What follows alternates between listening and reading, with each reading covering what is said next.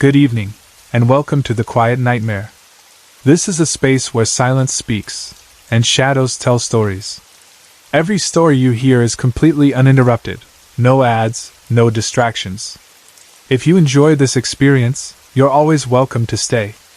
Before we begin, tell me where you're listening from, and what time it is. Now, get comfortable. The quiet isn't as empty as it seems. The worst experience I have ever had happened while I was at work, and even now, after all this time, it still stands out above everything else. I have had other strange experiences before, and I had already heard enough stories from other people to know that weird things do happen sometimes, but this was different. This one stayed with me in a way the others never did. It got under my skin, and to be honest, I still feel uneasy when I think about it. It did not happen in some old abandoned house or out on some lonely road in the middle of the night. It happened at work, in a place where I was supposed to feel used to the routine, used to the building, and used to the long hours. Instead, it turned into one of the most terrifying moments of my life. At work, we have 5 different bases that we rotate through in Chesterfield County. We do 24-hour shifts, so when we are assigned to a base, that place becomes our world for the entire day and night. You work there, eat there, rest there, and if you are lucky, you get some sleep there too. The experience I am talking about happened at Base 2. That place already had a reputation after a while, and after what happened to me, I learned I was far from the only person who had experienced something strange there. In fact, enough things had happened there over time that a local paranormal group from Lancaster eventually came to investigate that specific base. That alone tells you something. It was not just one random strange event. There had been enough stories, enough fear, and enough repeated experiences that people outside of work had heard about it too. At the time this happened, my coworker and I had only been working together at that base for about 2 weeks. We were still settling into the rhythm of working those shifts together, learning each other's habits, learning how the building sounded at night, learning how to split the long hours the way coworkers do when they know they are going to be stuck with one another for entire days at a time. During the first week we worked together, there was already one strange moment that I could not explain, though back then I did not realize it might mean anything bigger. One night I thought I heard him crying in his room. It was not a vague sound. It truly sounded to me like someone in the other room was crying. I remember laying there listening to it, and feeling awkward because when you work with someone and share a building overnight, you hear things you are not always supposed to hear. If a person is upset, you do not always know whether to ask or leave them alone. I finally got the nerve the next day to ask him about it. I asked him why he had been crying the night before and whether he was okay. He looked at me like I was completely crazy. Then he told me he had not been crying at all. That was one of those moments that leaves you feeling uncomfortable because you know what you heard, but the other person is telling you with total certainty that it never happened. I did not really know what to do with that answer, so I just let it go. I figured maybe I had misheard something. Maybe one of the sounds in the building had carried strangely in the middle of the night. Old buildings, or even just quiet buildings at night, can make sounds feel more personal than they really are. So I shrugged it off and moved on, even though it had felt real at the time. Then some time passed, and the night of the real incident came. That shift had been brutal. We had been running non-stop, completely worn out, rushing around all day and all night. By the time we finally got back to the base, it was around 2 in the morning. We were exhausted, the kind of exhausted where you are not even thinking straight anymore, and all you want is to fall into bed and hope nothing else happens before the shift ends. We had both reached that point where even a couple of hours of sleep felt like a gift. So we got settled and went to crash. At first, everything was normal. I went to sleep hard, just like anyone would after a shift like that. Then at some point, I suddenly woke up for no clear reason. It was one of those strange awakenings where you do not know what pulled you out of sleep, but you are instantly aware that something feels wrong. The first thing I noticed was this feeling that someone was standing over me. It was not a sound exactly. It was more like a strong awareness. Like that sense you get when you know someone is close, even before you open your eyes or hear them speak. At first, I tried to explain it away right there in my sleepy mind. I was lying on my stomach, and my face was very close to the wall. So I told myself maybe that weird feeling was just because I was pressed too close to the wall, or because I had woken up disoriented. I tried to be practical. I tried to make it normal. So I turned my head. That was when I looked at the alarm clock and saw that it was 3:21 a.m. That little detail is burned into my memory because it was the moment I knew I was not still dreaming. I saw the time clearly, and I remember thinking with pure frustration, "You have got to be kidding me." I was so tired, and my first real thought was not fear. It was irritation. I remember thinking that I needed to go back to sleep because another call could come in at any moment, and I needed whatever rest I could get.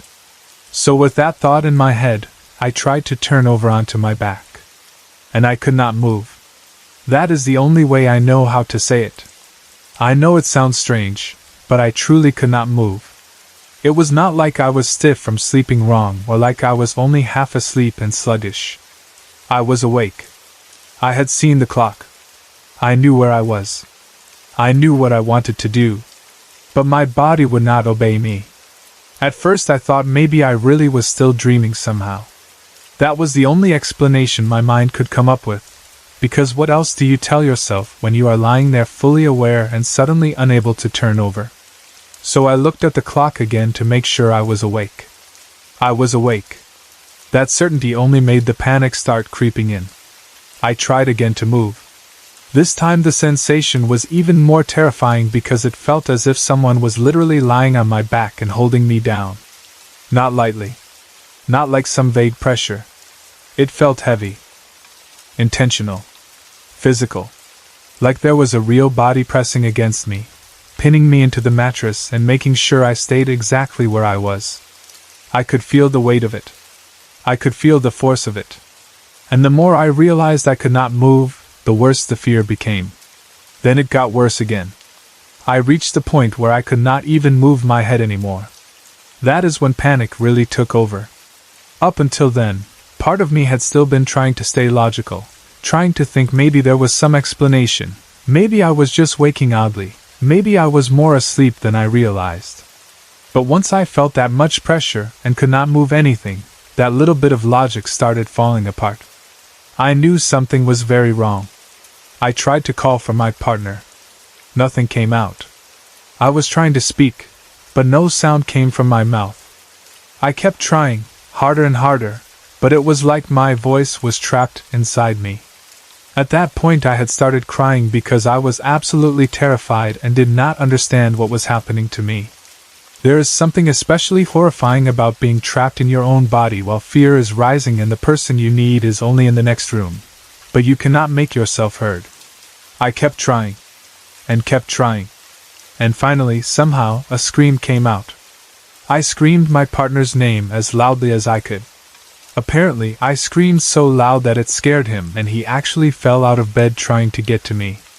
That part only came later when he told me what it had sounded like from his side. In the moment, all I knew was that I had finally gotten a sound out, and then seconds later the door opened. He came in and immediately asked what was wrong. I told him I could not move, that there was something holding me down. He said there was nothing on me. I remember telling him to turn on the light. I needed the light on. I needed to see the room. I needed something normal and physical in that moment because I felt like I was trapped inside something impossible. So he turned on the light. Then he sat on the bed beside me. That is what finally changed it. The second he sat down beside me, I was able to move. Just like that. One moment I was pinned, crying, unable to move or even speak properly, and the next moment, as soon as he sat there beside me and understood that I was serious, I could move again. I cannot even explain how fast I got out of that room. I moved so quickly that I think I may have knocked him partly out of the way doing it. I just needed out. I did not care about anything else. I needed to be anywhere but there. I can honestly say that was the scariest feeling I have ever experienced in my life. I have been frightened before. I have been startled. I have been creeped out. But this was different. This was total helplessness. This was being awake, aware, and physically unable to move while feeling something hold me down. That kind of fear stays with you in a way ordinary fear does not. It gets into your memory in a physical way. Even now, when I think about that night, I can almost feel my chest tighten from remembering it. After I got out of the room, I went and sat on the couch in the day room. I was shaken so badly that I could barely think straight. My partner came over, and I told him exactly what had happened. I told him I had felt something on me, holding me down, and that I could not move. I expected maybe he would laugh it off, or maybe tell me I had just had a bad dream, or that I had imagined it because I was exhausted. Instead, that was when he started telling me about everyone else's experiences at that base. That conversation changed everything for me. It was one thing to have this horrible experience and not understand it.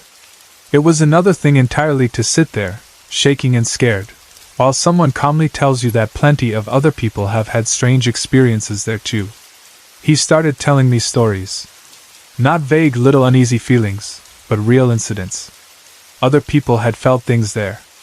Other people had seen things. Other people already knew that base had a reputation. That information both comforted me and made things worse at the same time. It comforted me because it meant I was not alone, and I was not just losing my mind. It made things worse because it meant the building itself had a pattern.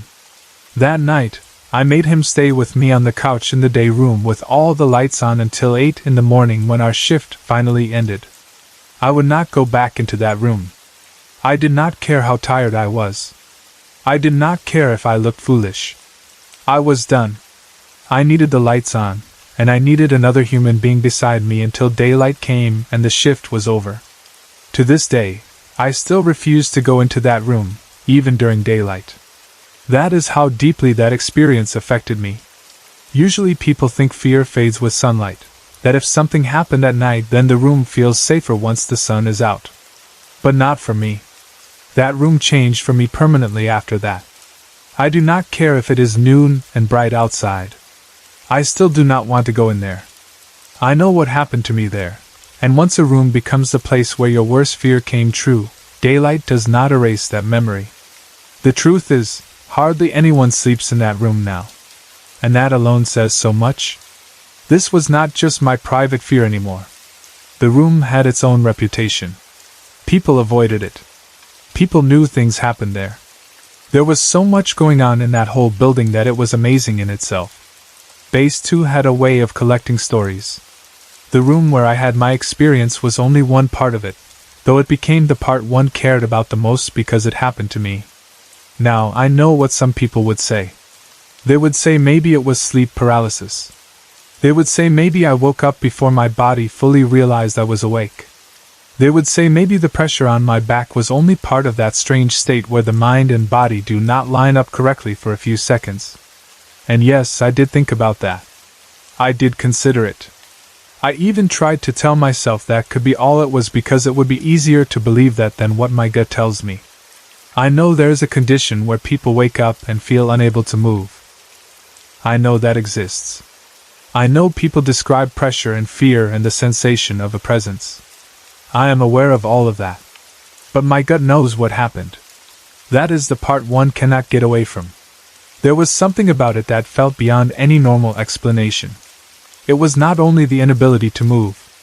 It was the overwhelming certainty that something was physically on me. It was the pressure. It was the feeling of someone standing over me before I even tried to turn. It was the way I had to fight just to get a scream out. It was the way it ended only when my partner came in and sat on the bed. It was the way that room and that building already carried a history of strange experiences long before I added my own. All of that together is why I do not believe it was just a disorder or a bad sleep moment.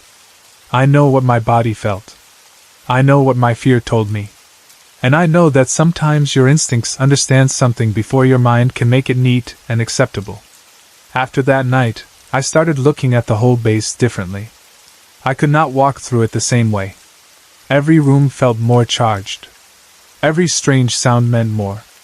Every quiet hallway at night felt like it might be holding something I did not want to meet. Once your worst experience happens in a place, the whole building changes shape in your mind. You stop thinking of it as your workplace. You start thinking of it as the place where that thing happened. The place where you screamed. The place where you could not move. The place where other people also had stories they had kept quiet about. That is probably one of the hardest parts of these kinds of experiences. It is not just the event itself. It is what the event does to your relationship with the place. Before that night, Base 2 was just another work base. It may have felt strange at times, and I may have heard weird stories, but it was still just work. After that night, it became something else. It became the building I did not trust. And yet, even after all this time, I still return in my memory to those few minutes over and over. Waking up at 3:21. Feeling that someone was standing over me. Trying to turn and realizing I could not. Looking at the clock again to prove I was awake. Feeling like something was lying on top of me. Trying to speak and getting nothing. Crying because I was trapped and terrified. Finally forcing a scream out. Seeing my partner open the door. Hearing him say there was nothing there. Feeling the bed shift when he sat down. And then suddenly being free to move. Every detail of it is still there. That is why I cannot laugh it off. That is why I cannot explain it away just because there is a known sleep condition that sounds similar. That is why I still refuse to enter that room.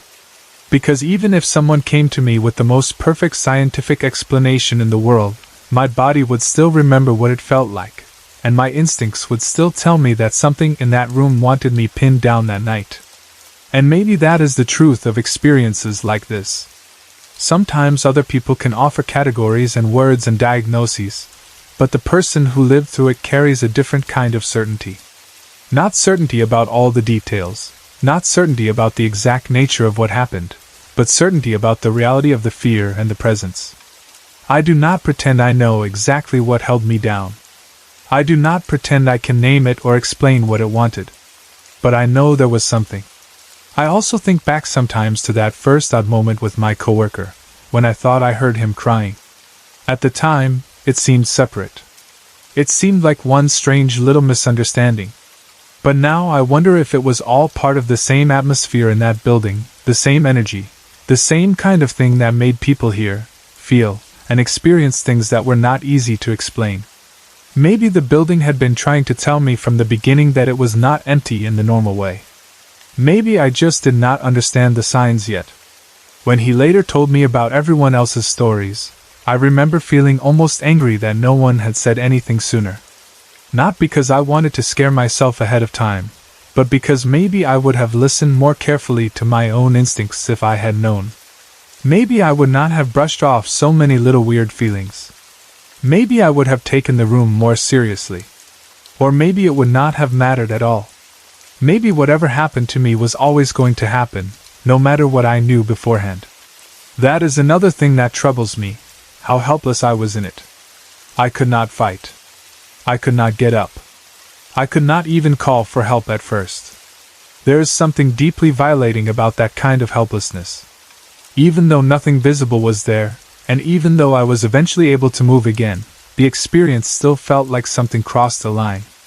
It entered my space, my rest, my body's control. That is why it stands out from all other strange experiences. It was not only weird. It was invasive. Still, I tried to be honest with myself. I know there are people who would insist this was only sleep paralysis. I know there are people who would hear this and say my exhaustion, the long shift, the stress, and the late hour made me more vulnerable to something like that. I know all of that. But I also know my own gut feeling, and my gut feeling has never changed. What happened was real. Not dream real. Not imagination real. Real in the deepest way that fear can be real when it leaves a mark on you. Even now, when people talk casually about haunted places or joke about sleeping in creepy rooms, I think of that base. I think of the couch in the day room with all the lights on. I think of making another grown person stay awake beside me until morning because I could not bear the thought of being alone with what had just happened. I think of the daylight outside the next morning, and how even that did not make me feel brave enough to go back into the room. And I think of how many other people must have gone through things there and kept them quiet for the same reason my partner had kept them quiet until then. Because these experiences sound unbelievable when you say them out loud. But unbelievable does not mean unreal. That is the lesson I carry from that night. And that is why, no matter what anyone else says, I trust the part of me that knows something happened in that room. I trust the part of me that still refuses to enter it. I trust the fear because sometimes fear is not hysteria. Sometimes it is recognition.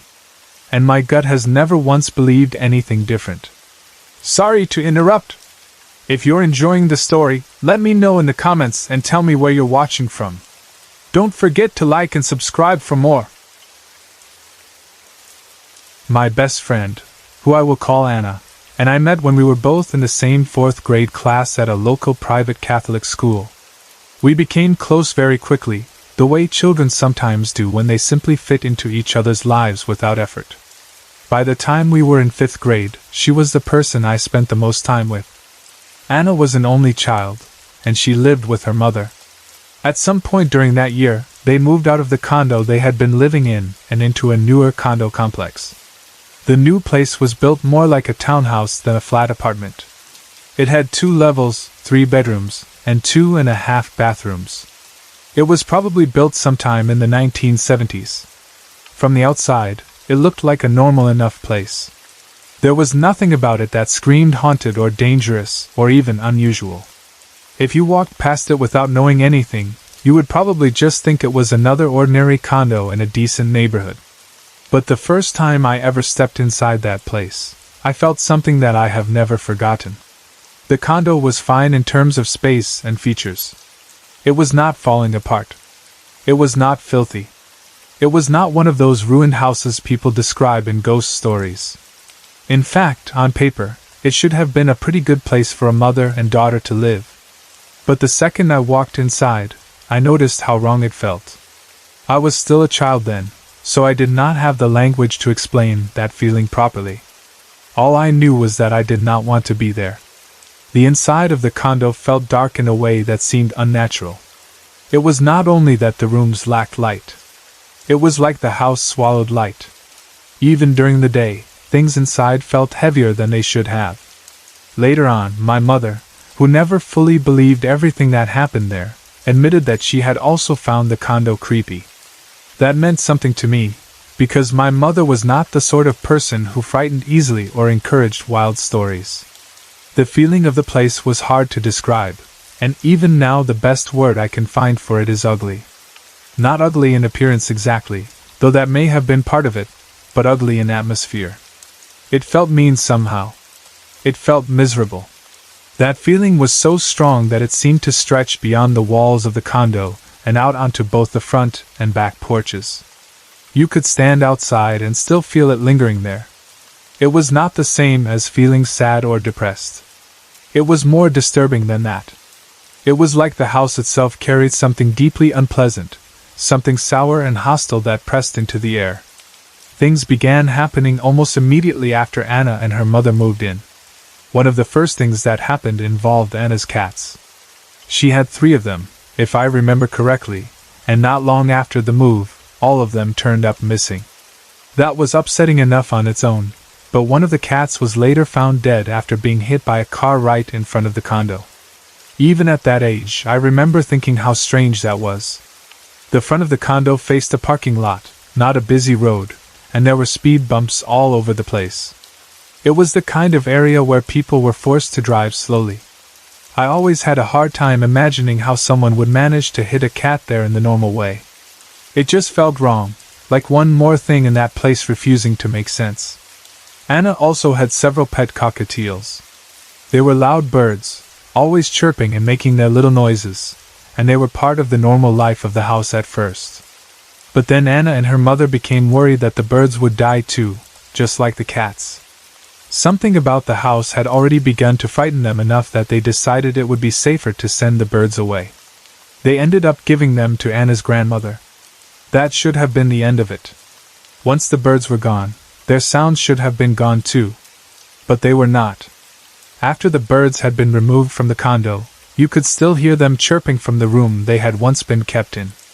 I heard this myself. It was not a vague sound that might have come from a television or from outside. It sounded like the cockatiels were still in that room, alive and noisy as ever, even though they were gone. Of all the early strange things that happened there, that was one of the ones I found most unsettling. Maybe because it was so specific. The sound of birds belongs to living creatures. To hear it from an empty room, after you knew those birds had been taken away, felt deeply wrong. I spent the night at Anna's house often, especially on weekends. We were children, and sleepovers were part of our friendship.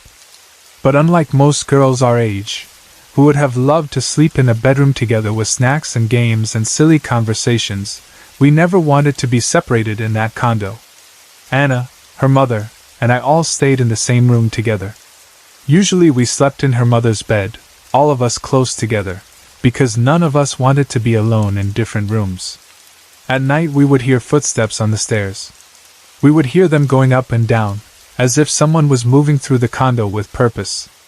Other times we would hear banging sounds from the attic. The condo was the kind of place where noises could carry, but these were not the ordinary creaks and settling sounds of a house at night.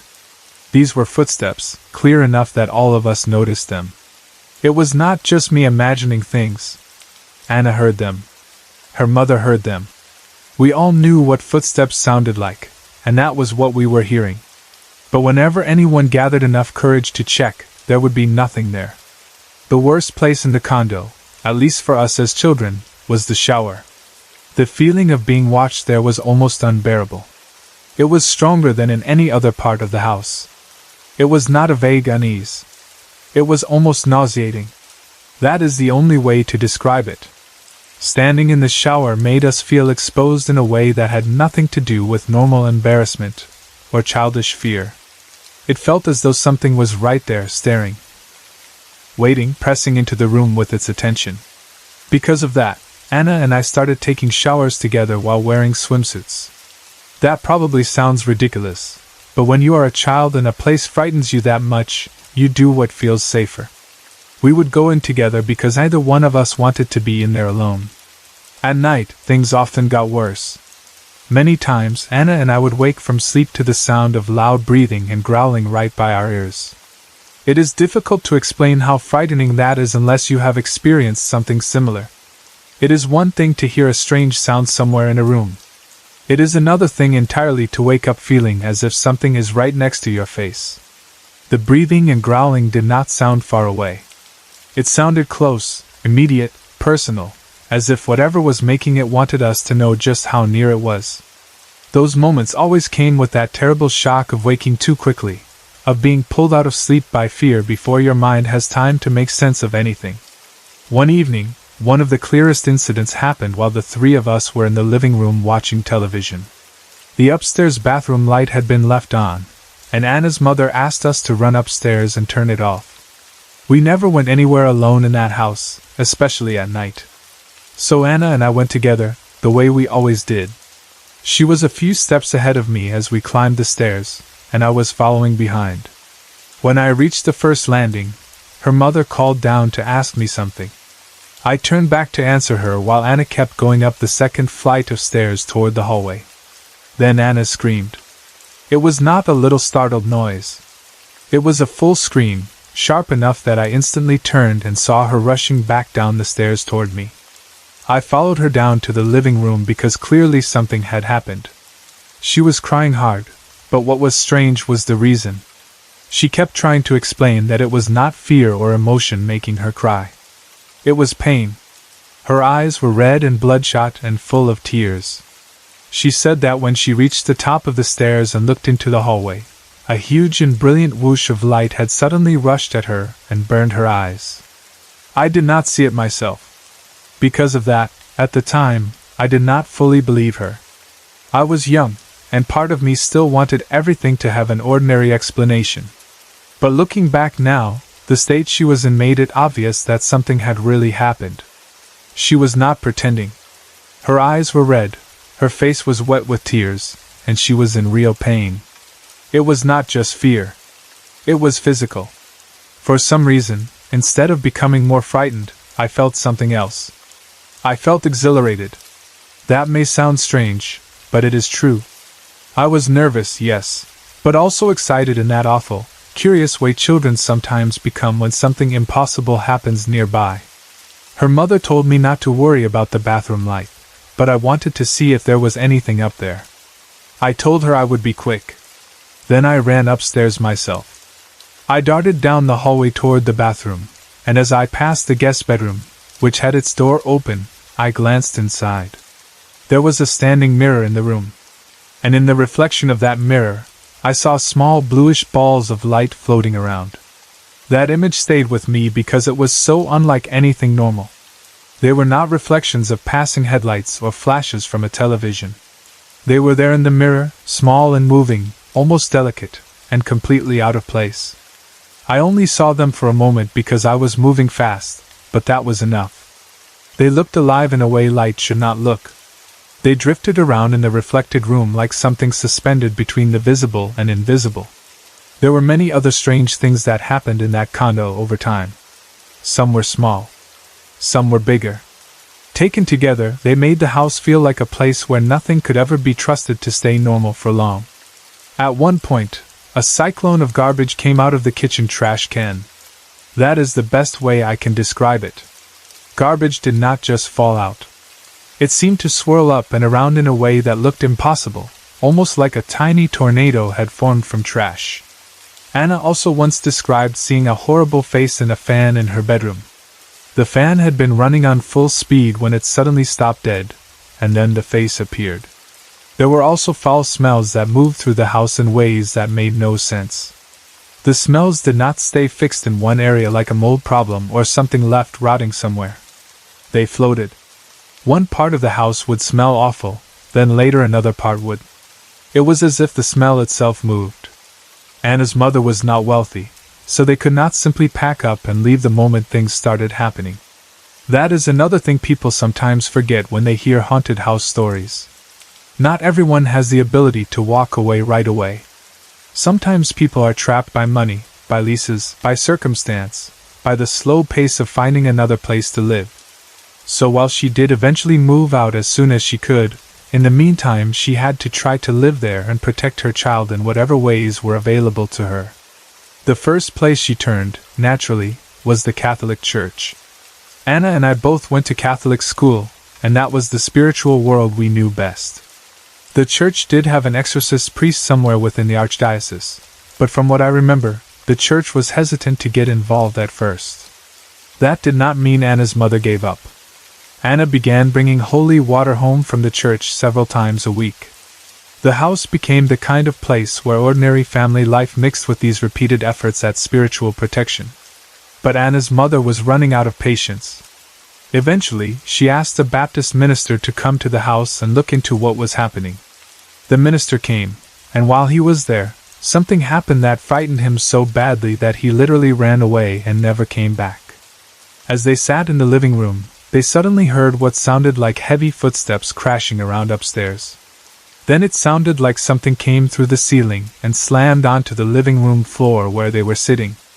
After that, whatever it was seemed to run across the room and then hurl itself through the large living room picture window. They heard all of it clearly. The footsteps, the crash, the running, the window seemingly breaking. But nothing physically had happened. The ceiling was intact. The floor was untouched. The window was not broken. They heard all of those sounds with absolute clarity, but there was no visible damage at all. The minister did not try to explain it away. He ran. He literally fled the house and was never heard from again.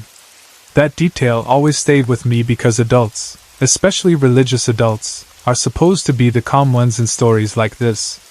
They are supposed to have answers, prayers, composure. When even a minister runs in terror and never returns, it says something about the force of what happened. Eventually, the Catholic exorcist priest did come.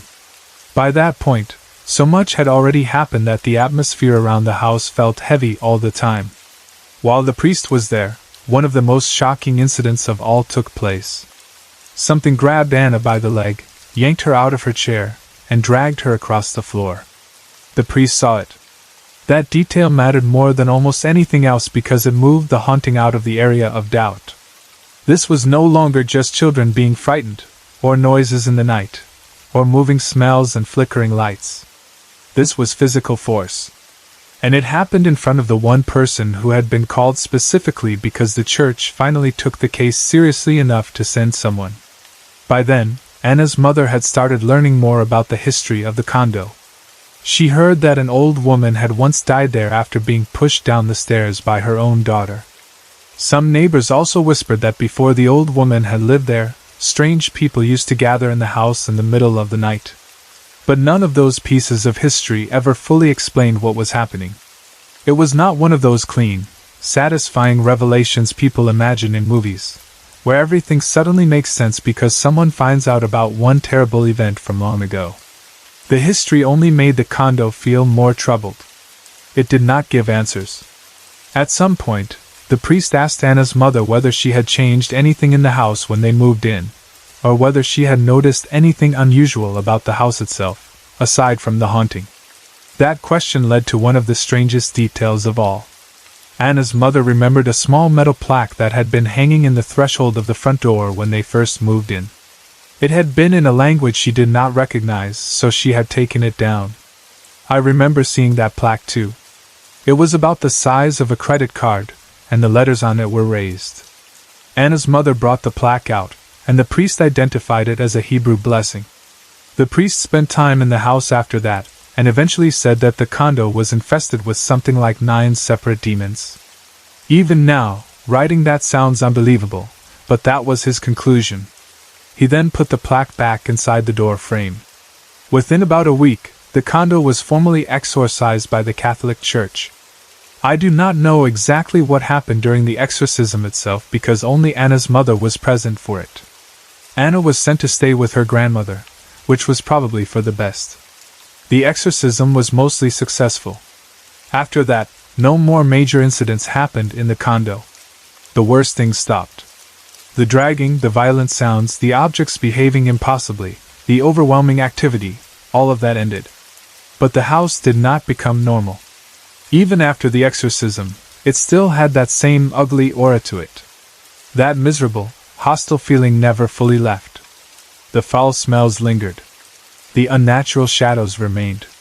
It was as if the house had been quieted, but not truly cleansed in the deepest sense.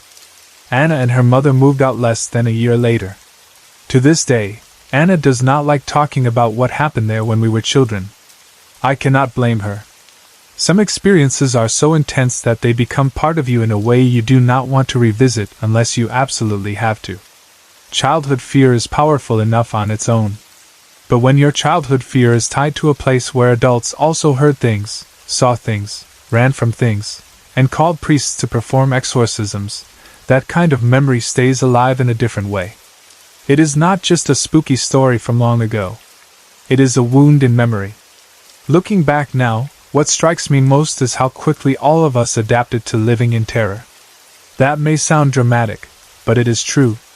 Children normalize strange things much faster than they should. We showered together in swimsuits because being alone felt unbearable. We slept all together in one bed because none of us wanted to be separated. We learned to listen to the house, to measure our courage, to run errands upstairs in pairs. What should have been impossible became daily life there. That is perhaps one of the saddest parts of the whole story. A home should be a place that settles a child. That condo did the opposite. It taught us to live in defense. There is also something deeply disturbing about the way the house affected animals. The missing cats? The bird sounds continuing after the birds were gone.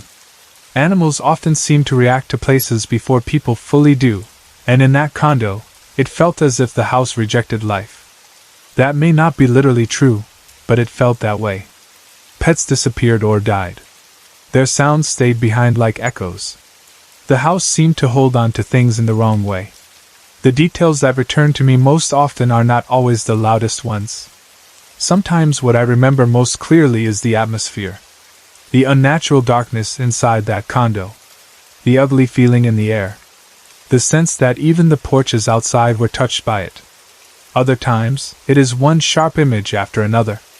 Anna's red eyes filled with tears after the rushing light burned them. the bluish balls of light in the mirror of the guest room, the sound of breathing and growling close to our ears while we were trying to sleep, the invisible thing crashing through the room and out the window while leaving nothing broken behind, the image of the Baptist minister running out and never coming back, the thought of Anna being yanked from a chair and dragged across the floor in front of a priest. And then there is that small plaque.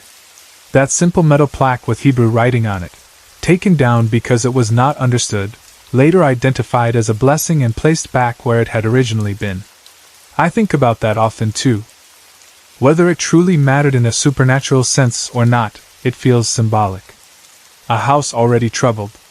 A blessing removed unknowingly. Darkness growing stronger. Then the blessing restored. The timing of it all sits in my mind in a way that is hard to ignore. Sometimes people want a haunting story to end cleanly. They want the priest to come, the prayer to be said, the evil to leave, and then everything becomes normal forever. But that is not how it felt in real life. The exorcism worked enough to stop the worst of it, but the condo remained marked. It was still a place that felt wrong. It still smelled wrong. It still looked wrong in certain shadows. It was like a person who survives a terrible illness but never fully returns to what they once were. The house remained wounded. I also think often about how reluctant the church was at first. That is something people do not always realize.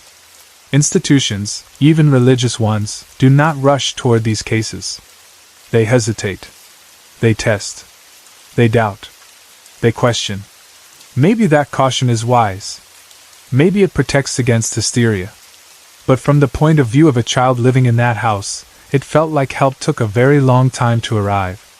By the time the exorcist priest came, so much had already happened that our fear had become a normal part of daily life. And yet, even with all that fear, I never forget Anna's mother. She had to live there too.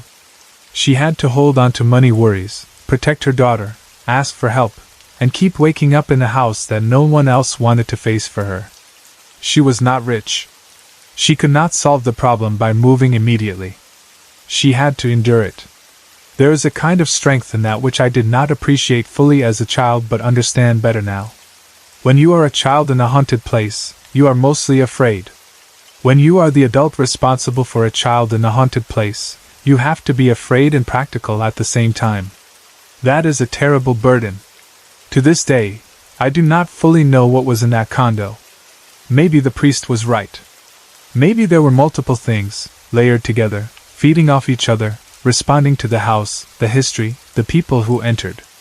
One spirit, or one haunting does not seem enough to explain how varied the experiences were. Animal deaths. Phantom bird sounds. Breathing. Growling. Rushing light. Floating lights and mirrors. Flying garbage. Faces and fans. Moving smells. Invisible crashing sounds. Physical attacks. It all feels larger than one simple ghost story. And still, even after all these years, when I try to describe that place in the simplest way possible, I always come back to the same word. Ugly. Not because of the walls. Not because of the furniture. Not because of the location. But because everything in it felt spiritually ugly, wrong, twisted away from what a home should feel like. That is what I remember first, even before the footsteps or the screams or the priest. The ugliness of it. The atmosphere that pressed down before any event even began. And maybe that is why, even though a lot of the major activity stopped after the exorcism, the condo still never felt healed. Something about it had sunk too deeply into the place. Enough to quiet it.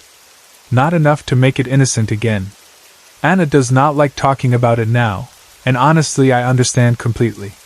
Childhood should not include memorizing what terror sounds like in an attic. It should not include showering in swimsuits because of the feeling of being watched. It should not include sleeping in a mother's bed because no room in the house feels safe. It should not include seeing a friend come down the stairs crying in pain because a brilliant light burned her eyes. It should not include hearing adults speak in frightened tones about priests, blessings, and demons. But for us, for that period of time, it did. And that is why I will never forget that condo, no matter how much time passes. It was not simply a creepy place. It was the first place that taught me that some houses feel wrong before they prove it, and that sometimes the people who live inside them spend months trying to survive what the walls seem determined to keep alive. I have had a few strange experiences ever since I moved into the house where I live now, although not all of them happened here. I am Christian, so the way I think about these things is a little different from how some other people might think.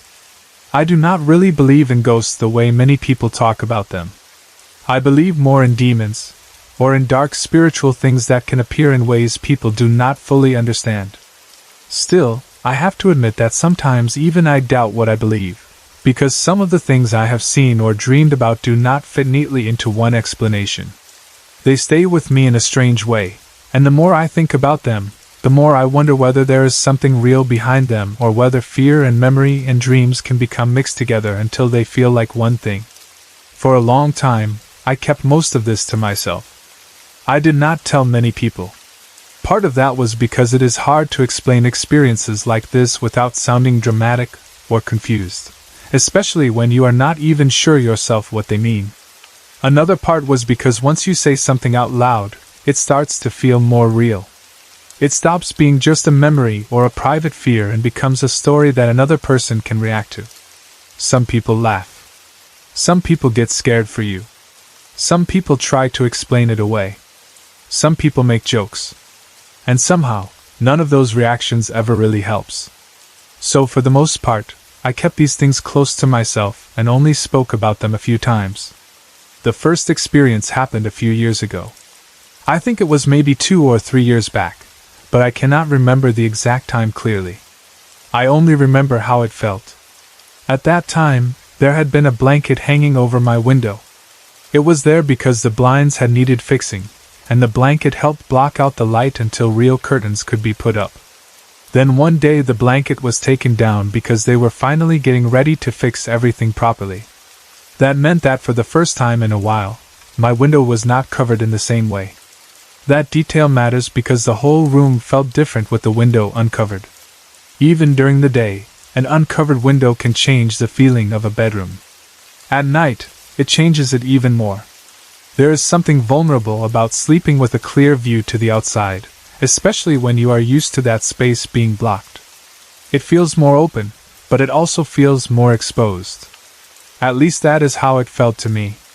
I do not know whether I noticed that before the experience or only after, but I know that when I think back on that night, the uncovered window is always part of the picture in my mind. One night, while my window was still unblocked, I woke up. I did not wake up slowly, in the normal way people wake and rub their eyes and wonder what time it is. I woke up and sat up in bed. It felt immediate, as if something had pulled me out of sleep. And when I sat up I saw her. There was a dark figure of a woman standing at the end of my bed. She was not moving around the room. She was not floating. She was not doing anything dramatic. She was just standing there, looking out the window, as if she had been there already and had only turned her attention away for a moment. Then, almost as soon as I sat up, she looked at me. That moment is burned into my memory more clearly than almost anything else. I could not see detailed features the way you normally see someone's face. I could not have described the exact shape of her nose or mouth or anything like that. But I knew she was there, and I knew she was solid. That is something I have never been able to shake. She did not look see-through or smoky or like some vague shadow on the wall. The light was shining on her enough that I could tell she had form.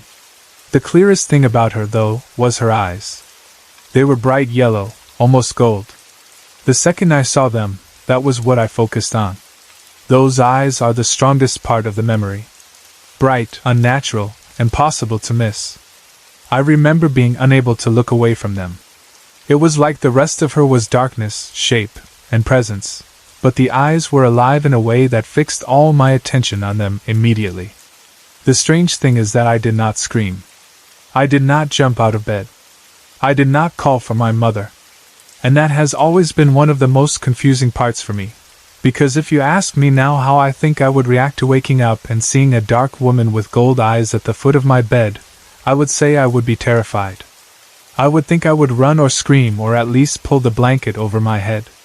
But that is not what happened. Instead, almost as quickly as I had sat up, I fell back against my pillows and went right back to sleep. All the while, she kept staring at me. That part has never made sense to me. It almost feels like my body should not have been able to do that. Falling asleep like that, in the middle of fear, with that figure there looking at me, seems unnatural in itself. But that is exactly what I remember. I sat up, saw her, saw the eyes, knew she was there, and then fell backward onto my pillows and slept again. The next thing I remember after that is my mother opening my door in the morning, and telling me I had to wake up. For a long time after that, I did not have another experience quite like it. Life went on. I thought about it sometimes, especially at night, and sometimes I wondered whether I had dreamed it. But even when I tried to call it a dream, something in me resisted that explanation. It did not feel like an ordinary dream. It felt too clear, too still, too present. Yet because nothing else happened right away, I was able to push it to the side a little and just carry on. Then, about a year ago, I had a dream that changed everything again. In the dream, I was in my school cafeteria. It looked enough like the real cafeteria that I knew where I was supposed to be, but it also had that strange dream quality where places are familiar and unfamiliar at the same time. The room felt large and open in the way school cafeterias do, but there was something wrong in the atmosphere. Not immediately frightening at first, just unusual. Then I noticed him. There was a dark boy sitting by himself. He was apart from everyone else. Not exactly hidden, but separate, like he did not belong with the other people there. In the dream, I did not react to him with fear at first. I just noticed him. It was only later, after waking and thinking back, that I realized how much he resembled the woman I had seen standing by my window. At the time, inside the dream itself, I did not fully understand that connection yet. I went and sat down next to him. That is another thing that seems strange when I think about it now. If part of me recognized something dark or unnatural in him, why would I approach him so easily? But dreams do not always follow the same logic as waking life. In the dream, I sat down by him and started talking to him as if that were the natural thing to do. I do not remember every word of the conversation, but I remember asking him his name. When I asked, he smiled. Then he took a piece of paper and wrote his name down for me. His name was Ty. Even now, that is one of the details that feels strongest. I can still remember the way his handwriting looked. It was elegant, scrawly, and somehow more striking than ordinary handwriting should be in a dream. There was something about the way the letters looked on that paper that stayed with me. Dreams usually blur and fade, but that did not. His writing stayed sharp in my mind. It is strange what the mind chooses to hold on to. Not just his name, but the style of the writing itself. I still remember looking at it and feeling that it mattered. Then the dream shifted. That is how dreams usually work. One moment you are in one scene, and then somehow you are in another without really noticing the transition. The next thing I knew, I was walking down a hallway. I do not remember why I was walking or where I thought I was going. I just remember that while I was moving through the hall, I saw a painting. The painting showed a shadow with gold eyes. And the moment I saw it, I knew it was Ty. That recognition was instant. I did not have to think about it. I did not have to study the image and guess. I just knew. Even though the painting only showed a shadow with those bright golden eyes, I understood somehow that it was him. The same way I had known the dark woman was real when she stood by my bed, I knew in the dream that the shadow in the painting was Ty. Then I ran back to the cafeteria. This time, everything had changed. The lights were off. Everyone was on the floor, cowering. It was like the whole room had become a place of fear. The people there were trying to get away from sounds coming from the ceiling. I remember the panic of that scene, even though I do not remember individual faces clearly. The lights being out made it worse. It changed the whole cafeteria from a normal school space into something threatening and trapped. The noise from the ceiling made it feel as if whatever danger was present was above all of us, hidden but close enough to control the whole room. And all I could think as I looked up was that I knew it was Ty. That is what I remember most from that moment. Not only the fear in the room, but the certainty in my own mind. I knew the sounds came from him. I knew the darkness in that space was connected to him. It was not a question in the dream. It was just fact. Then I woke up. And once again, the next thing was my mom telling me to get up. That detail alone has always unsettled me too. The two biggest experiences I remember, the woman at my bed and the dream of Ty, both ended with my mother waking me. It is as if both times I was pulled out of something right before morning, and my mother's voice became the bridge back to normal life. That may mean nothing, but it is one of those patterns I cannot help noticing. After that dream, I did not go around telling everyone about it. In fact, I have only talked about these shadow experiences 3 times. The first time was with my mother. We were watching a Sylvia Browne special on Montel. I only told my mother about the woman then, not about Ty. Maybe because the woman felt more like a direct memory, and the dream still felt too strange to explain. Maybe because saying the name Ty out loud made the whole thing feel too real. I am not sure. But I remember only telling her about the woman at first. The second time I told someone was at camp, when I mentioned it to a close friend. The third time was to another friend while I was in her room. That is all. 3 times. That may not sound important, but to me it is. It means I did not feed these experiences by talking about them all the time. I did not make them into a big performance. I did not repeat them so often that they grew larger in my mind just because I kept hearing my own voice tell them. I mostly kept them inside, and when I finally did share them, the reactions I got only made the whole thing feel stranger. One of my friends joked that I would probably meet Ty someday and fall in love with him. She was teasing me, of course. It was the kind of joke teenagers make when something sounds creepy but also weirdly dramatic. But that night, after lights out, I heard voices. That is the part that stayed with me. I do not know if the two things were connected. I cannot prove that my friend joking about Ty somehow stirred anything up. Maybe the voices were something ordinary. Maybe camp always has sounds at night that become strange when you are already thinking about unsettling things. But hearing voices after that conversation made me wonder. It made me wonder whether talking about them gives them shape somehow. Whether speaking their memory out loud invites them to come closer, or whether it only makes me more alert to things I might otherwise ignore. That is where I still find myself now.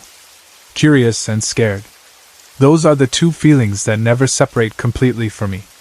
If I were only scared, maybe I would refuse to think about any of it. If I were only curious, maybe I would push too far and try to seek them out. But I am both. Part of me wants to understand. Part of me wants to know who or what the woman was, and who or what Ty was, and why they felt connected. Another part of me is afraid that knowing more would mean inviting something real into my life in a way I cannot control.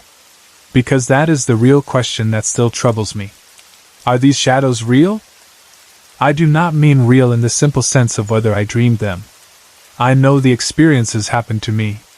What I mean is whether they belong to something outside me, something spiritual, something demonic, something haunting, something with its own existence that crossed into my life for a moment. As a Christian, I naturally lean toward believing that dark spiritual presences are more likely demons than ghosts. That is what I have always been taught to think. Yet even saying that does not settle the matter for me. Because what I saw and what I dreamed do not fit neatly into one easy category. The woman by the window did not behave the way people often describe demons. She did not attack me. She did not speak. She simply stood there, then looked at me. Ty, in the dream, did not begin as openly threatening either. He sat by himself, wrote his name, smiled, and only later became connected in my mind to the fear in the cafeteria. There is something deeply unsettling about that, because it means the darkness in both figures was not immediate in a simple, obvious way. It was almost quiet at first. That makes it harder to understand, and in some ways more frightening. I also think often about the eyes. The gold eyes of the woman. The gold eyes in the shadow painting that I knew was Ty. That cannot feel like a coincidence to me. That is the strongest connection between the two. The bright yellow or gold eyes are what fixed them both in my mind. That is why I recognized the painting in the dream so quickly. The eyes were the same kind of impossible brightness. And that is why I still feel that the woman and the boy were connected somehow, even if I cannot explain exactly how. Sometimes I wonder if the dream of Ty was not only a dream. I do not mean that I think I physically went somewhere else in my sleep. I just mean that dreams can sometimes feel like messages, or encounters, or places where the mind becomes open to things it normally keeps shut out.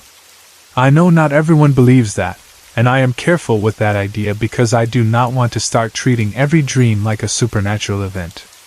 But that one did not feel ordinary. It had a clear mood, a clear figure, a clear name, and a clear sense of recognition. Most dreams fall apart when you wake. That one stayed intact in a way that still bothers me. And then there is the way I woke after both experiences. The woman watching me. My mother waking me in the morning. The dream of Ty. My mother waking me again. There is something about being pulled from one reality into another by the same voice both times that makes me feel like my mother unknowingly interrupted something. Not necessarily saved me, because I do not know that. But interrupted, maybe. Broke the experience. Ended the contact.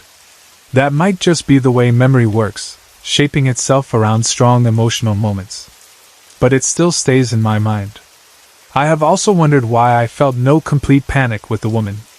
I should have been terrified. I should have screamed. I should have run. Yet just like with the dream, something about the experience seems mixed with a strange inability to react in the usual way. I sat up, saw her, saw the eyes, knew she was there, then fell back and slept. That feels wrong in its own way. It feels almost like my body was not fully my own in that moment. Not in a dramatic possession kind of way, but in the sense that fear did not work the way fear should have. That is one of the reasons I still feel something real may have been involved. At the same time, I do not want to pretend certainty that I do not have. I do not know for sure what happened. I do not know if the woman was demonic, ghostly, symbolic, or something my half-awake mind created from fear and darkness and the open window. I do not know if Ty was a dream character shaped by that earlier memory, or a real spiritual presence that somehow gave me a name. I do not know if hearing voices after my friend joked about him meant anything at all. What I do know is that these experiences stayed with me more than ordinary dreams or ordinary scares do. They still return to my mind. They still make me wonder. And they still carry a feeling that I cannot shake, a feeling that whatever those shadows were, they were not completely empty. Maybe that is why I have been so careful about talking about them. Words matter. Attention matters. Some part of me feels that. If these things are real in some spiritual sense, then curiosity may not be harmless. If they are demonic, then curiosity could be dangerous. If they are not demonic but still spiritual, then they are still not things to play with casually. That is probably why the joke from my friend unsettled me more than it should have. It took something I was deeply unsure and nervous about and made it playful, and right afterward I heard voices in the dark. Maybe that was coincidence. Maybe not. But to me, the timing mattered enough that I have never forgotten it. Being Christian has made all of this harder and easier at the same time. Harder, because my beliefs give me a framework that says dark spiritual things are real and not to be treated lightly. Easier, because faith also gives me a sense that whatever is real in the unseen world is still under God's authority. That matters to me. When I think about these shadows, the fear can grow quickly if I let it. But faith gives me some ground to stand on. Even if I do not fully understand what I saw, I know I do not have to surrender to it mentally or spiritually. Still, that does not erase the curiosity. What was the woman doing at the end of my bed, staring out the window? Why did she turn and look at me? Why did her eyes shine like that? Who was Ty? Why did he write his name instead of saying it? Why did I know instantly that the shadow painting was him? Why did the cafeteria become dark and terrified around him? Why do I still remember his handwriting so clearly? Those questions stay with me because they feel too specific to dismiss completely. I also think sometimes about whether I would recognize him again. That is a frightening thought, but it is an honest one. My friend joked about me meeting him one day, and I laughed it off at the time, but the truth is that part of me fears exactly that. Not in some romantic way like the joke suggested, but in the sense that once something feels familiar in the spiritual or dream world, the possibility of encountering it again becomes very real in your mind. I wonder if I would know him immediately. I think I would. The eyes, the feeling, the strange certainty, all of that feels too strong to forget. And yet I do not seek it. That is important too. I am curious, but I am not inviting anything in. I am not trying rituals or asking for contact or treating this like some game. If anything, I stay cautious because I know enough to respect what I do not understand. There are some doors you do not open just because you want answers. There are some things you should not call toward yourself, even if they fascinate you. So I live with the questions instead. I live with the memory of waking and seeing that dark woman standing at the end of my bed with the gold eyes. I live with the memory of the dream, the cafeteria, the lonely boy, the paper, the name Ty, the painting, the darkness, the noise. I live with the memory of hearing voices after lights out. And I live with the strange mix of fear and wonder that none of it has fully left me. Maybe that is the hardest part of experiences like these. Not the moment itself, but the way they continue living inside you afterward.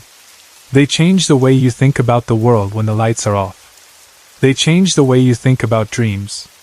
They change the way you hear your own faith and your own doubts speaking to each other. Part of me says these things mean something. Another part says maybe the mind is more powerful than we understand. Then another part says maybe both are true, and that the human mind and the spiritual world sometimes touch in ways we are not meant to understand easily. All I know for sure is that I cannot completely dismiss it. If it had only been the woman, maybe I would say it was a strange half-asleep moment. If it had only been the dream, maybe I would say it was an unusually vivid nightmare. If it had only been the voices at camp, maybe I would say it was people whispering in the dark. But together they feel like something more than three separate random moments. They feel connected. They feel like pieces of the same shadow, moving in and out of my life just enough to be noticed, never enough to be fully explained. And that is what leaves me where I still am now. Curious. Scared. And wondering if one day I will understand whether those shadows were only part of me, or whether something real was looking back. After living with strange things for years, we finally reached a point where we could not keep telling ourselves to wait and see what happened next. We had spent too long trying to live around the unknown. Too many odd things had happened in our home.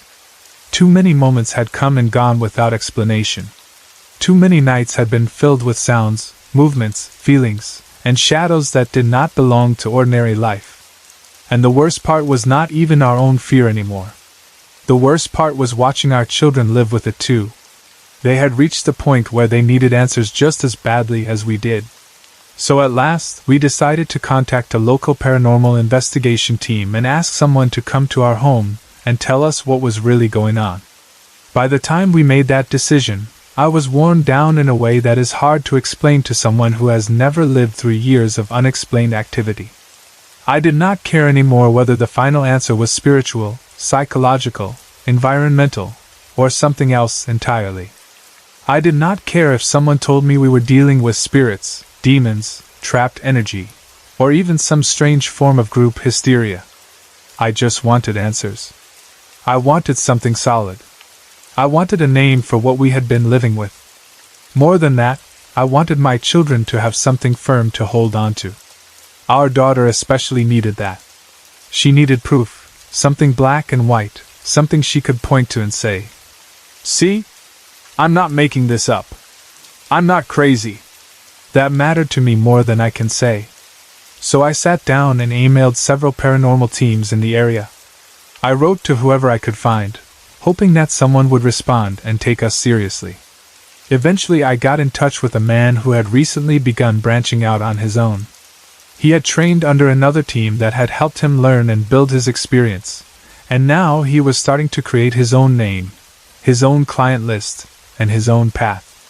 We were told that he was eager to build his clientele and that we would be among his first major cases.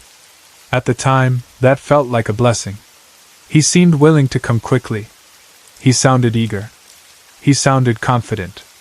And after waiting so long and living with so much, we felt lucky to have found someone who wanted to get into our home without delay. At first, we were excited.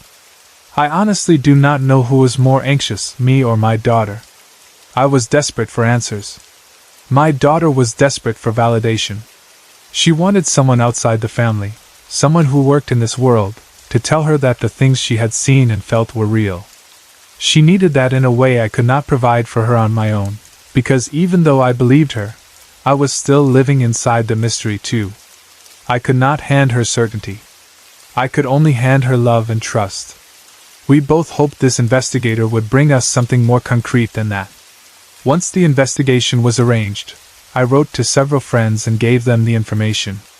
I told them the investigator was coming the first weekend when all of us in the family would be off work and able to be there together. I told them about the newer things that had been happening, and I invited them to share in the experience from afar, not by physically coming over, but by supporting us in spirit and intention. Some of them prayed. Some burned fires for us. Some focused on what they called the fires of truth, hoping clarity would come out of whatever this investigation revealed. We had all already agreed that, for safety, no one should come to the house physically during the investigation except the team themselves. That was also the advice of my husband's medicine man. Since we did not really know what we were dealing with, it felt wiser and safer for our friends to stay in their own homes and offer support from there. Not long after we arranged everything, little warning signs began appearing. At first they were small enough that I tried not to overreact. But slowly they became impossible to ignore. Red flags started going up not only through strange things in the house, but even through conversations and messages. My son told me that a man with shades on his eyes was going to come to the house and make things hard on us. The way he said it was not casual. It stayed with me.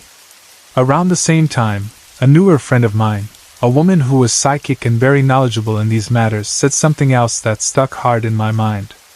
She told me it was strange that we were able to get an investigator so quickly. According to her, it usually took months to get something like this moving. The fact that this man came together so fast felt odd to her. Her opinion mattered to me because she did not speak casually about such things. She knew a lot. She had a strong sense for people and situations, and when she said something did not feel right, I took it seriously. So after she said that, I decided to investigate him a little more myself. I wanted to know why he had left his previous team, what kind of reputation he had, what people said about him, and whether there was something about him that we should know before letting him into our home. While I was still trying to gather that information, the investigator arrived. He did not come alone. He brought an assistant with him, and we were told a third man was on the way but running late because he had to stop and pick up more film. So the first two started without him. The lead investigator began by walking around outside the house. He said he wanted to get a feel for the property, and see whether there might be anything around the structure that could explain the internal sounds we often heard. He walked the perimeter carefully, looking, listening, taking in the land, the walls, the outside spaces. In the end, he said he found nothing of interest except for an old man sitting on the front porch.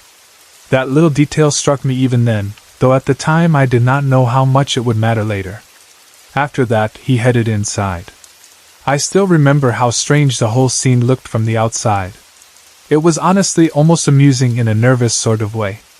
The neighborhood had gathered outside to watch this little parade of people moving in and out of our house, all following around this long-haired man in cowboy boots, wearing a bull rider hat with a feather in it, along with his assistant.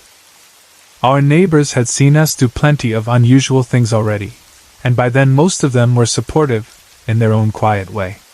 My next-door neighbor had even come over once when I was laying a circle of salt around the house as we moved in and had offered to help. We tried not to make everything obvious, but some things are just impossible to hide, especially when your life has become strange enough that the people around you notice. Once we were all inside, the investigator explained how he wanted to begin. He said that first he and his companion would like to do a walkthrough of the house by themselves, just to get a feel for the place, and see what they could observe. But he also asked that the rest of us do what we normally did and stay in the places where we normally stayed. He did not want the house altered by unusual behavior. He wanted it to be lived in the way it always was. So that is what we did. I went into the kitchen and started making supper. My daughter went to her room. My son went to his. My husband settled into the computer room. Each of us tried to focus on our normal tasks, but of course none of us were really relaxed. The whole time, we were aware of the two men moving through the house. Our home was not large, so it was impossible not to notice when they passed by. We watched them out of the corners of our eyes. We listened to the sounds of their footsteps. We tried to act natural, but everything felt heavy with expectation. Then the activity began almost immediately. In the children's wing of the house, the television started flickering on and off about every 5 minutes.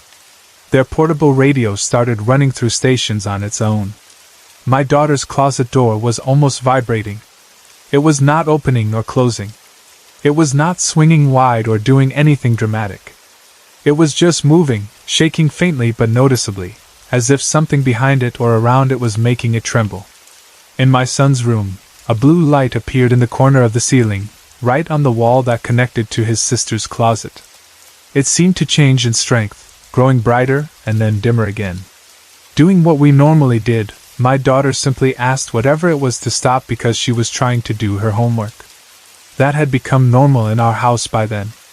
We spoke to things we could not see the way other families might speak to a dog scratching at a door, or a child making noise in the next room. Then the third man arrived. And the second I saw him, I almost did not let him in. My son's warning hit me immediately.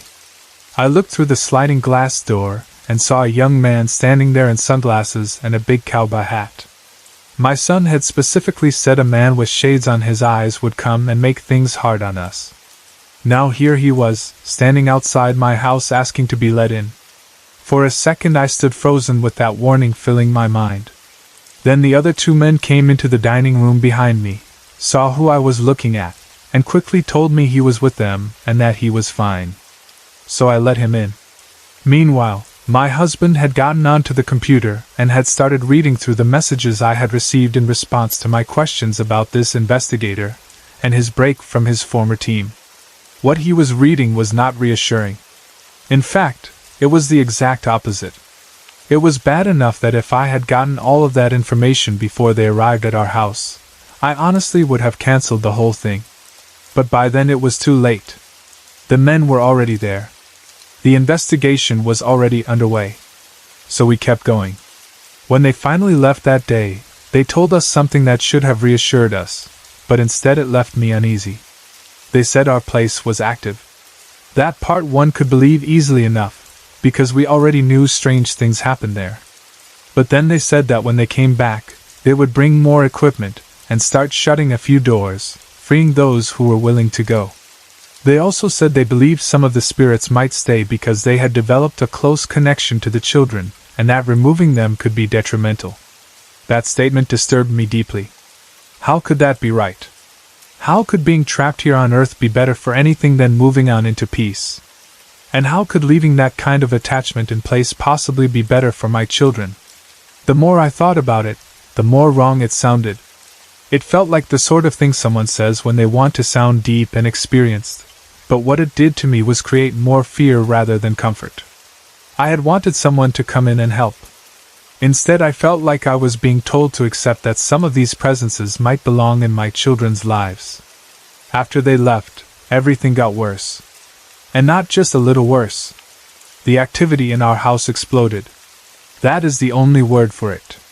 It was as if something had been stirred up, or invited in, or loosened somehow, and now the whole house was alive with movement in ways it had not been before. Musical toys would suddenly go off by themselves. Not toys left out on the floor within reach of small hands, but toys that had been put away in closets where the children could not reach them. Then in the morning, we would find those same toys sitting out as if someone had taken them down and left them there during the night. Cell phones began having messages on them from us, meaning the voices on them sounded like ours, but we had not sent them. That detail still chills me because there is something especially invasive about hearing what sounds like your own voice coming back to you from a device when you know you did not make that message. It makes reality itself feel less stable. My son began seeing a figure that was only visible from the waist down. Not a full apparition. Not a vague shadow. Just the lower half of a form, there enough to see and yet incomplete in a way that felt wrong. Photographs taken in the house became impossible to keep in any normal way. They were not the kind of photos you would put in an album.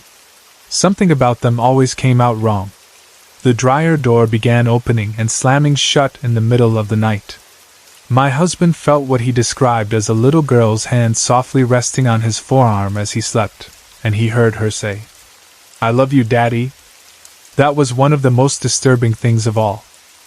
There was something heartbreaking and deeply wrong about that voice, not because it sounded evil in an obvious way, but because it was so personal and intimate. It reached into the family in a way nothing should have. Then there was what happened to me. For the first time in all our years of living with strange things, I began actually seeing shadows. They would pass through the edge of my vision, about 3 or 4 feet tall, little moving shapes walking just outside direct sight. I had never seen anything like that before. Once it started happening, I knew in my gut that my son had been right.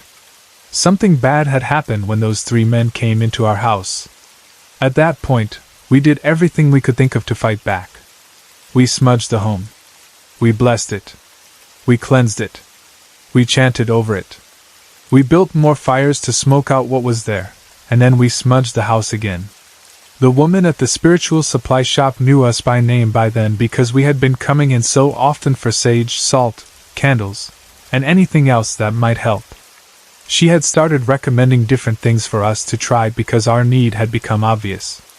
But the main reason I tell this story is not simply to explain what happened in our house. It is to warn other people. When those investigators came in, I truly believe they brought something with them.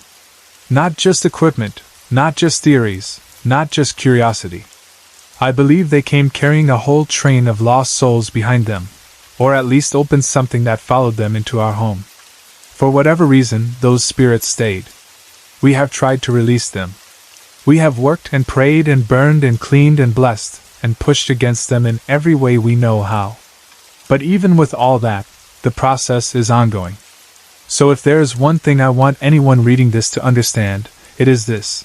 Please research the team you choose before you invite them into your home. Do not be so desperate for answers that you ignore the warnings. Do not let your hunger to become a normal family again blind you to the possibility that some people who call themselves investigators may do more harm than good. Look into them carefully. Listen when red flags appear. Because red usually means stop. And if something in your spirit tells you that a person coming into your home feels wrong, listen to that. I did not listen hard enough. I let excitement drown out instinct. I wanted answers so badly that I pushed through the warnings, and afterward my family had to live with the consequences. Protecting your home means protecting it not only from what may already be there, but also from whoever you allow to cross the threshold. When my grandfather came home from World War II, he bought a piece of land in Bound Brook, which is a small city in central New Jersey. To him, it was probably more than just land. It was a place where he could build something of his own after everything he had seen and lived through. He did not buy a finished home. He built his own house there himself, on what had once been an empty lot. The only thing that had stood there before was an old barn. My grandfather tore that barn down until almost nothing was left. The only part he did not fully remove was the stone basement that had belonged to it. Instead of digging it out completely, he buried it. Then he built the house in front of where the barn had once stood. Because of that, the part of the property that became the backyard was actually the covered-over basement of that old barn. That little piece of family history did not seem important to me when I was very young. It was just the sort of story older relatives told about the house, the kind of thing that seemed interesting but not meaningful. When you are a child, you do not really think about what stood on land before your home was built, or what might still be tied to that ground. You just know the house as it is. You know, the rooms, the stairs, the smell of the place, the sounds it makes at night, the corners you like, and the ones you do not. But later, much later, when I started putting my experiences together, that buried barn and its old stone basement began to feel very important. The strange things began when I was about 5 years old. At that age, I was very attached to my mother. I was one of those little girls who felt safest close to her, especially at night. Because of that, I slept in her bed almost every night. To me, there was nothing unusual about that then. It was simply where I felt secure. Her room felt warmer, calmer, safer than my own, and if I woke up in the middle of the night, I knew she was right there. I also woke up a lot at night when I was little. Sometimes it was for no clear reason, but a lot of the time it was because I thought I heard noises. The house always seemed to have its own language after dark. Little sounds. Shifts. Settling. The creaks and groans that old houses make when everything around you is quiet enough to notice them. When I would tell my mother that I heard something, she always had the same answer. She would say the house was very old, and that it was probably just settling at night. That explanation made sense on the surface. Old houses do make noises. They breathe in their own way. Wood contracts, pipes shift, the weight of the structure settles into itself. Adults know those things. Children do not, at least not emotionally. A child can be told 100 times that a sound is only the house settling, and still every sound after midnight can feel like something more. Most of the time, I tried to believe her. But there was one night that I have never forgotten, and that was the night when I realized that not everything in that house felt like ordinary noise. I woke up because of a strange sound. Even now, the best way I can describe it is as one heavy footstep. Just one. Not several. Not the sound of someone walking through the house in a normal rhythm. It sounded like one deliberate, heavy step that was strong enough to pull me out of sleep. Because I was a child, my first thought was simple and practical. I thought maybe my grandfather had come up the stairs. He still lived with us then, so that would have made sense. I sat up in bed and looked toward the doorway of my mother's room, expecting to see him there. Instead, I saw a man I had never seen before. He walked into my mother's doorway. That image has stayed with me for years, maybe because it was so ordinary in some ways and so wrong in others. He was not a glowing spirit. He was not transparent. He did not drift or float or do anything dramatic. He looked solid. He looked like a real man standing there in the doorway, except I knew he should not have been there. He was dressed in overalls and a plain white shirt. The clothes themselves were simple, almost the kind of clothes a working man might wear without thinking twice about them. There was nothing fancy or theatrical about the way he looked. And maybe that was part of what made him more unsettling. He looked too real to be dismissed easily, and yet he did not belong there at all. He and I stared at each other for a moment. That part of the memory is especially clear to me because time felt stretched in that moment. It was probably only a second or two, but when you are a child and something impossible is standing in your doorway, a few seconds can feel like a long time.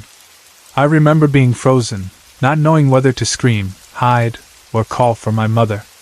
I remember the way his attention felt fixed on me. Then he spoke.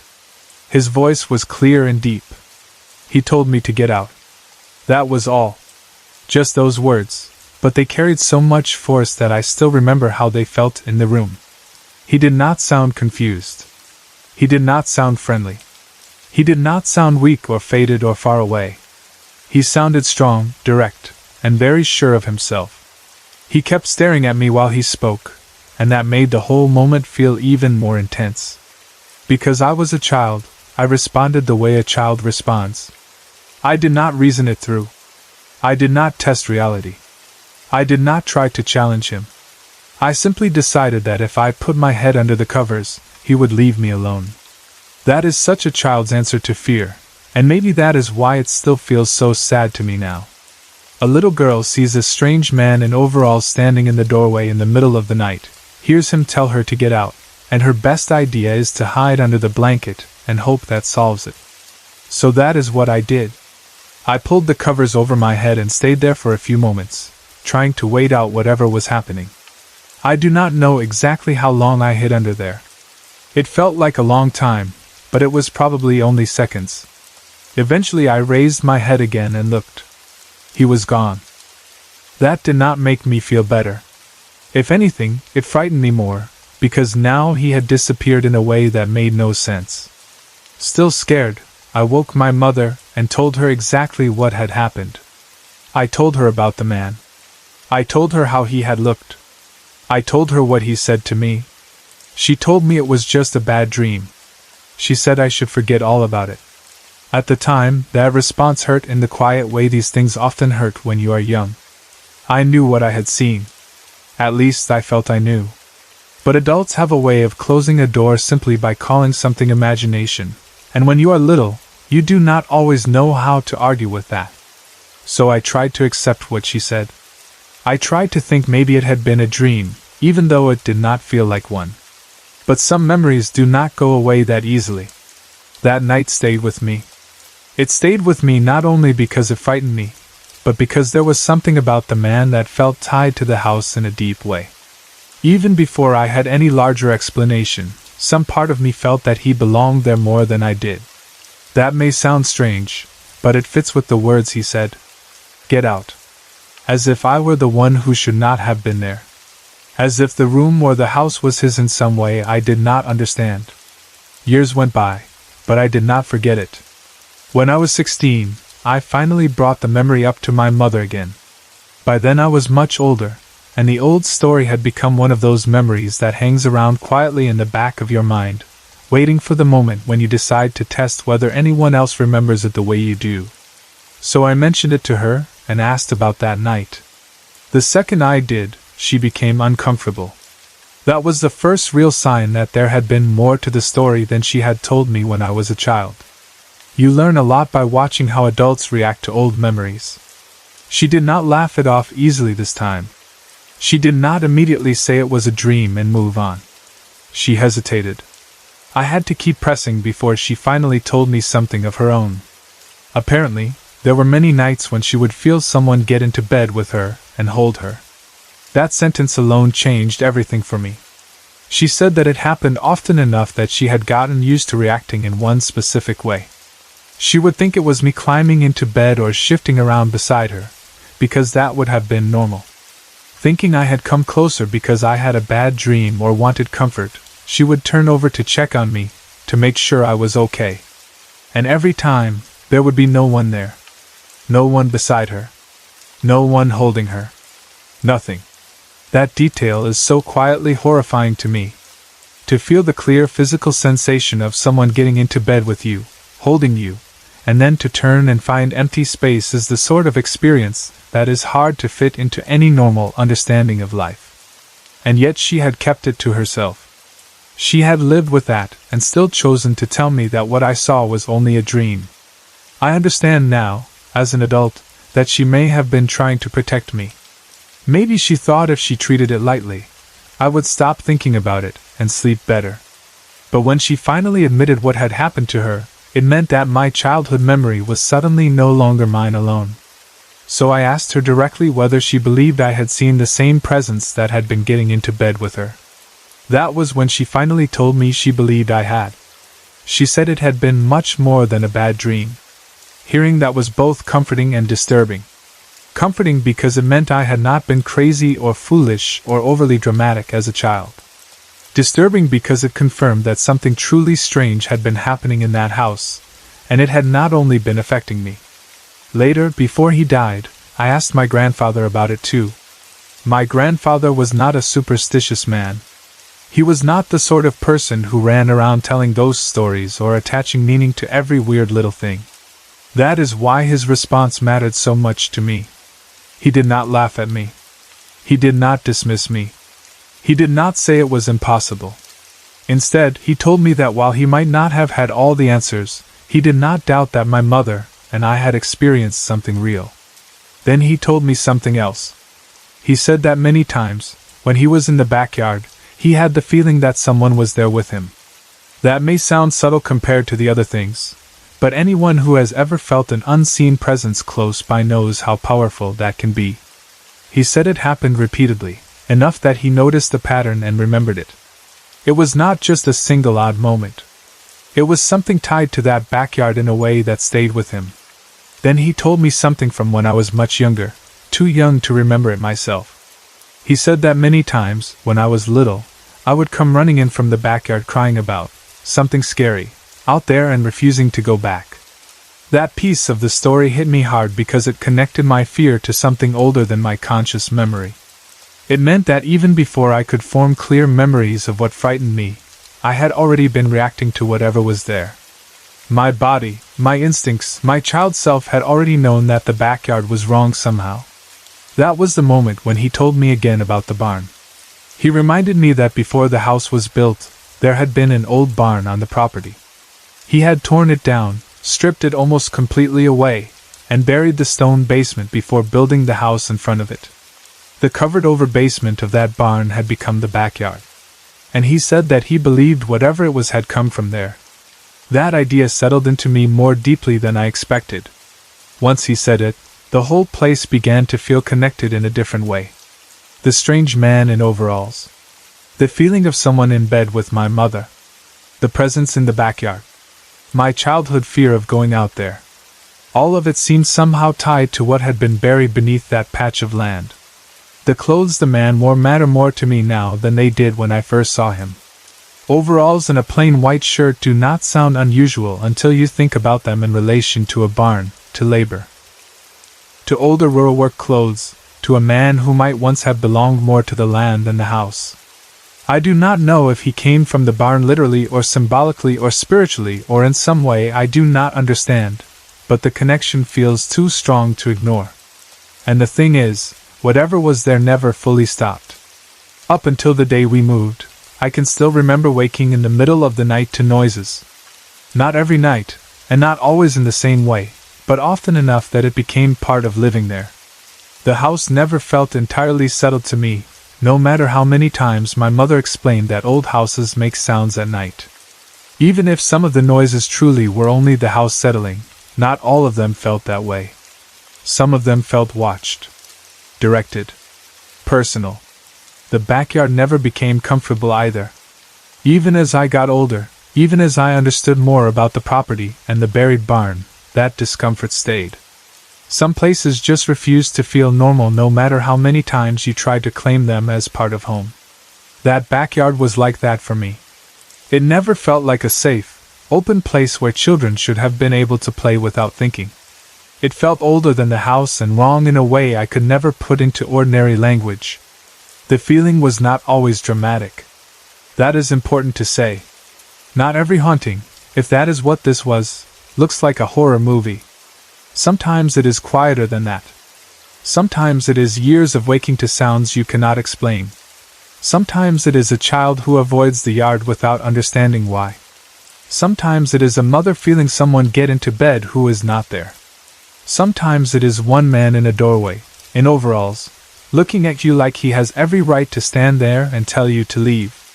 That is what made this house so unsettling. It was not only one giant event. It was a pattern of unease. A life lived in a place that seemed to remember something under the surface, something buried but not gone. The kind of thing that does not always show itself clearly, but reminds you often enough that it exists. I think about my mother's experience a lot now. There is something especially sad about it. The image of her feeling someone get into bed, thinking it is me, turning over with a mother's instinct to check on her child, and finding emptiness instead. That moment carries such a strange mix of comfort and terror. The sensation of being held should have been comforting. The emptiness afterward should not have been there. And yet that was her reality, over and over. She kept that hidden from me when I was a child, maybe because she did not want to burden me with it. But now, looking back, I understand that she was living inside the same mystery in her own adult way while trying to parent me through mine. I also think about the man's words. Get out. Those words stayed with me because they were not random. He did not mumble. He did not call my name. He did not say something vague I could have misunderstood. He told me to get out. It was a command. A rejection. An assertion. And the fact that he said it while standing in my mother's doorway, a place that should have belonged to us, made it feel like something was contesting space. As if he were the one who belonged there and I was the intruder. That is one of the reasons the buried barn matters so much in my mind. If something of that man belonged to the old structure that once stood there, then perhaps to him the house was the wrong thing, not himself. Perhaps the house had been built over his place, his path, his world. I do not know if that is true, but emotionally it fits the story in a way that no ordinary explanation ever has. There is also the question of why he seemed attached to both the room and the yard. If the backyard had once been the barn basement, then that land was directly tied to what came before.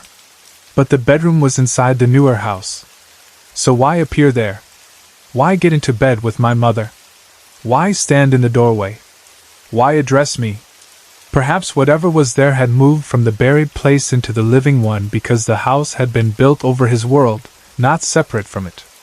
Maybe the old and the new were not separate at all, just layered on top of each other in a way the living could not see. I know that some people would still say all of this can be explained without anything paranormal. They would say I was a child waking from dreams. They would say my mother was half asleep and imagining the sensation beside her. They would say old houses make sounds, and backyards with memories only seem haunted because families tell themselves stories. And yes, I understand those explanations. I understand why people reach for them. But the problem is that the pattern remains too strong for me to fully dismiss. A 5-year-old child waking to a single heavy footstep and seeing a man in overalls standing in the doorway is one thing. A mother repeatedly feeling someone get into bed and hold her, only to find no one there, is another. A grandfather repeatedly sensing someone with him in the backyard is another. A child too young to remember repeatedly running in from that yard crying about something scary is another. Taken one by one, maybe each of those moments could be questioned. Together, they form something larger. Together, they create the story of a house and a property that did not feel empty in the way a home should feel empty. I often wonder who that man was. Was he connected to the barn? Did he once work there? Live there? Did something happen in that structure before my grandfather ever saw the land? Or was the barn only the physical place that held whatever energy remained from something older still? There are so many questions that can never be answered now because time has passed, records disappear, people die, and places change. We did not move into that house knowing to ask those questions. By the time I was old enough to want answers, the answers were already too far away. And then there is the simplest question of all. What did he want? Why appear at all? If he only wanted to frighten me, why disappear so quickly when I hid under the blankets? If he wanted us gone, why remain only in glimpses and sensations instead of in something more forceful? If he was not angry, why those words? That is one of the things about these experiences that lingers in the mind. They offer just enough to disturb you, but not enough to satisfy you. They leave behind more questions than they answer. Sometimes I also wonder whether the house itself played a role beyond simply standing over the buried barn. My mother used to say the house was settling, and maybe sometimes it truly was. But what if repeated sounds and the age of the house made all of us more aware, more sensitive, more likely to notice the presence that was already there? Old houses create the right kind of silence for strange things. They make you listen harder. They make you aware of thresholds and stairs and halls and doors. Maybe that is why the man in the doorway felt so strong in memory. A doorway is already a place of crossing. It is already symbolic even in everyday life. And there he stood, framed by that threshold, as if between one world and another. My grandfather's role in the story matters to me too. He built that house with his own hands after coming home from war. That fact always gave the place a certain emotional weight even before I thought about anything supernatural. He had taken land, cleared it, buried what remained of the old barn, and made a family home there. That is the kind of act that feels full of life and hope. But maybe because of that, the haunting feels more tragic to me. He was not a reckless man inviting darkness. He was a man trying to build a future. And yet even he, practical and unsuperstitious as he was, admitted that he felt someone there. That tells me a great deal. People like my grandfather do not usually create ghost stories for fun. If he said he believed there was something there, then I take that seriously. I also cannot ignore the way fear sat differently in different parts of the property. The room was one thing. The backyard was another. The room gave me a figure and a voice. The yard gave me a feeling. That makes sense to me somehow. The house was where the living lived. The buried barn was where the old thing remained. One reached in. The other lingered below. Together they created a home that was never fully comfortable, no matter how much ordinary family life happened inside it. And ordinary family life did happen there. That is the thing many people do not understand about living with something strange. It does not mean every day is full of terror. It means your daily life grows around it. You still eat breakfast, go to school, sleep, visit relatives, argue, laugh, do chores, and live as a family. But underneath all of it, there is another layer. A layer of caution. A layer of listening. A layer of unease. That was what that house was like. Not constant horror. Just a deep and recurring awareness that something else shared the space or at least the land. When I look back now, I do not only remember fear. I remember confusion. I remember the way childhood fear and adult dismissal collided, leaving me unsure what to trust. I remember the relief of hearing my mother finally admit years later that she believed me. I remember how serious the whole thing became once my grandfather connected it to the barn and the backyard. And I remember the lingering discomfort that never really faded until we moved. Even then, moving did not erase the memory. It only ended the daily contact with it. That is different. A place can stop affecting your present life while still holding part of your mind for years afterward. That is what this house did. It remained. Not physically. Not around me. But inside memory. Inside the part of me that still thinks about the man in overalls and wonders who he was, what he wanted, and why the buried barn beneath our backyard seemed to hold him there. I sometimes think about the people who live there now. I hope they are not bothered. That is the truest way I know to say it. I hope whatever was there has quieted. I hope it no longer stands in doorways or presses into beds or unsettles children in the yard. I hope the house is peaceful for them in a way it never fully was for us. And if whatever was tied to that barn still lingers there, I hope that one day it finally lets go. Or moves on. Or fades. Or finds whatever rest it could not find while we lived there. Because that is what it seemed like to me in the end, not just something frightening, but something restless. Something unfinished. Something buried but not gone. And maybe that is the most haunting thing of all. Not that it frightened us, but that it seemed unable to leave, tied to a place that no longer belonged to its own time. So when I think about that house now, I do not only think of my grandfather building it after the war, or of the little girl I was sleeping beside my mother, or even of the man in the doorway staring at me. I think of layers. The new built over the old. The living built over the buried. A family making a home over something that had not fully been laid to rest. And in that sense, maybe the house was never only ours at all. Maybe it always belonged a little to what came before. All I know is that the noises never stopped feeling normal to me, the backyard never became comfortable, and the memory of that man never faded. And if there is one thing I still believe, it is that whatever was in that barn, or beneath it, came with the land into the life of that house and remained there long after the wood was torn down and the stones were buried. That is the only explanation that has ever felt close to the truth. I live in the dorms on campus at Eastern Michigan University, and over time I have gotten used to hearing people talk about strange things happening in dorm rooms. Most of the time, those stories never really bothered me. Usually, if something odd happened, it happened more to my roommate than to me, and I would mostly listen, think about it, and then shrug it off. I was not raised to panic over paranormal things. In fact, I grew up in a family that most people would probably call unusual.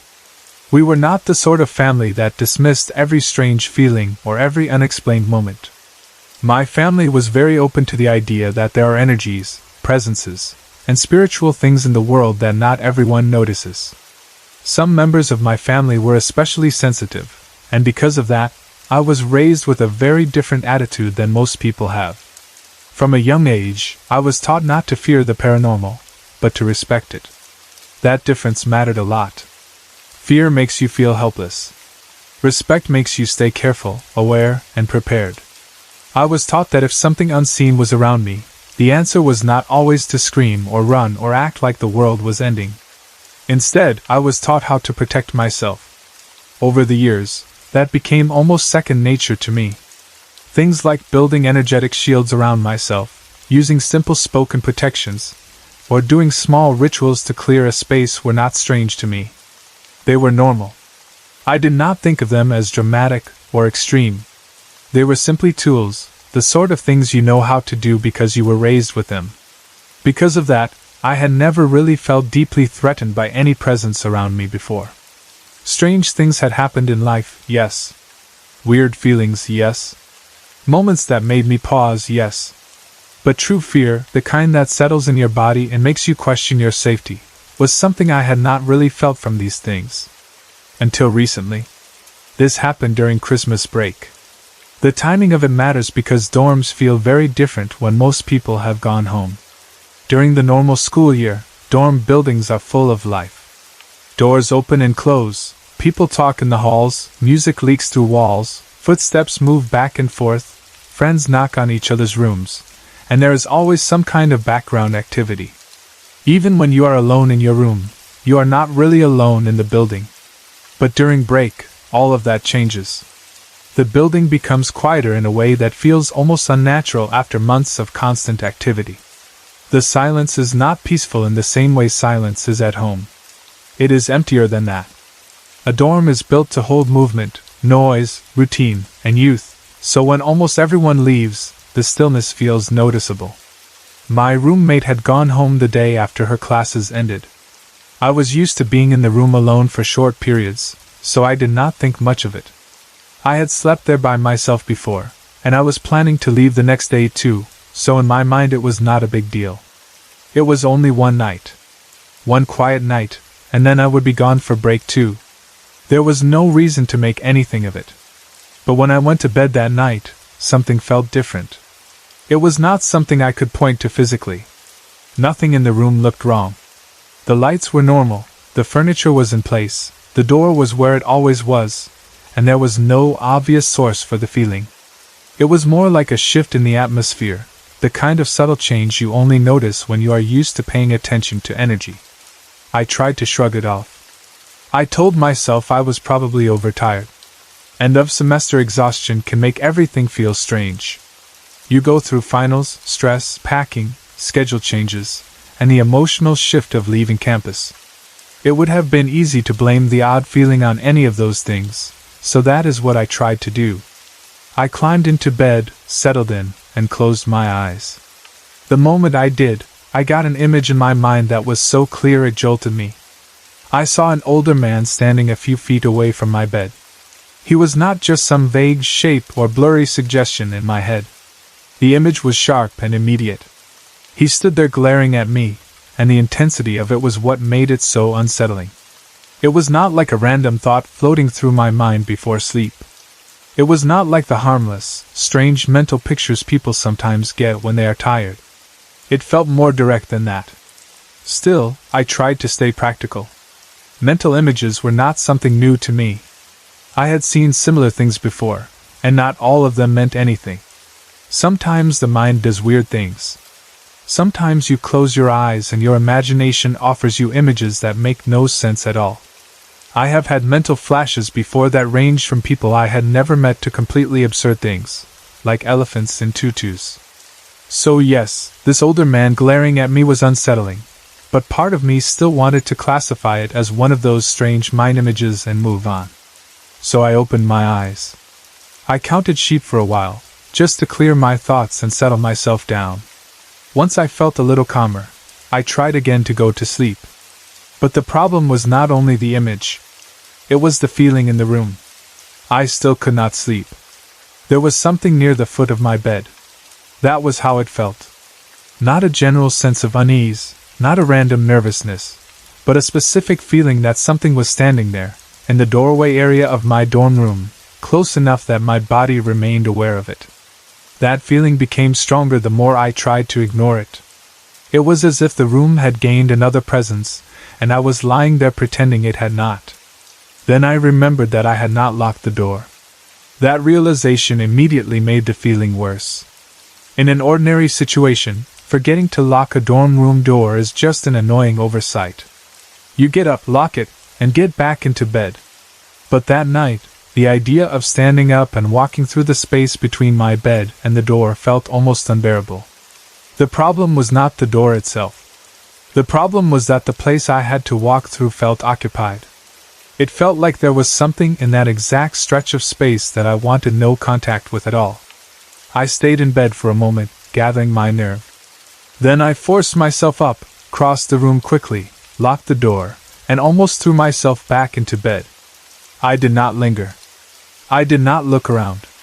I just wanted the door locked and myself back under the blankets. Once I was in bed again, I shut my eyes tightly and tried to make everything normal. For a few moments, it seemed like maybe that had worked. Everything felt still. Quiet. The room settled again, at least on the surface. But beneath that stillness, something else began happening. To explain the rest properly, I need to say a little more about my background with energy. A few years before this, I had begun learning how to consciously use my own energy to influence things gently. The first things I practiced with were pendulums. That kind of work helped me notice that energy was not just an idea to me. It was something I could feel and, in small ways, direct. Later, in crowded spaces, I sometimes learned how to use that same awareness to create a little more room around myself. Not in a dramatic or magical way that would force people around, but in a subtle way. I could form a sort of barrier that would make people less likely, on a subconscious level, to crowd too close into my personal space. Looking back, I think I had been doing that naturally since I was younger without even realizing it. But only more recently had I begun doing it intentionally, with focus. Once you start practicing something like that on purpose, you become much more aware of your own energy field, your own aura, if you want to use that word. I am not especially fond of that word, because it sounds vague and mystical in ways I do not always like, but it is the clearest word for what I mean. There is an energetic field around us, and once you become sensitive to it, you start noticing changes in it. For example, there are times when I can tell someone is thinking very intensely about me without them saying a word, simply because I feel a shift around myself. That does not happen constantly, but it happens often enough that I trust that sensation. So when something began changing in the energy around me that night in the dorm, I noticed it immediately. It felt like someone was playing with my energy. That is the best way I can explain it. Not touching me physically, not exactly draining me in a dramatic way, but interacting with the energy around me, disturbing it, maybe even pulling at it. It felt like something was either trying to take energy from me or was at least interfering with the natural field around my body. That sensation has happened to me once or twice before, mostly in my bedroom at home. When it happened there, the response was simple. I would tell it very firmly to stop, and it would stop. That had always worked for me before. Clear intention, clear command. The sort of energetic boundary I had used many times in smaller situations. So I did that. I told it to stop. Nothing happened. That was unusual enough to get my full attention. Normally, the moment I became forceful about my boundaries, the pressure would shift. This time, nothing changed. So I put up the energetic shield that I have been using for so long. Again, nothing changed. That was when I knew this situation was different from anything I had dealt with before. As I kept trying to reinforce my boundary, I began to sense not only a presence, but a kind of shape attached to it. This is another one of those things that is hard to explain unless you have experienced it. I did not exactly see it with my eyes in the normal sense. It was more like my awareness formed an understanding of its shape through the energy it carried. And what it felt like was this. It reminded me of the velociraptors from Jurassic Park. I know that sounds strange, but it is the most honest comparison I can make. It felt small compared to a full-grown human, non-human in form, and dangerous in a way that was intelligent rather than wild.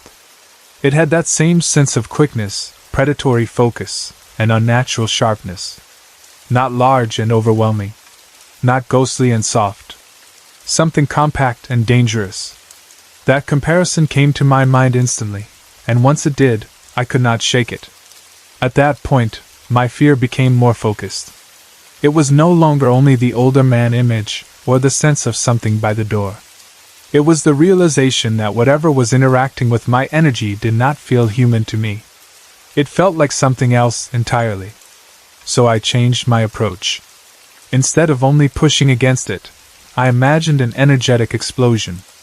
I pictured a bomb of bright white light going off in the room, filling every corner of the space with clean, blinding energy. I focused on that image hard, as if that white light would rush outward and erase whatever had attached itself to the room. It was not random imagination. It was deliberate. It was the strongest clearing response I could think of in that moment. And when I did that, the being seemed to vanish. The room changed almost immediately. The pressure lifted. The sense of something near the foot of my bed disappeared. The tugging or playing with my energy stopped. It was like the space had been cleared in one sudden burst. I cannot say for sure whether what I imagined was what truly made it leave, but that is exactly how it felt. One moment it was there. The next moment it was not. Since then, I have not noticed anything especially unusual in the room. But then again, it has only been 2 days since we came back. That is another reason I still feel uneasy. It is hard to know whether something is truly gone or whether it has only gone quiet. 2 days is not much. 2 days could mean it left. 2 days could also mean it is only not showing itself. I want to believe that whatever it was has gone for good, but I am not fully ready to trust that yet. Experiences like that leave a kind of after-awareness in you. Even when nothing is happening, part of you stays alert, listening, waiting, measuring the room again. What troubles me most is not just the one experience itself, but the way it differed from all my past experiences. I have dealt with strange feelings before. I have had mental images before. I have sensed presences before. I have handled energetic disturbances before. But never like that. Never with that kind of resistance to my usual protections. Never with that clear sense of something dangerous and non-human. Never with that combination of the older man image, the doorway presence, the energy interference, and the shape that felt like a predator waiting at the foot of my bed. That is why I say this was different. It was not simply a little dorm room unease. It was not just nerves from being alone in the building over break. It crossed the line from odd to threatening in a way that I had not felt before. The older man image itself still confuses me too. I still do not fully know what to make of him. Was he connected to the thing I sensed afterward? Was he a kind of mask for it? Was he only a symbolic image my mind used to warn me of a presence near the bed? Or was he something separate, while the actual being that played with my energy was something else entirely? I cannot say. All I know is that the man and the raptor-like feeling did not seem like the same thing exactly, and yet they were part of the same experience.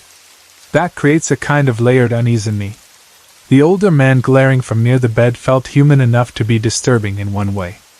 The non-human shape and the energy felt disturbing in an entirely different way. Together they made the whole night feel like more than just a bad moment of overactive imagination. They made it feel like there was intelligence there. Observation. Presence. Intent. I also think often about the timing. Christmas break. My roommate gone. The building quieter than usual. The room emptier. There is something about spaces in transition that often feels spiritually thin to me. Maybe that is only my perception. Maybe empty dorms simply make people more sensitive because there is less noise and distraction. But maybe places carry different energy when routines break. Maybe whatever was there used the silence and emptiness of break to make itself more obvious. I cannot know. But I do know that the dorm did not feel normal that night, even before anything obvious happened. The difference was already there. And the fact that I did not want to walk through the space near the door matters too. Fear is often smarter than explanation in the first moment. Long before I formed the image of a shape, or realized something was interacting with my aura, my body already knew I did not want to step through that part of the room. That kind of instinct has kept me safe before. It is not always logical in the ordinary sense, but it often carries truth. I think that is why the memory of standing there, forcing myself to go lock the door, remains so strong.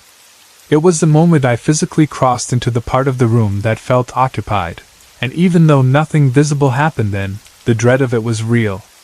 I am also struck by how much this experience has made me think about the limits of my own confidence. For most of my life, I have not been someone who scares easily over paranormal things. Respectful, yes. Careful, yes. But not easily frightened. I always felt I knew how to protect myself. I knew how to put up shields. I knew how to command things to stop. I knew how to clear a room. That knowledge was part of how I moved through the world. It gave me confidence. It made me feel that even if strange things were real, I was not helpless. But this experience showed me that there are things that do not always respond the way I expect. It showed me that my usual protections are not always enough. And that realization is deeply humbling. Not because it makes me feel weak, but because it reminds me that the unseen world, if that is what this was, is not something to become casual about. Familiarity is not the same as mastery. Just because I have dealt with smaller things before does not mean every presence or force will behave the same way. At the same time, I am grateful that I knew enough to try what I did. The white light worked, or at least seemed to. Whether that was because the being truly responded to the energetic burst, or because the act of imagining that light strengthened my own control over the room, I do not know. But it made a difference. That matters. It means I was not completely powerless. It means even in a moment where my first protections failed, I was still able to shift the situation. That gives me comfort now, though not complete peace. I think about the possibility of it coming back. I think about whether the next time would feel the same. I think about whether the older man would appear again, or whether the thing at the foot of the bed would return without any image attached. I think about whether I would sense it sooner now, since I know the texture of its energy better. Those are not thoughts I enjoy having, but they come anyway. And then there is the Christian part of me that thinks about spiritual protection in another way. Even though I was raised in a family open to psychic sensitivity, I still hold my own beliefs deeply. I believe there are dark things in the world. I believe not everything unseen is harmless. I believe respect and protection matter because spiritual danger is real, not imaginary. This experience pushed those beliefs closer to the surface. It reminded me that even if I have grown used to energy work and shields and small rituals, I cannot become careless or prideful about the possibility of something darker than I am prepared for. So where does that leave me now? Honestly, in a strange place between relief and caution. Relief, because I have not felt anything like that since I used the white light, and because the room has been normal for the last 2 days. Caution, because 2 days is not enough for me to trust completely that it is over. I keep checking the room with my senses without meaning to. When I lie down, I notice whether the foot of the bed feels empty. When I close my eyes, I notice whether any image rushes forward too clearly. When I settle into sleep, I notice the state of my own energy much more carefully than I used to. I am not paranoid, exactly. I am simply alert. And maybe that is the right place to be. Alert, but not panicked. Respectful, but not helpless. Careful, but not obsessed. That is how I have always tried to live with the paranormal, and that is how I will keep trying now. I do not think fear itself helps much unless it teaches you to act. What helps is awareness, boundaries, prayer, strength, and refusing to let the unknown define your whole life. Still, if I am being honest, that night changed something in me. It showed me a kind of presence I had not felt before. It made me aware that not everything I encounter will feel manageable in the same familiar way. And it left me hoping, very sincerely, that whatever it was really did leave for good. My parents bought a small 2-story ranch house just a few cities away from our old home, the one on Buckingham Street. I was only 9 years old at the time, so to me the move felt like both a big change and a strange little adventure. Children usually accept new places faster than adults do, especially when they are too young to worry about mortgages, repairs, neighborhoods, and all the practical things that keep parents awake at night. I did not care about any of that. What mattered to me was that we had moved into a different house, and that meant a different bedroom, a different yard, a different staircase, different corners to explore, and a whole new atmosphere to get used to. I spent the rest of that summer the way a child usually does after moving. I played in the backyard on the swing set. I wandered around the house. I arranged and rearranged my room. I tried to make the upstairs feel like it belonged to me. My parents had given me the entire upstairs area, and to a 9-year-old girl, that felt very important. It made me feel older than I really was, almost like I had my own little world up there. My room was painted a soft light green, and the floor was covered in beige carpeting. There was a big walk-in closet, which I loved because it made the room feel even more special. But the part that always stood out most to me was that there were 2 attic doors upstairs. One of them was near the landing at the top of the stairs, and the other was directly across from my bed. That detail would stay in my mind for years, because attic doors are the kind of thing children notice in a serious way. They do not just feel like storage space. They feel like secret spaces, hidden areas, places that belong partly to the house and partly to mystery. Like a lot of kids at that time, I had my own television. It sat on top of my desk right across from the foot of my bed, and I loved having it there more than I probably should have. I was the kind of child who could spend far too much time in front of a screen, and I also had the terrible habit of falling asleep with the TV still on. I was very picky about what I watched. I did not like the news. I was not interested in older movies or adult shows. I mostly stayed on the channels that felt safe and familiar to me, like Nickelodeon, Disney, and Cartoon Network. At night, I would usually fall asleep to reruns of cartoons like Rugrats or Dexter's Laboratory or whatever else happened to be on. I do not remember the exact show every single time, but I know for a fact it was always cartoons.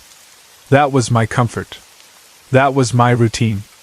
I liked bright colors, silly voices, and things that belonged to my world, not to grown-ups. For the first couple of years, nothing especially dramatic seemed to happen in the house. At least not in a way that felt impossible. I did hear my name being called sometimes, but by then that almost felt normal to me because I had dealt with strange things before in our old house. I would hear, "Brittany!" every now and then, sometimes even at school, and eventually I became so annoyed by it that one day I finally shouted at whatever it was to just shut up already. After that, the name-calling mostly stopped. Looking back now, I still do not know whether that was because something really listened or because I had simply stopped giving it the kind of attention it wanted. But either way, the voice quieted down enough that life carried on. We still had our little Shih Tzu, Mickey, and at some point my parents decided to buy another dog to keep him company. It was a small white Bichon Frise and Poodle mix, and we named him Fritz. My parents thought Mickey would enjoy the company, but Mickey did not exactly agree with their plan. He mostly ignored Fritz as if he found the whole arrangement unnecessary. Fritz was little and energetic, the sort of dog who wanted to be included in everything. Once he was old enough, he learned to climb the stairs and would occasionally make his way up to my room. But because of his size, those visits were never frequent. It took effort for him to get up there, so it was not like he was constantly underfoot. That is why I began noticing something odd. I started seeing Fritz in my room more often than he was actually there. At first it was small enough that I did not let it bother me. I would be lying on my bed or sitting on the floor, and I would think I saw a little white dog sitting near my feet or in the middle of the room. Naturally, I would assume it was Fritz. I would reach down to pet him, or turn to say something to him, and then my hand would find only air. He would not be there at all. Sometimes I would even realize, after the fact, that Fritz was not upstairs in the first place. Maybe he was outside. Maybe he was next door. Maybe he was in the basement. And yet I had seen what looked exactly like a little white dog. At first I blamed it on familiarity. I told myself I was simply so used to seeing Fritz around the house that my eyes were tricking me. That felt like the simplest answer. Children see what they expect to see all the time. If you live with a dog, you are used to movement near the floor, little white shapes crossing the room, and the soundless idea of him being near you. So I tried to believe that was all it was. And for a little while, that explanation worked. But then I kept seeing him. Not only in my room, but also in the living room, always as a little white dog I would catch out of the corner of my eye. The strange part was not just that I saw him when he was not there. It was that the image was always so ordinary. It did not look ghostly or transparent. It was just a little white dog sitting there, as real-looking as Fritz himself. That almost made it harder to question at first, because there was nothing dramatic about it. It was just familiar enough to keep slipping past my doubt. Then things became harder to ignore. One night, I did what I always did and fell asleep with the television on. I had forgotten to turn it off before bed, which was no surprise because that had become a bad habit of mine. Sometime around 2 in the morning, I woke up.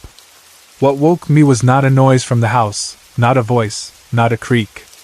It was the flashing light of the television and the sound of a grown man's voice. I opened my eyes and looked at the screen. The television was on, but not on one of my usual channels. It was on Turner Classic Movies. That made no sense to me. I did not watch Turner Classic Movies. I was a child. I did not even care about that channel. I never flipped through it, never stopped there, never left it on by accident on purpose. So my first thought was that maybe in my sleep I had rolled over onto the remote and changed the channel. It was not impossible. People do strange things half asleep. So, annoyed but not terrified, I shut the television off and tried to go back to sleep. Then sometime close to 3 in the morning, I woke up again. The television was on again. And once again, it was still playing Turner Classic Movies. Now I was getting frustrated. Being woken up once in the night by your TV turning itself on is strange. Being woken up twice, to the same kind of channel you never watch, starts to feel more personal somehow. Still, I tried to stay practical. I shut the TV off again, and this time I took the remote and placed it as far away from my bed as I could manage. I wanted to make absolutely sure I could not somehow roll over on it in my sleep. Once I did that, I settled in and finally thought I would get some rest. Then at around 4 in the morning, I woke up yet again. The television was on. But this time it was not Turner Classic Movies. This time I heard Lucy's voice, and I saw the Nick at Night icon glowing at the bottom of the screen. I actually liked I Love Lucy, so the show itself was not upsetting. What bothered me was the fact that my television kept turning itself on over and over throughout the night, and often to channels that were not the ones I normally watched. But even worse than that was the fact that the remote was no longer across the room where I had placed it. It was lying neatly at the foot of my bed.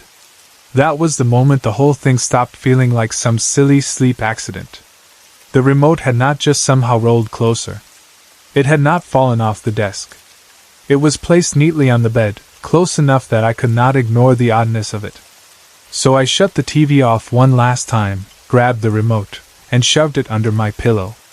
That seemed to solve the problem. Either the television stayed off after that, or at least it did not wake me again. And when morning came, the remote was still under my pillow. At the time, even though the whole thing puzzled me, I worked very hard to ignore it. I was still trying to convince myself that the little white dog I kept seeing was imaginary, that I was maybe sleepwalking, and that the least frightening answer was probably the true one. Children are like that sometimes. They build explanations that feel manageable because the alternatives are too unsettling. So I accepted the possibility that I had somehow gotten up in my sleep, changed the channels, moved the remote, and remembered none of it. It was not a satisfying answer, but it was easier than anything else. If only those had been the only strange things I needed to explain. About a year later, something happened that stayed with me in a very different way. One evening I was in my room listening to music and reading Wuthering Heights. Yes, I know I was only 11. But I really did enjoy the book. I liked reading things that made me feel dramatic and thoughtful and older than I was. At some point I got bored with both the music and the book but was not ready to go to sleep yet. So I did what children often do when they are alone in their rooms with too much imagination and not enough plans. I started acting out stories in my head. First, I decided I was Catherine Earnshaw running from Heathcliff. Then I got tired of that version of the story and changed it completely until I was pretending to be a rock star instead. That got boring too. Eventually, I found myself standing there idly playing with a pair of sunglasses I had found in my desk drawer, not really doing anything important, just filling time. Then I heard my mother's voice from the bottom of the stairs. It was loud enough to be clear, but calm. She said, "It's okay, Brittany. Everything will be okay. Don't worry. Everything will be okay." As soon as I heard that, I stopped what I was doing and started walking toward the landing, completely confused. There had been no argument. I had not been upset. I was not crying or afraid or even thinking about my mother. So hearing her call up the stairs like that made no sense. It sounded like something she would say if I were in trouble or upset, but I was neither. The moment I peered around the banister, the voice stopped. No one was there. I called, "Mom?" and went down the stairs, thinking maybe she had gone outside for a cigarette or something. I waited there for a few moments, expecting her to come back in, but she never did. Since her room was right there beside me, I finally decided to check. Her bedroom door was shut. I opened it. She was asleep. Completely asleep, turned toward the wall. The next morning I mentioned it to her, but she acted like I was insane, so I dropped the subject very quickly. There was no point in pushing it if I was only going to be met with that reaction. I never really found a good explanation for that one. I was not half asleep. I was not sad. I was not thinking of her. I was fully awake, just standing in my room pretending to be several different people, and then I heard her voice clearly from the stairs. That one stayed in the back of my mind for a long time because I could not fit it into anything reasonable. Then another year passed, and by that time my best friend Dana had gotten a Ouija board. I had never used one before. My mother had a strong opinion on them, and said they were stupid and not to bother. But when my mother says things are stupid, it is often because they frighten her, and she would rather dismiss them than deal with them honestly. Dana started bringing the board over to my house anyway, and eventually we even made our own. We were young and curious and probably far more foolish than we understood. We started talking to someone who called herself Lilac. At least, that is what we believed at the time. Whether we were truly talking to anyone at all is still something I cannot say for sure. We were children. Imagination, suggestion, fear, and excitement all influence things like that. I know that now. Even then, some part of me knew we were probably feeding a lot of our own energy into it. Still, there were certain moments that stood out enough to stay with me. We came to believe that Lilac was evil. I do not remember every exact question we asked or every answer we thought we got. A lot of that is blurry now, and honestly I am sure a lot of it was shaped by our own minds. But one thing that stayed with me was a dream. In the dream, Lilac was walking down a dark street as a glowing white figure. I was above her, looking down from a balcony.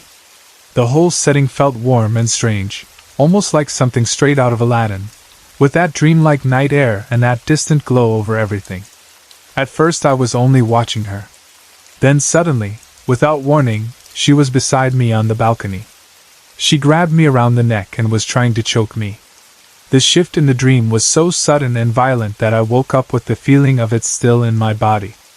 A few days later, while I was walking down the stairs in the house, I felt pressure on my back.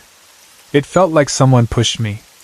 I fell down a few steps before my elbow caught the banister and stopped me from going farther. That moment shook me more than I admitted at the time. Even if someone wants to say I tripped or lost my balance, I know what it felt like. It felt like pressure. It felt like a shove. After that, I stayed out of my room for a while. Whether that was because of Lilac, my own fear, or the way the house already made me feel uncertain, I cannot say now. but I know that from then on I carried more fear in that place than I had before. The truth is, I still do not know how much of those experiences belonged to my imagination and how much did not. That uncertainty has always been part of this story. But the thing that changed the way I looked back on everything happened during the summer before we moved out. I was visiting with a friend who lived down the street, and her grandfather was talking to me about the history of the houses on our street. Since we lived in a suburb, most of the houses were built more or less the same as the one next to them. The whole neighborhood had that planned feeling to it, where every yard, every driveway, every roofline feels like part of the same original design.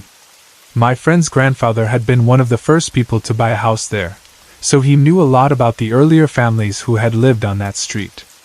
At some point during the conversation, he said something that made me freeze. He said, "Yeah, I remember that an old woman once lived in your house, before the family that sold it to you. I can't really remember for sure, but I think she had a little white dog." That one sentence tied so much together at once that I still feel a strange chill when I think about it. A little white dog. For a second I did not even know what to say. My mind went immediately to all the times I had seen what I thought was Fritz in my room or in the living room, only to realize it was not him at all. I had spent years trying to explain that away as imagination, habit, or wishful thinking. But then here was this man, without knowing anything about my private experiences, casually mentioning that an old woman who had once lived in my house might have had a little white dog. That was the moment everything changed. Because if that was true, then maybe what I had been seeing had never been Fritz at all. Maybe I had been seeing something else. Maybe I had been seeing the ghost, or memory, or leftover presence of a little white dog tied to someone who had lived there before us. And if that was true, then what else in that house had belonged to someone else before we arrived? That thought stayed with me harder than almost anything else. It made me look back differently on the television incident, on the voice I thought was my mother's, on the feeling on the stairs, even on the attic doors in my room and the strange little atmosphere that certain corners of the house always carried. Not everything suddenly became explained, but everything became more possible in a way I had not been willing to allow before. I still do not know exactly what happened in that house. I do not know if the little white dog was really some lingering spirit from the old woman who lived there. I do not know if the television turning on all night meant anything deeper than an electrical problem and a badly behaving child's imagination. I do not know if the voice at the stairs was truly something taking my mother's form, or if it was one of those moments that can never be untangled neatly. I do not know whether the Ouija board opened something, or whether Dana and I were only playing with fear until fear started to feel real. I do not know whether the push on the stairs was truly a push. But I do know that the memory of the little white dog changed forever after that conversation with my friend's grandfather. Because that detail was too exact, too quiet, too ordinary. And somehow because it was so ordinary, it felt more convincing than anything dramatic ever could. I also think often about how different that house felt from Buckingham Street. Buckingham had its own heaviness, its own kind of fear. But this house was more subtle for a long time. It did not come at me right away with voices and faces and overwhelming dread. It eased into strange things. A dog scene where no dog was. A television behaving oddly. A voice that sounded comforting until you realized no one was there. A dream. A stumble on the stairs. Little things, layered over years, that never fully turned into one giant horror story but instead became a web of odd memories that did not fit together until much later. And maybe that is why they stayed with me so strongly. Not because each thing alone was enough to prove anything, but because together they created an atmosphere of uncertainty that shaped how I remember that house. It was never simply normal. It was a place where ordinary life and strange moments kept brushing against each other. I still had a childhood there. I still read books, watched cartoons, played pretend, climbed into bed, got bored, annoyed my mother, and acted like any other kid. But around all of that was this quiet pattern of things not being quite right. What stays with me most now is that image of the little white dog. Not because it was the scariest thing. It was not. If anything, it was almost gentle compared to some of the other experiences. But it was the thing that reached backward in time. It connected me to someone I had never met, someone who had lived in my room or my house or my neighborhood before I was even there. It suggested that maybe a place does not fully forget the people and animals that once belonged to it. And if a house can remember a dog, then maybe it can remember other things too. Maybe voices. Maybe habits. Maybe fear. Maybe comfort. Maybe all of it. That is what that final conversation gave me. Not a clean answer, but a new way to understand the strange things I had brushed aside for years. Sometimes I still think about the old woman. I do not know who she was. I do not know whether she was kind or lonely or frightened or simply old and attached to her little white dog. I do not know whether the dog I saw was hers in any conscious sense, or whether it was only some faint leftover image of life continuing to move through the rooms where it once belonged. But I do think that if I did see anything real, that little dog was probably the least frightening part of the house. Maybe it was not even meant to frighten me at all. Maybe I just did not know what I was looking at. I also think about how much children try to make the world manageable by explaining away what scares them. That was what I kept doing. I told myself I was imagining Fritz. I told myself I was sleepwalking. I told myself I had rolled on the remote in my sleep. I told myself maybe I had misheard my mother. I told myself maybe I had only lost my balance on the stairs. Over and over again, I reached for the answer that would let me keep living in the house without worrying too much. That is a kind of survival too. Adults do it. Children definitely do it. You choose the explanation you can live with until something happens that makes that explanation crack. For me, the crack came in the form of an old man down the street saying, almost casually, that an old woman who once lived in my house may have had a little white dog. That was enough. Enough to make me rethink everything. Enough to make me stop laughing off my own memories. Enough to make the house feel older than the years we lived in it. Even now, I do not tell this story as if I know every answer. I do not. I only know what happened to me, what I saw, what I heard, and what I later learned. The rest lives in that uncertain space between memory and haunting, between childhood imagination and something real enough to leave a mark. Maybe that uncertainty is part of why the story still matters to me. It was never fully solved. It was never wrapped up with a clear explanation. It simply stayed, the way some places stay in you long after you leave them. And maybe that is what haunted houses really are in the end. Not always places where everything is loud and obvious and cinematic. Sometimes they are places where little things happen over years, where a child keeps seeing a dog that is not there, where a voice sounds like your mother until you find her asleep, where a television turns itself on in the middle of the night, where a dream feels a little too sharp, where a stumble on the stairs feels a little too deliberate, and where one quiet piece of history suddenly makes everything you remember feel possible in a way it never had before. That house was like that for me, and I have never really forgotten it. My wife and I had been searching for what we kept calling our dream home for almost a full year. During that time, we looked at house after house, and every single one seemed to disappoint us in some way. Some were too small. Some were too close to neighbors. Some looked fine at first, but the moment we stepped inside, they felt wrong, cold, cramped, or lifeless. We wanted something special, something that felt private and old and beautiful at the same time. We wanted a place where we could build a quiet life far away from other people. We wanted trees, silence, land, and the feeling that the house belonged to the world before us and would still be there long after us. We had turned down so many places that by the time spring finally came, I think we had both started wondering if the kind of home we imagined even existed. Then, one warm afternoon in April, we found it.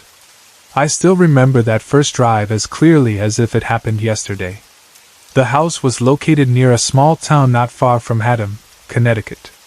We had been given directions, but even with them, it felt like the house was trying to hide from the world. To reach it, we had to leave the main road and take a long dirt drive that stretched through the woods for what felt like forever. In truth, I think it was about 1.5 miles, maybe a little more, But when you are driving into deep silence with trees closing in on both sides of you, distance feels different. The road was narrow, lonely, and deeply quiet. The farther we went, the more it felt like we were leaving ordinary life behind and entering a place few people ever saw. Then the woods opened up.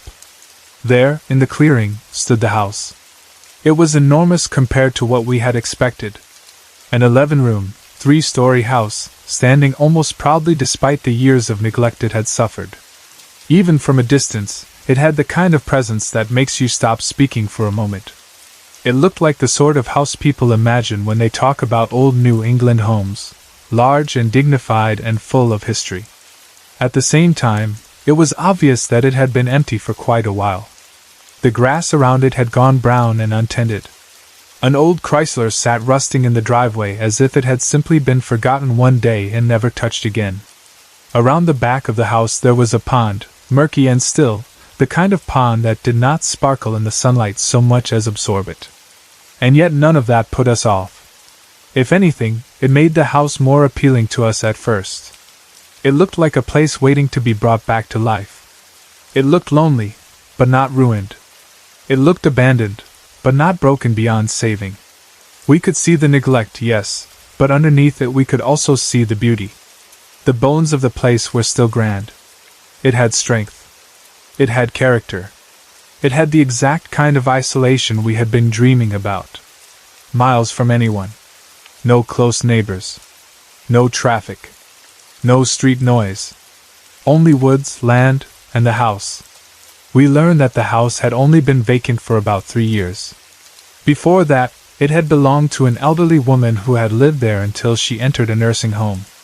She had died a few months before the house was put up for sale. We bought it from her niece, who was openly heartbroken to let it go. The house had been in her family for over 60 years, and you could tell she loved it deeply, even though she could not keep it. At the time, that only made the place seem more meaningful to us. It had history. It had been loved. It had belonged to one family for decades. We told ourselves that was a good sign. We moved in 3 weeks later. Those first days were busy in the ordinary way moves always are. There were boxes everywhere, furniture to arrange, dust to wipe down, rooms to claim, and dozens of little practical things that make a new house feel less like a building and more like a home. At first, I was so occupied by the work of settling in that I did not pay much attention to anything else. My wife seemed happy, truly happy, in a way I had not seen in a long time. She moved from room to room imagining what could go where, deciding how each space might be used, talking about curtains and furniture, and where she might sit to read. I felt tired but satisfied. It seemed as if we had finally done it. We had finally found the house that had lived in our minds for so long. By the end of that first day, the sunlight had disappeared more quickly than I expected. Night came fast in that place. And with the night came a quiet I had never truly experienced before. At first, it did not feel peaceful. It felt too complete. Too deep. The kind of quiet that does not calm you, but makes you listen harder. No distant traffic. No neighbors. No ordinary signs of life beyond the walls. Just the woods surrounding us on all sides and the old house standing in the dark with us inside it. My wife was in the kitchen cleaning up after dinner, while I stepped outside to smoke. It was close to 10 at night by then. The moment I stood out in the yard alone, I heard something moving in the woods. At first, I tried to tell myself it was probably an animal. A possum, maybe? A raccoon. Something small making its way through the brush. That would have been normal enough. We were in the middle of a wooded area. Animals were to be expected. But the sound did not settle me. Instead, it made me deeply uncomfortable, and the feeling that came over me was so immediate and so strong that even now I have difficulty describing it properly. It was not simple fear. It was the sudden, total certainty that I was being watched. That is what unnerved me most. I was no longer just a man standing in his new yard, smoking in the quiet. I was a man being observed by something I could not see. The feeling crawled over me with such force that I stopped enjoying the cigarette entirely. My whole body went alert. I looked toward the woods, But of course there was nothing visible there except darkness and shadow and the outline of trees. Whatever had moved was hidden now, if it had ever been anything natural to begin with. I went back into the house much faster than I wanted to admit. A little while later, I decided to go to bed. I told myself the feeling outside had only been nerves. New house. New property. Isolation. Darkness. It was easy enough to blame it on all that. I was tired. My wife was tired. We had done a lot in one day. I wanted the first night in our dream house to stay normal in my mind. So I went to sleep trying not to think about the woods, the feeling, or the sound. Then, shortly after 2 in the morning, I woke up to a loud thud. It was sudden and heavy enough that I sat upright in bed immediately. For a few moments I listened, hoping maybe that would be the end of it.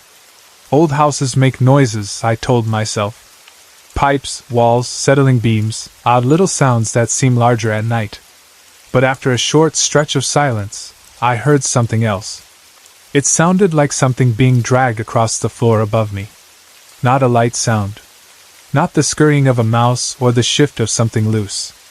It was a dragging sound, as if something with weight was being pulled slowly over the floorboards of the 3rd floor. My wife was still asleep beside me. I remember looking at her and feeling an odd hesitation. I did not want to wake her if it was nothing. I also did not want to stay in bed pretending I could not hear what was happening above us. So I got up. I stepped out into the dark hall and made my way toward the stairs leading to the 3rd floor. The house seemed colder out there than it had before. The deeper into the dark I went, the more the silence changed. It no longer felt empty. It felt occupied. When I reached the bottom of the stairs, I stopped and listened again. The floorboards above me were creaking. Very distinctly. Slow, deliberate creaks, as if something was moving around at the top of the house. My fear grew sharper then, but I still forced myself upward. I told myself I needed to check. That was what any reasonable man would do in his own house. I could not just stand there forever listening to something moving around above me and do nothing. So I began climbing. With every step, my heart beat faster. My breathing tightened. I could feel my chest straining with each breath, and the stairs seemed longer than they should have been. Every time my foot came down on a step, it felt as though I was moving not toward a room in my own home, but towards something waiting for me. The fear was so physical by that point that I can still feel it now when I remember that climb. Then I reached the top. In front of me stretched the long hallway of the 3rd floor. It was dim, shadowed, and completely still except for one thing. At the far end of the hall, the door to the last room stood partially open. From that room, I heard whispering. It was quiet, but unmistakable. Whispering. That was the moment fear stopped being something I could push through by stubbornness. I froze. Completely. I could not move. I could not call out. I felt cold all at once, an icy, draining kind of cold that did not feel like ordinary temperature. My whole body locked up as I stared down that hallway toward the partly open door. Then the door flew open. I still could not move. Standing there in the open doorway was a tall figure in a black hooded robe. It is difficult to explain the terror of that moment because some things are frightening not just because of what they are, but because of how completely they overpower your understanding of reality. 1 second I was a tired man standing in an old house, half convinced there would be some simple explanation. The next second I was staring at a robed figure in an upstairs doorway while every natural thought in me seemed to vanish. I did not know whether I was seeing a person, a thing, a hallucination, or death itself. I only knew I could not move, and that whatever stood there was wrong in a way too deep for words. Then pain hit me. A violent headache exploded through my skull. My heart slammed so hard in my chest that it felt as though it might burst. The hallway seemed to tilt and narrow and darken around the figure, and then everything went black. When I woke up again, I was in a hospital. At first I did not fully understand where I was or how much time had passed.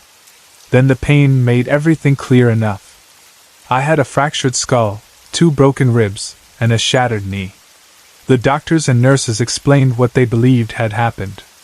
According to them, I had fainted and fallen down the stairs.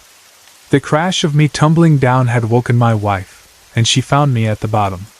That explanation fit the injuries, of course. It explained the broken bones, the head injury, the knee. But it did not explain what I had seen. It did not explain the whispering, the open door, the robed figure, the freezing cold, the violent rush of pain before I lost consciousness. When my wife was with me, I told her everything. I told her exactly what had happened on the third floor. I told her about the figure, about the feeling, about the sense of evil that filled that space. I begged her not to go back there. I told her there was something wrong in the house, something dark, something that did not belong. She looked at me with disbelief. Not complete cruelty, not mockery, but disbelief all the same. She blamed the whole ordeal on sleepwalking.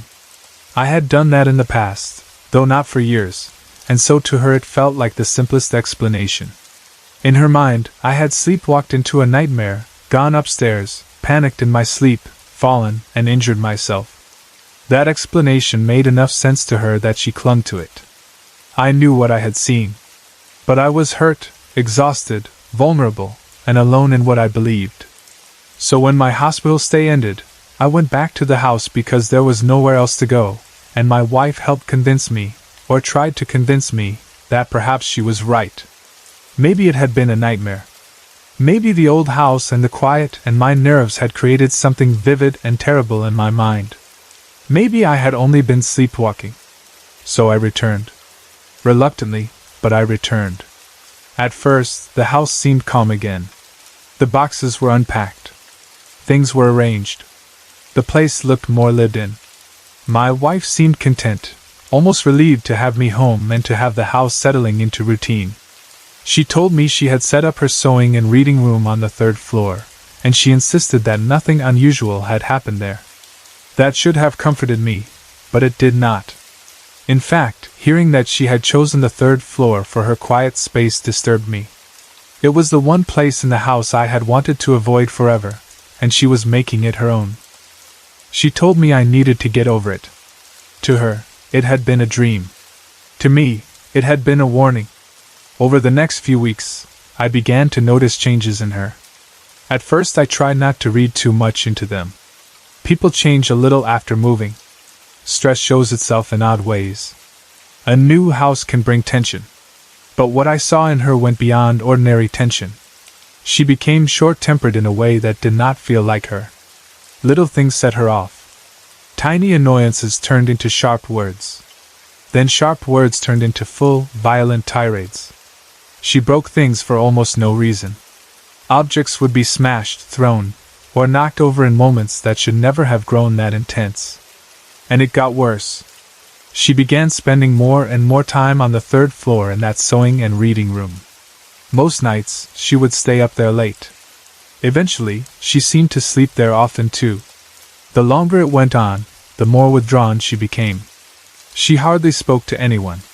She cut off family and friends one by one. She stopped wanting to leave the property.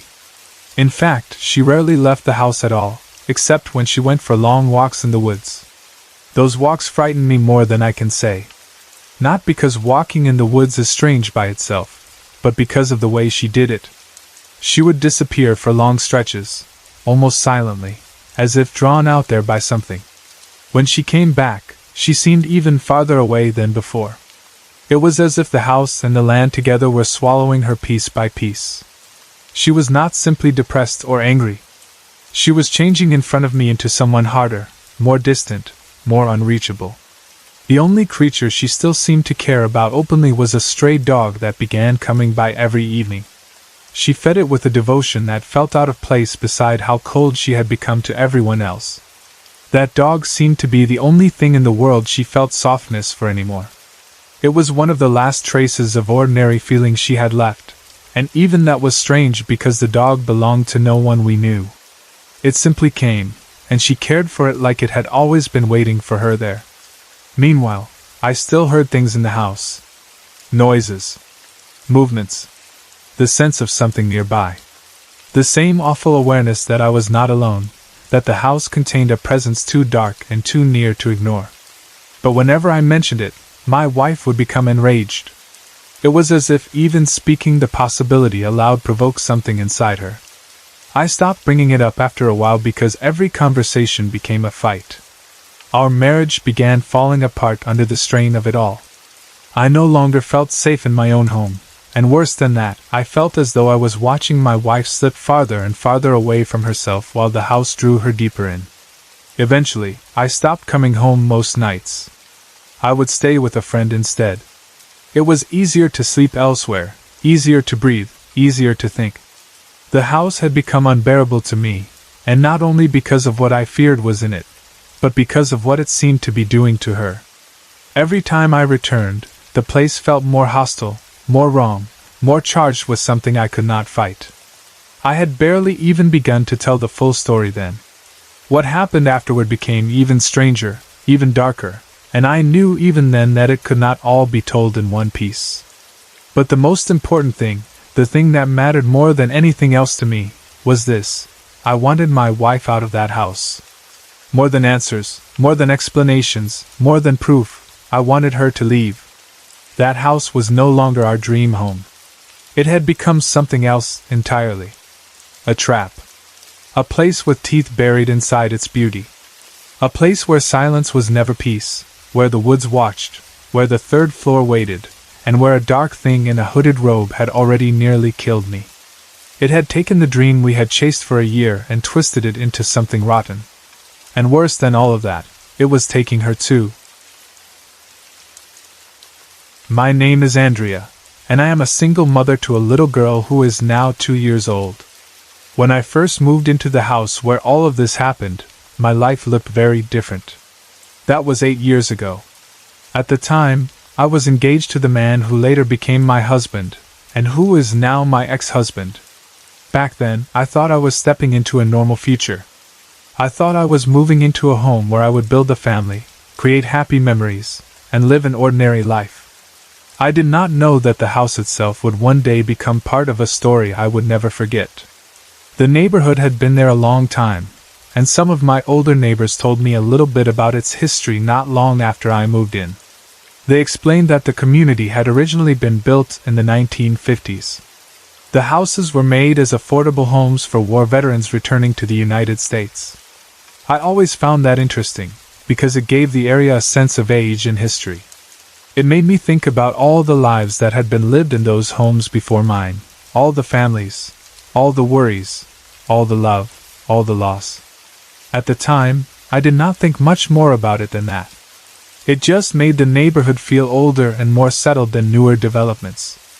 I had no idea that knowing the houses had such a long history would later make me wonder what else might have stayed behind. I had lived in my home for a little over a year when I decided I wanted a small dog for company. My husband worked late a lot, and when you spend enough evenings in a quiet house by yourself, you begin to want another living thing nearby. I thought a dog would make the house feel warmer and less lonely. It seemed like such a simple and good idea at the time. So I got a little dog, an 8-month-old pup, and named her Clea. At first, she was exactly what I hoped for. She followed me everywhere. She was attached to me in that sweet, clingy way small dogs often are. If I moved from one room to another, she was right behind me. If I sat down, she wanted to be in my lap or at my feet. She made the house feel more alive. But it was not very long after Clea came into my life that I began noticing something odd about her behavior. There was one hallway in the house that led toward a room that would later become my daughter's bedroom. At that time, it was only a guest room and a place where I kept extra clothes and things I did not use every day. Clea began standing in the hallway facing that room and barking viciously. This was not normal barking. It was not playful or curious. The hair on the back of her neck would stand straight up, and her whole body would shake uncontrollably. She looked terrified and aggressive at the same time, like she was trying to protect herself from something she could see but I could not. What made it even stranger was that she absolutely refused to enter that room. This was a dog who would not leave my side anywhere else in the house. She followed me into every room, no matter how small or crowded or boring it was. But if I tried to go into that room, she would stop at the door. She would not cross the doorway. Not for treats, not for praise, not for me. At first, I did not know what to make of it. I told myself some dogs are just strange about certain places. Animals have little habits and fears that do not always make sense to us. So I wrote it off as one of those dog quirks and tried not to worry about it. Years passed, and although I noticed Clea's strange behavior, I did not focus on it too much. Life has a way of pushing weird things into the background when you are busy enough. There were bills, work, marriage, family, and 100 ordinary concerns that kept me moving from one day to the next. The oddness of that room stayed in my mind, but only as one of those things I never quite explained. Then one night, something happened that made it much harder to ignore. I was sitting in the living room watching television with Clea on my lap. It was an ordinary evening. Nothing dramatic. Nothing unusual before that moment. Then suddenly Clea began to shake. I looked down at her, and every hair along the back of her neck was standing up. She was trembling so hard that I could feel it through my lap. Then she started licking her lips in a submissive, nervous way, the way dogs do when they are frightened and trying to calm themselves. I began talking softly to her, the way people do when they are trying to comfort an upset pet. I baby-talked her, stroked her, and tried to figure out what had scared her so badly. I looked around the room and saw nothing. No person. No animal. No movement. Nothing that should have caused that kind of reaction. Then Clea leaped off my lap. She jumped onto the back of the couch and began barking so fiercely that she bit her own tongue. The sound of it, the intensity of it, was enough to scare me badly. This was not ordinary barking at a squirrel outside or a stranger at the door. She was reacting to something with such fear and aggression that it felt impossible to stay calm. I remember thinking over and over again, what or who is doing this to my dog? What does she see that I cannot? I paced the house nervously until my husband came home. When he walked in, he could tell right away that I was upset. But when I told him what had happened, he laughed. He said something like, "You girls have just been up too late watching crazy movies." That frustrated me deeply. I knew what I had seen in Clea. I knew how real her fear was. But he dismissed it completely. Over time, this happened again several times, even when he was there to see it for himself. Still, he never really took it seriously. Every time Clea acted like that, he would scold her rather than question what had upset her. In the summer of 2004, I found out I was pregnant. That should have been a happy time, and in many ways it was, at least in the beginning. But things in my marriage were not what I thought they were. By the time I was 7 months pregnant, I found out my husband was having an affair. I had no idea before then. When the truth came out, everything exploded. We had a terrible fight that night, one of those fights that leaves you feeling sick in your whole body. I could not bear to look at him. I could not stand being near him. So I made him leave. Not long after he drove away, I sat down on the couch and began crying uncontrollably. I was pregnant, exhausted, heartbroken, and furious all at once. Clea was lying beside me on the couch. In the middle of my crying, she suddenly began that same curled-lip growling again. I looked up. The pendant lights over my bar were moving. They were not swinging wildly, but they were moving in little circles, enough that it was obvious something had disturbed them. And in that moment, with my nerves already completely shattered, something broke open in me. I began saying things that I would never normally say if I were calm. I looked around and said, "If you are here to hurt me, then go ahead and get it over with. Can't you see I am in enough pain?" The moment I said that, the pendant stopped moving. Instantly. And Clea sprang off the couch and chased whatever it was down the hallway until she reached the door of that room she always hated. Then she turned around and ran straight back to me. After that night, the incidents seemed to stop completely for a while. Then my daughter was born. Her birth changed everything in the way babies often do. For a while, all the fear, the heartbreak, the strange moments in the house, all of it faded into the background because my whole life shifted toward her. The room that Clea had always hated became a nursery. I painted it, decorated it, filled it with all the sweet things a mother puts into a room for her child. I wanted it to feel warm and safe and full of love. I wanted to turn that uncomfortable old room into something beautiful for my baby girl. But my daughter did not seem to like that room either. She would cry every time I laid her in the crib. Every single time. At first, I tried to tell myself she was just one of those babies who liked to be held, or that maybe she was having trouble adjusting to sleeping alone. But the difference between that room and my bedroom became impossible to ignore. If I put her in the bassinet in my room, she would sleep peacefully all night except for waking to feed. But in the nursery, she would cry and cry. It was as if something about that room bothered her deeply, even as an infant. Eventually I stopped fighting it, and bought a bassinet for my room. That solved the sleeping problem, at least for a while. As she grew older, she would go into the room during the day to get her toys and books. Sometimes she would stop, look up toward the ceiling, and reach her arms upward as if someone was there above her or in front of her. That frightened me. I cannot even explain how much it frightened me. Babies and toddlers do odd things, yes, but there was something about the way she did it that felt specific. It was as though she was reaching toward someone. And that kept bringing me back to the same question. Who or what is in that room? Because by then, it no longer felt like it was only about Clea's old behavior. Now my child seemed to be reacting to something too. That is why, even as she got older, she slept with me. I could not make myself put her in there every night knowing how uneasy both she and the dog had seemed in that room. Then something happened that made it impossible to pretend I was only imagining things. One day my sister was watching my daughter for me while I ran errands. My sister is not the kind of person who scares easily. She worked as a pharmacist's assistant, and before that she had served as a military police officer in the Navy. She was practical, disciplined, and not someone who would normally jump at nonsense. While she was at my house, she heard my daughter talking to someone. She went to check on her and asked, "Who are you talking to, little bit?" My daughter answered, "Him." And she pointed beside her. Then she said, "He plays with me, and he lives in this room." When my sister told me this later, I felt cold all over. She herself was so disturbed by it that she grabbed my daughter and left the house with all the lights on and the doors unlocked.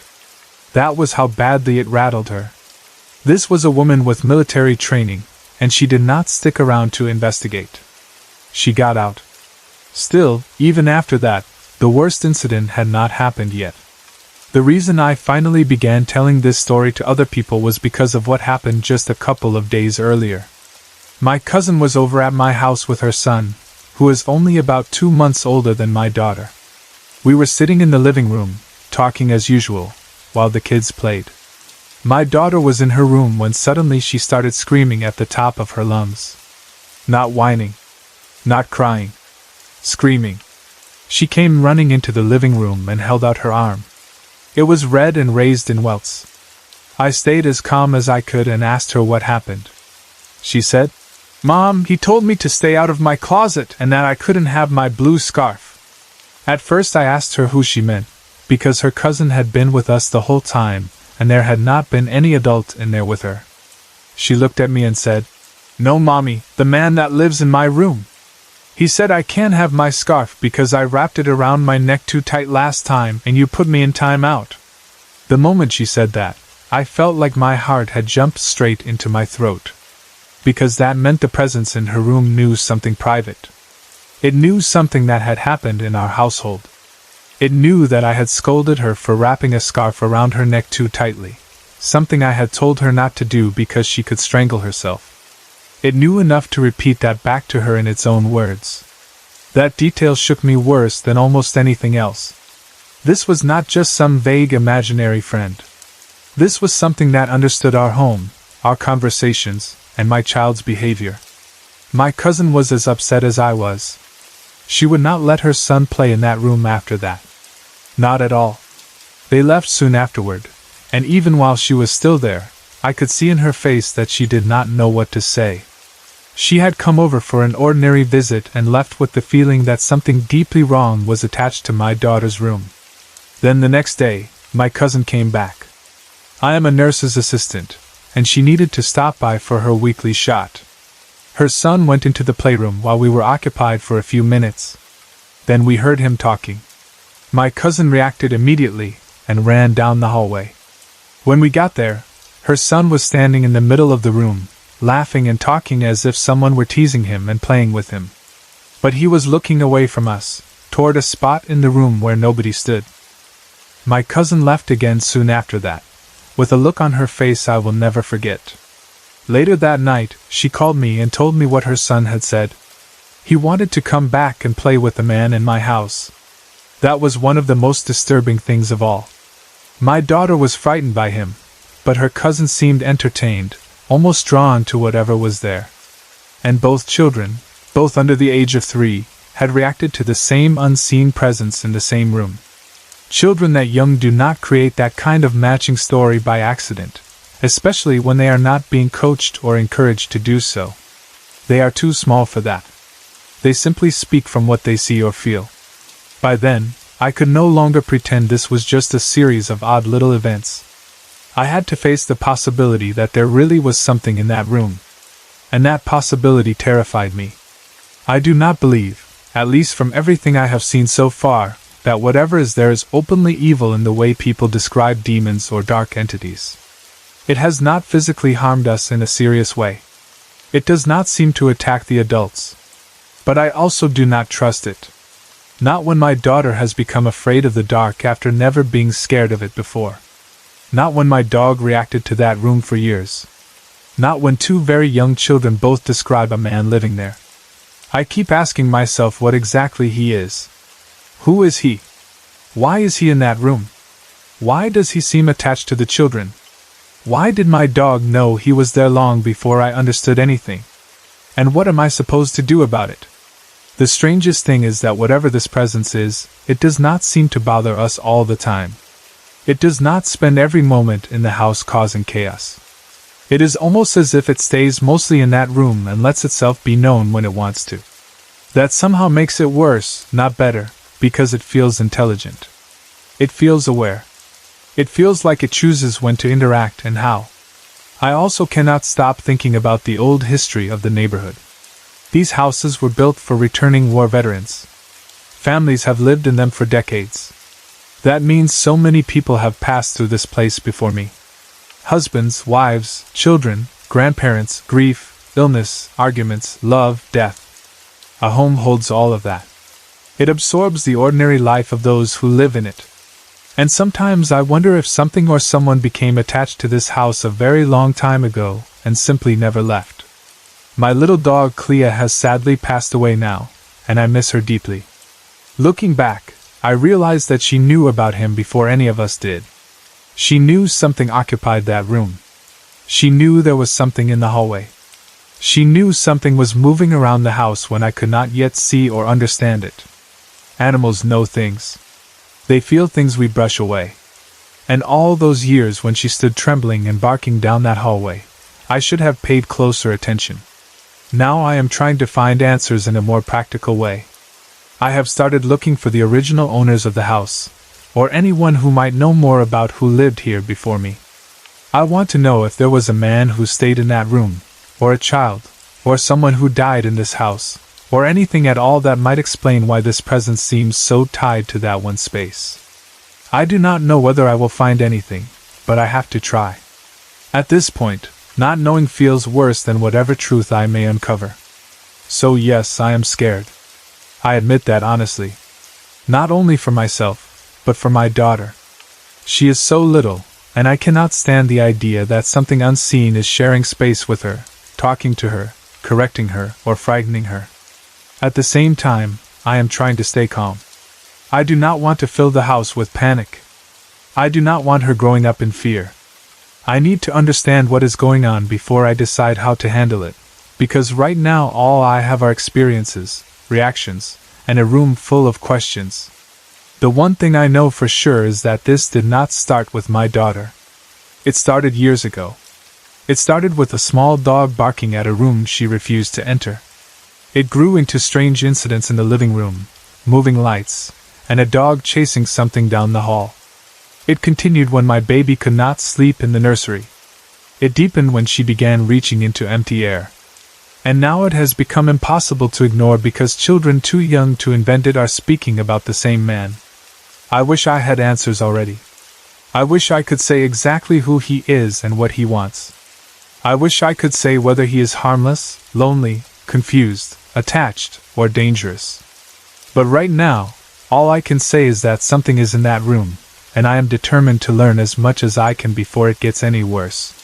So wish me luck. Because I have a feeling I am going to need it.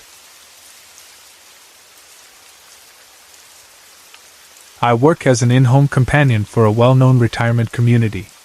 The whole purpose of our work is to help older people stay in their own homes, or in the home of a family member, for as long as possible.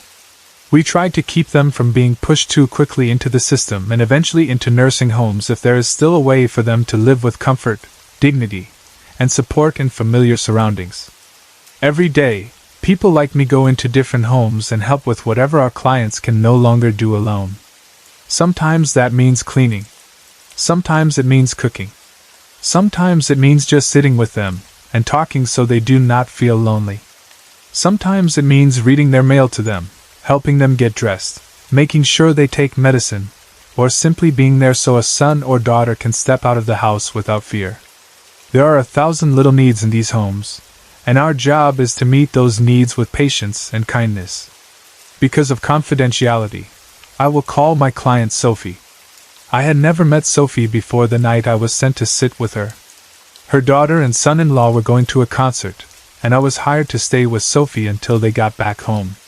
It may not sound like much, just a simple evening job, but from the moment I heard about it, I understood that it was more important than it sounded. I had been doing this kind of work long enough to know that for many families, especially the main caregiver, leaving their loved one with someone else can feel almost impossible. Even if they are exhausted, even if they are only a few steps away from completely falling apart, they still have a hard time walking out the door. The responsibility sits so deeply in them that their own mental and physical health starts to feel like a small price to pay for keeping watch over the person they love. That was exactly how it was with Sophie's daughter. I was told it had been years since she had taken real time for herself. The family had to almost push her out the door to go enjoy one evening. She needed the break badly, but guilt fought her every step of the way. I understood that. I had seen it many times before. Good caregivers often burn themselves down because they convince themselves that love means never stepping away. So before I even met Sophie, I already knew that my being there that night mattered for more than one reason. When I arrived, the evening itself began quietly enough. There was nothing dramatic at first. Nothing strange. Nothing that would have made me think the night would stay in my memory for years afterward. I made Sophie a light meal, and the two of us sat and talked. She was 97 years old, and even now, when I think of her, I still feel that quiet kind of admiration that only certain people inspire. Some older people lose their sharpness with age. Some become confused, tired, or distant.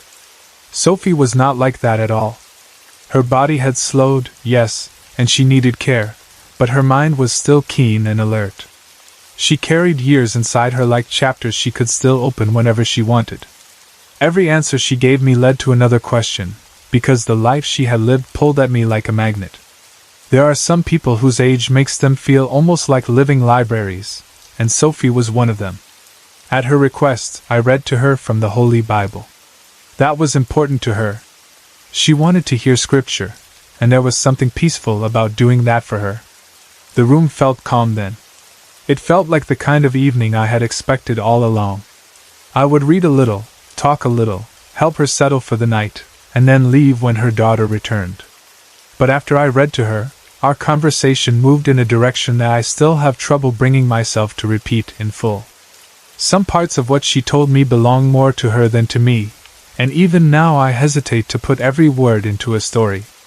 Still, what matters is that I sat there and listened to this 97-year-old woman with a mind as sharp as anyone I had ever tried to keep up with, and I found myself completely caught up in her presence.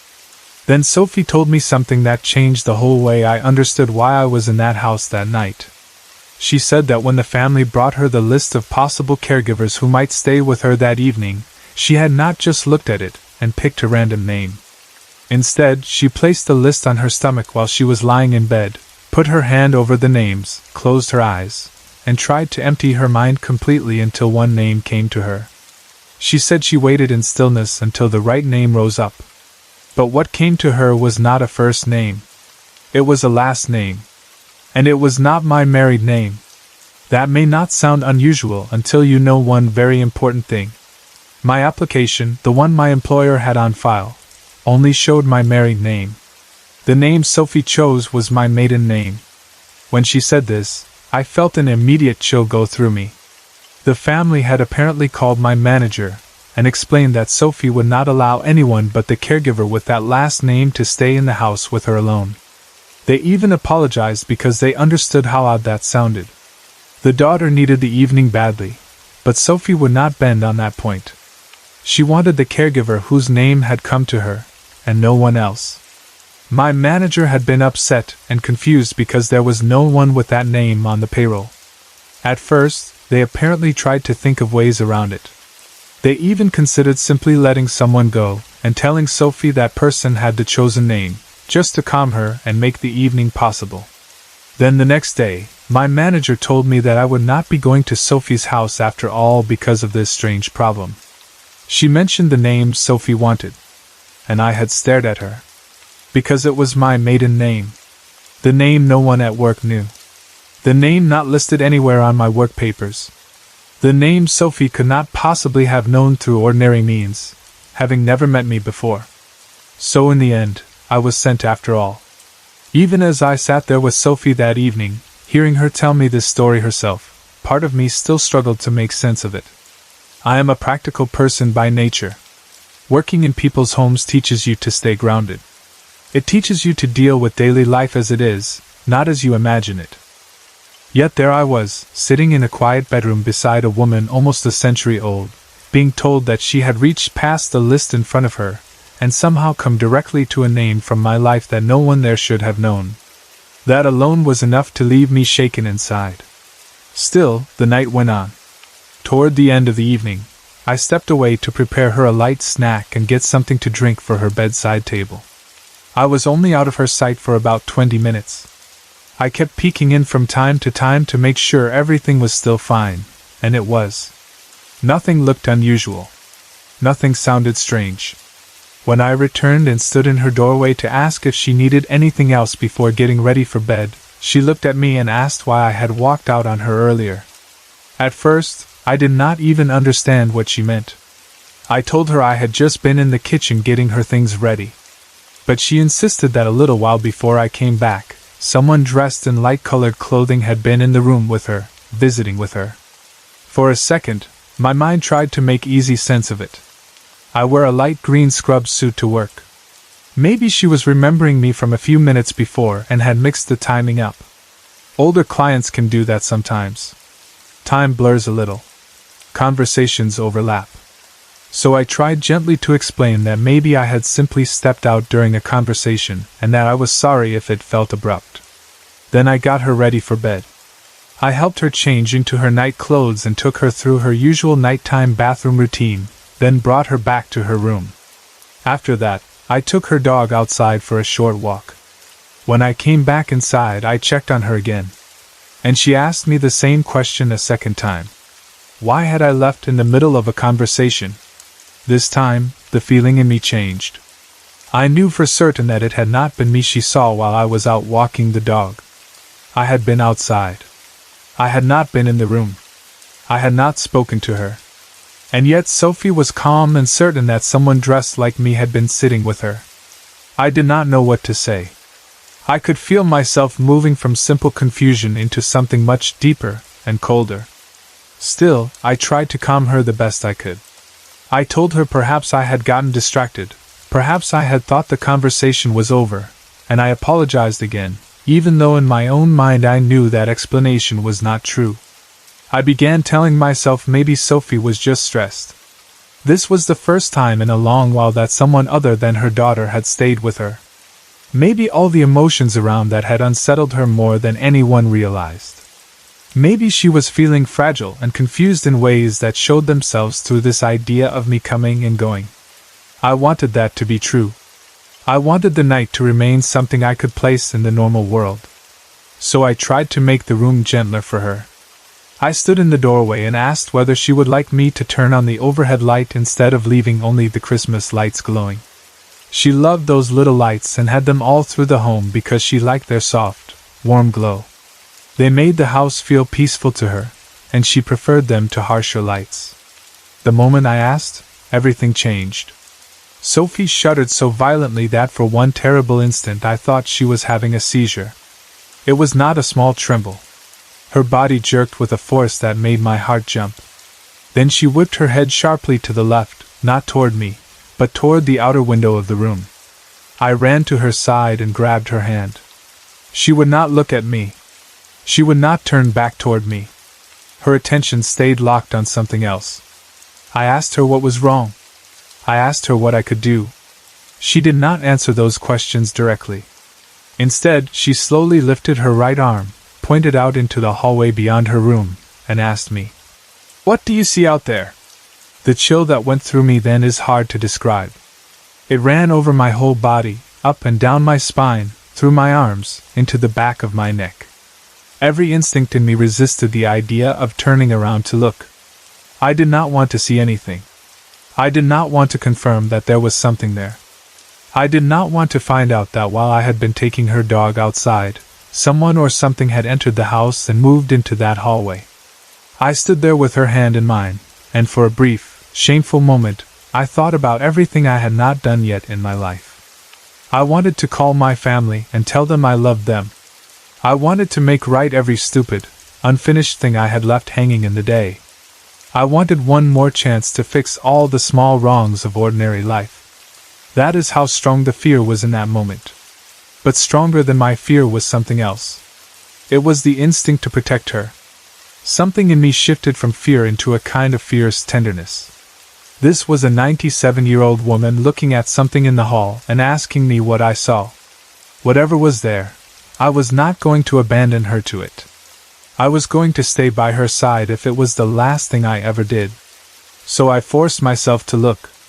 Out in the hall, above the downstairs opening, there hung an autumn wreath made of dried flowers and grasses. It was lovely, really. Soft colors, delicate little stems, the kind of decoration that makes a home feel cared for. And that was all I saw. Nothing else. I looked again. Still nothing. Then Sophie told me to look in the wreath. So I did. And again I saw nothing.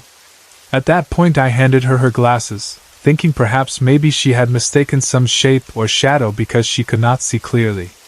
I asked her if it was still there. She said yes.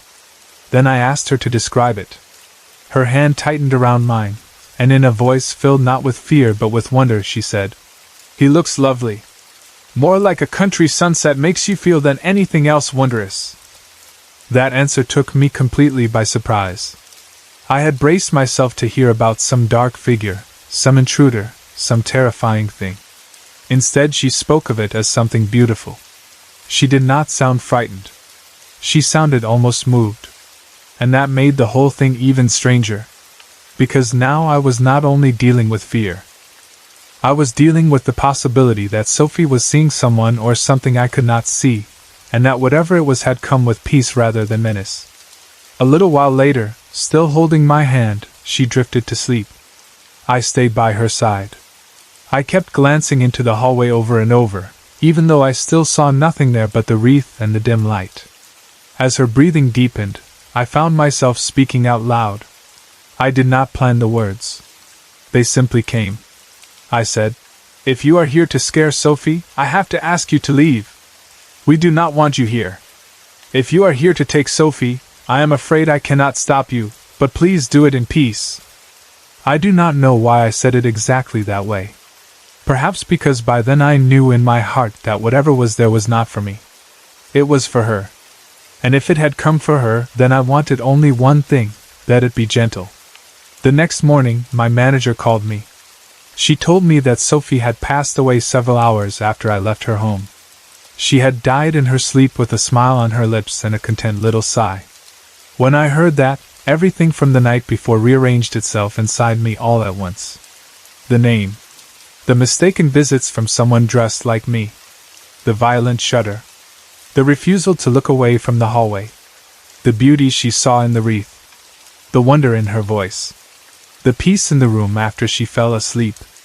All of it took on a meaning I had not fully allowed myself to touch while I was still in the house. I have thought about that night so many times since then. I have wondered what drew her to me specifically. How did she know my maiden name? Why did she insist on me and no one else? Was it only chance, some strange overlap of intuition and circumstance? Or had she been calling specifically for the person who could sit with her that final night and not run from what she saw? I have wondered if she needed me there, not just because she wanted my company, but because something in her knew that her time was near and she wanted a certain kind of witness. Most of all, I wonder if I was not only who she wanted, but who she needed. That thought has stayed with me more than any other. In my line of work, you learn that there is a difference between tasks and presence. Anyone can do the tasks on paper. Heat the food. Read the Bible. Help with the bathroom routine. Walk the dog. Turn down the lights. But presence is something else entirely. Presence means being the right person in the right room at the right time, not always because of your training, but because of your heart. Because you will sit still when someone else might flee. Because you will hold a hand. Because you will speak gently into a dark hallway when an old woman sees beauty there, and you do not. I still think about the person she said visited her while I was away from the room. Was it someone who had come for her already? Was it someone taking on familiar forms so that she would not be frightened? Was it some strange overlap of the living and the dying, where she saw me and not me together because the distance between worlds had already become thin for her? I do not know. I do not know if the figure in light clothing was meant to comfort her because it resembled me, or if it was something entirely different she simply interpreted through the shape of my clothes. I only know she was certain someone had been with her. And then there is the image she gave me of what she saw in the hall. Not a monster. Not a shadow. Not an intruder. Something lovely. Something that felt to her like a country sunset. That description has followed me ever since because it is so beautiful, and so strange. A country sunset does not frighten. It settles you. It fills you with wonder. It gives you peace even while it reminds you that the day is ending. And maybe that is why her description affects me so much. It was as if, in her final hours, she was seeing something that belonged exactly to the closing of a life, not as a horror, but as a soft and wondrous ending. I have often asked myself if what came for Sophie was death itself in a form she could bear to see. Not the fearful image people paint in stories, but something beautiful enough to let go into. Something that did not terrify a 97-year-old woman who had already carried nearly a century of living inside her. Maybe by then she was meant to see what the rest of us could not. And I wonder whether she chose me because some part of her knew I would believe her. Not blindly. Not foolishly. But enough to stay. Enough not to mock her or argue or brush away what she saw as confusion. Enough to ask questions, enough to hand her glasses, enough to keep her company, enough to say to the unseen, if you are here to take her, do it in peace. There are many evenings in my work that I no longer remember clearly. Faces fade, houses blur, tasks mix together, and time softens the edges of ordinary nights. But not that one. That evening stands in my memory with an almost sacred stillness. The Bible in my hands. Her old voice, still sharp with history. The strange story of how she chose me through a name no one else there should have known. Her insistence that someone dressed like me had visited her while I was away. The way her body trembled when she looked into the hall. Her finger pointing. Her asking me, "What do you see out there?" Her voice turning soft and full of wonder as she described something that felt like a country sunset. Her sleeping hand in mine. Her final peaceful death a few hours after I left. When you work with the elderly, you become familiar with death in a way many people are not. You learn how near it can sit in a room even before it fully enters. You learn the difference between fear and readiness. You learn that some people fight to the last breath, and others soften toward the end as if some inner part of them has already begun the journey before the body finishes it. But even with all that, Sophie's last night has always felt different to me. It did not feel only medical. It did not feel only physical. It felt accompanied. That is the word I come back to. Accompanied. She was not alone. And maybe that is what she wanted all along, from the moment her hand rested over that list, and she quieted her mind until one name rose up. Maybe she did not only want a caregiver. Maybe she wanted a witness. Someone to sit there at the edge of the visible and the invisible and say, "Yes, I am here, I will stay, and if you must go, go gently."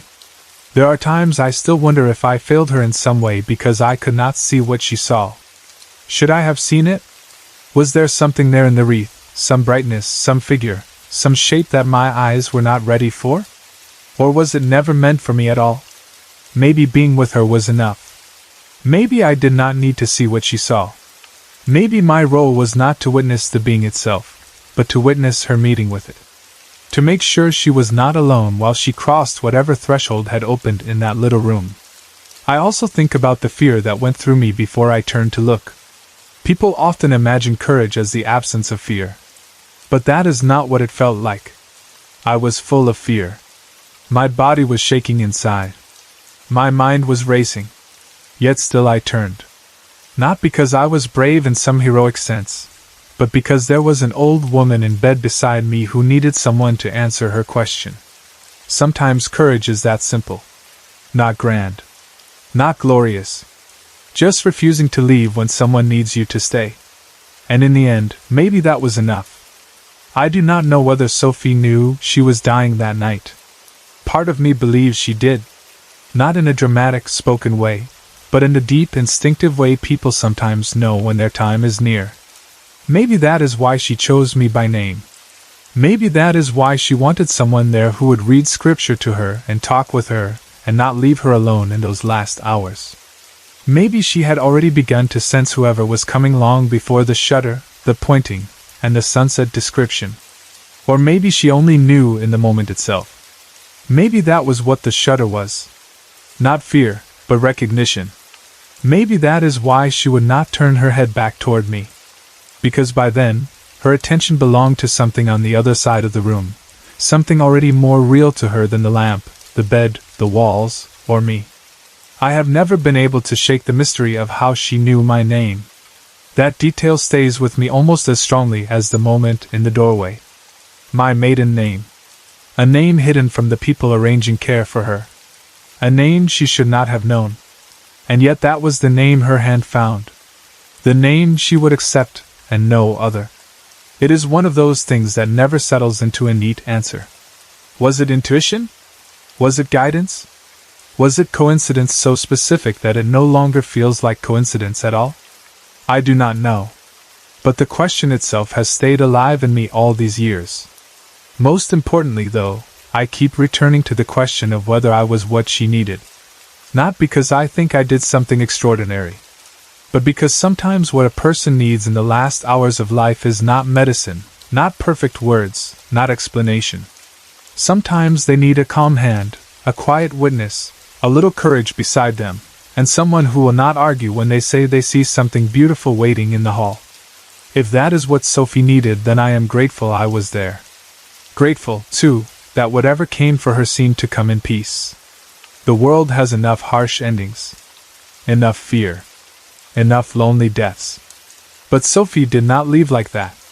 She left with scripture still lingering in the room, with someone near enough to hold her hand, with wonder in her voice, and later with a smile on her lips and a contented sigh. There are many things in this life I do not understand. I do not understand how she knew my hidden name. I do not understand who or what she saw. I do not understand why she saw someone in my clothes while I was elsewhere. I do not understand whether what stood in the wreath belonged to God, to heaven, to memory, or to some mystery I will never have language for. But I do understand this. Some nights in our work are not ordinary. Some clients are not only assignments. Some moments are not meant to be solved like puzzles. Some are simply meant to be lived through with reverence, and remembered with humility after they are gone. And Sophie's last night was one of those moments. I have never forgotten her. I do not think I ever will. When my mom was young, she left Portugal and came to the United States with her family. They settled in Rhode Island, in the same house where my grandma still lives today. I grew up hearing little pieces of the story here and there, usually when my mom was remembering old times or talking about how strange that house always felt. She never described it like it was some old haunted mansion from a movie. It was just a regular house, the kind of place people live in for years and slowly fill with memories. But from the way she talked about it, I could always tell that something in that house never felt right to her. She said the house had always been weird. Even when she was young, before she could explain why it bothered her, she knew something about it felt off. It was the kind of feeling that settled in quietly, not always strong enough to make you scream, but strong enough to make you glance over your shoulder when you were alone. At night, she would lie in her bedroom on the second floor and hear someone walking up the stairs. The footsteps sounded real, steady, and clear, like a person making their way toward the top. But nobody ever came up. No one ever stepped onto the second floor. No one appeared in the hallway. All she heard were the footsteps, climbing higher and higher, and then nothing. That was one of the stories that stayed with me. Another one was even worse. In the basement, if you pressed your ear to the wall, you could hear someone breathing through the concrete. Not soft breathing either, but heavy breathing, like someone was standing just on the other side of the wall, close enough for you to hear every breath. The way my mom described it always made my skin crawl. Concrete should be solid and silent. Walls are not supposed to sound alive. But in that basement, she said it did. Even before anything happened to me, I always felt that my grandma's house was a little creepy. I never needed someone to tell me that. I could feel it for myself. It was not constant. It did not always feel dangerous. Sometimes it just felt old and quiet. But other times there was this heavy stillness in the air, like the house was holding something back. I could never relax there the same way I could in other people's homes. During the day, it seemed normal enough. The sunlight helped. The sounds of people talking helped. The television helped. But when things got quiet, especially at night, every little sound seemed bigger than it should have been. You know how some houses settle and make small noises? A creak here, a soft tap there, the kind of sounds people brush off without thinking much about them. My grandma's house had those too, but somehow they never sounded harmless. Every little noise seemed to carry a feeling with it. It felt like the house was always reminding you that it was there, that you were never completely alone inside it, even when logic told you otherwise. Still, for most of my life, that was all it was to me. A house with a weird atmosphere. A place with family stories attached to it. A place where old things had happened, but nothing I had seen with my own eyes. I knew my mom believed the house was strange. I knew she had heard things.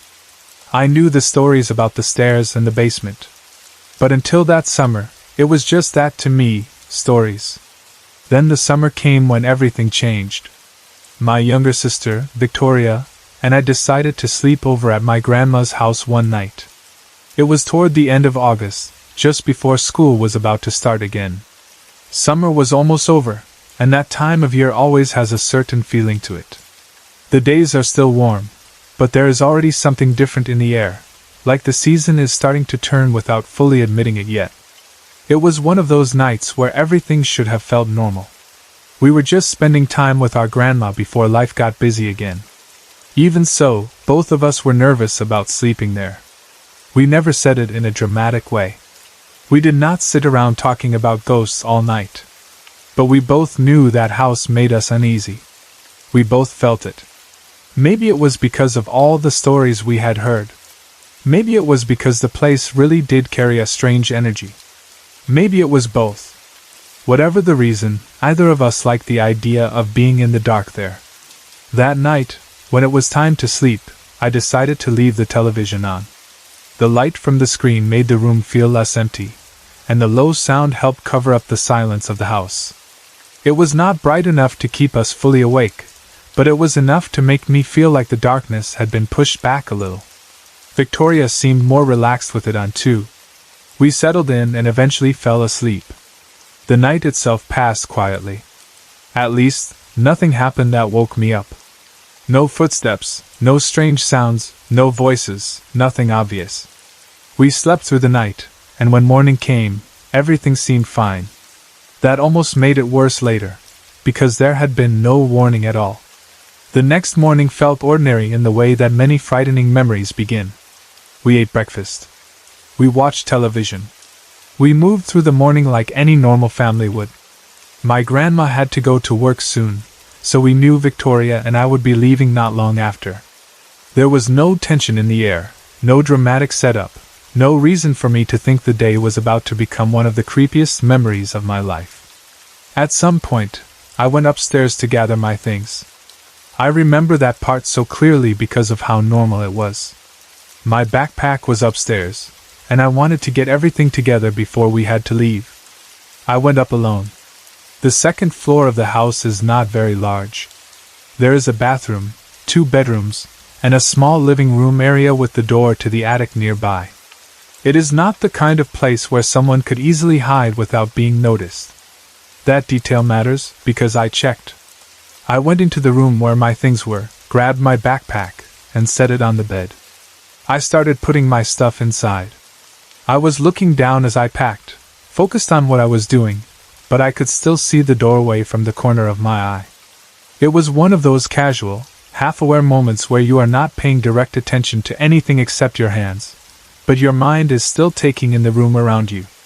And then I saw her. Even now, thinking about it makes my stomach tighten. Out of the corner of my eye, I saw a woman pass by the doorway. Not just a shape. Not just a blur. A woman.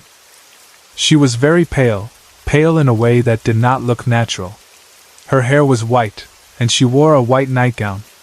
She moved in a strange way too, like a stagger, not walking smoothly, but drifting or stumbling past the doorway with an unnatural kind of motion. It happened quickly, but not so quickly that I could dismiss it as nothing. I saw enough to know what I saw. For one frozen second, my brain tried to make sense of it. I thought maybe it was my grandma. Maybe it was Victoria. Maybe someone had just walked by and I had not expected it. That was the first thing my mind reached for, because the truth felt too strange to accept right away. Then I heard the light switch in the other room. It started flicking up and down, again and again, for about 10 seconds. That sound is burned into my memory. The sharp, fast clicking of the switch being moved over and over in the next room.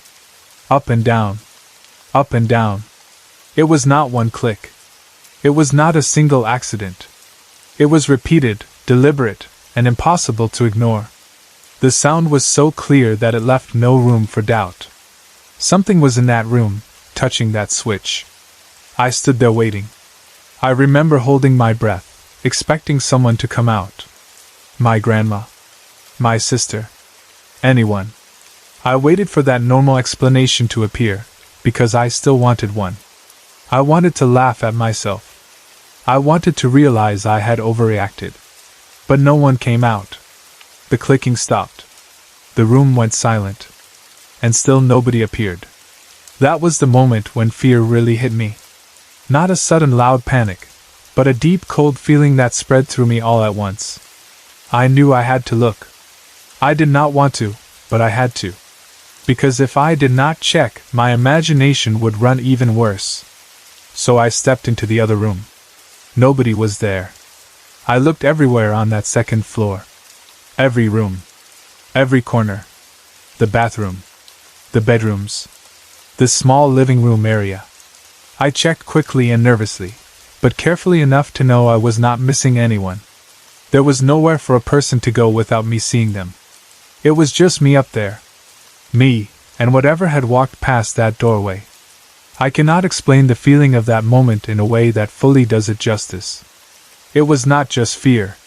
It was the sick realization that what I had seen could not be explained in any normal way. I had watched someone pass by. I had heard the light switch being flicked over and over.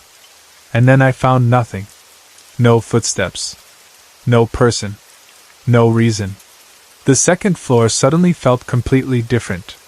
It was the same space I had been standing in a moment earlier, but now it felt wrong. The air felt heavy. The silence felt too deep. Every doorway seemed darker. Every part of the house felt like it was watching me back. I rushed back to my bag and shoved the rest of my things inside as fast as I could. I was clumsy because my hands were shaking. I did not care if anything was folded or packed properly. I just wanted to get downstairs. I grabbed my stuff and hurried down as quickly as I could without tripping. I did not go back up there again that day. Even after I made it downstairs, I still felt shaken. It is strange how fear stays in your body after something happens. You leave the place where it happened, but the feeling comes with you. My chest felt tight. I kept replaying the image in my head. Pale skin. White hair. White nightgown. The strange unsteady movement. Then the sound of the switch. Again and again. Then nothing. I did not know what to do with what I had just seen. Part of me wanted to say nothing, because saying it out loud would make it feel more real. Another part of me needed someone to hear it so I would not feel like I was carrying it alone. Later I told my mom. Because my grandma speaks Portuguese and her English is not very strong, my mom had to translate it for her. Even that part of the memory is vivid to me. I remember the feeling of telling the story, trying to explain exactly what I saw without making it sound bigger or stranger than it already was. I did not need to exaggerate. What happened was enough. When my grandma heard it, she got creeped out. That reaction stayed with me too, because it told me this was not just me being dramatic. She lived in that house. She knew it better than anyone. And the fact that my story unsettled her said a lot. Then my mom told me something that made the whole thing even darker. She said that when her great-grandmother had still been living there, she often fell down the stairs. And quite often, it felt as though someone pushed her hard. That detail changed the way I thought about everything. Before that, the house had seemed creepy, strange, maybe haunted in some uncertain way. But hearing that made it feel more active, more personal. It suggested intention. It suggested presence. It suggested that whatever was in that house had not simply been making noises or showing itself now and then. It might have been interacting with people for years. Once I knew that, all the older stories carried more weight. The footsteps on the stairs. The breathing in the basement wall. The uneasy feeling everyone had around the place. My own experience upstairs. None of it felt separate anymore. It felt connected, like different signs of the same thing moving through the house over time. After that summer day, I could never think of my grandma's house in the same way again. It is one thing to hear ghost stories from relatives. It is another thing entirely to see something with your own eyes. Once that happens, the line between story and reality disappears. You stop wondering whether maybe everyone was exaggerating or remembering things wrong. You stop telling yourself that it is all just atmosphere and old family talk. Because then you know. You know there is at least one moment in your life when something impossible stood right in front of normal reality, and left no explanation behind. What makes the experience so hard to shake is how ordinary everything around it was. It was daytime. I was packing a bag. My grandma was getting ready for work. My sister was downstairs. Nothing about the morning felt unusual before it happened. That ordinary setting somehow makes the ghostly moment even more disturbing. If something terrifying happens in the dark in the middle of the night, your mind almost expects fear. But in a quiet daylight moment, when you are doing something simple, it feels like reality itself has slipped. For a long time after, I replayed the details in my head, trying to test them the way people test memories when they are desperate to prove themselves wrong. Could I have mistaken a shadow for a person? No. Could the television from another room have made the clicking sound? No. Could someone have gone downstairs without me noticing? No. The layout of the floor was too small for that. And most importantly, the image of the woman was too clear. I know what I saw. The pale woman was not the only strange thing I had witnessed around that house either. A few months ago, I was outside in the backyard. It was a normal day, and there were other family members around. My cousins were there, my siblings were there, and everything felt normal. Then, out of the corner of my eye, I saw a little girl in a blue dress run by and go behind the bushes. It caught my attention right away because it looked so specific. Children do run around outside all the time, so for that split second it did not even seem supernatural. It just seemed like one of the kids had moved past me. But when I looked, no one was there. That alone would have been strange enough, but what made it stand out was that none of my cousins or siblings were wearing a blue dress. In fact, none of them matched what I had seen at all. The image was there one moment, vivid enough to catch my eye, and then gone. That sighting was shorter than the one upstairs, but it still stayed with me. It suggested that whatever was around that house might not be just one presence. Or maybe the house held impressions of different people, different moments, different lives that had somehow never fully left. I do not know. I only know that the backyard sighting felt just as real in its own way, even though it was over almost instantly. When you experience things like that, your mind starts trying to organize them. You start asking questions that are hard to answer. Was the pale woman someone who once lived in the house? Was the little girl connected to her? Was the thing on the stairs that my mom heard the same presence I saw? Was the breathing in the basement part of it too? Was my mom's great-grandmother really being pushed, and if so, by what? Did something happen in that house long before my family moved in? Or does the house simply carry something with it that no one fully understands? The hardest part is not having answers. A haunting, at least in stories, sounds clear when people tell it later. There is always a ghost, a reason, a history, a dramatic revelation. But in real life, it is usually just pieces. A sound here. A figure there. A feeling that follows you from room to room. A story passed down by family. A moment you cannot explain. And those pieces never settle into one neat conclusion. They just stay with you. That is what this house feels like to me. A place full of pieces. My mom's memories are pieces.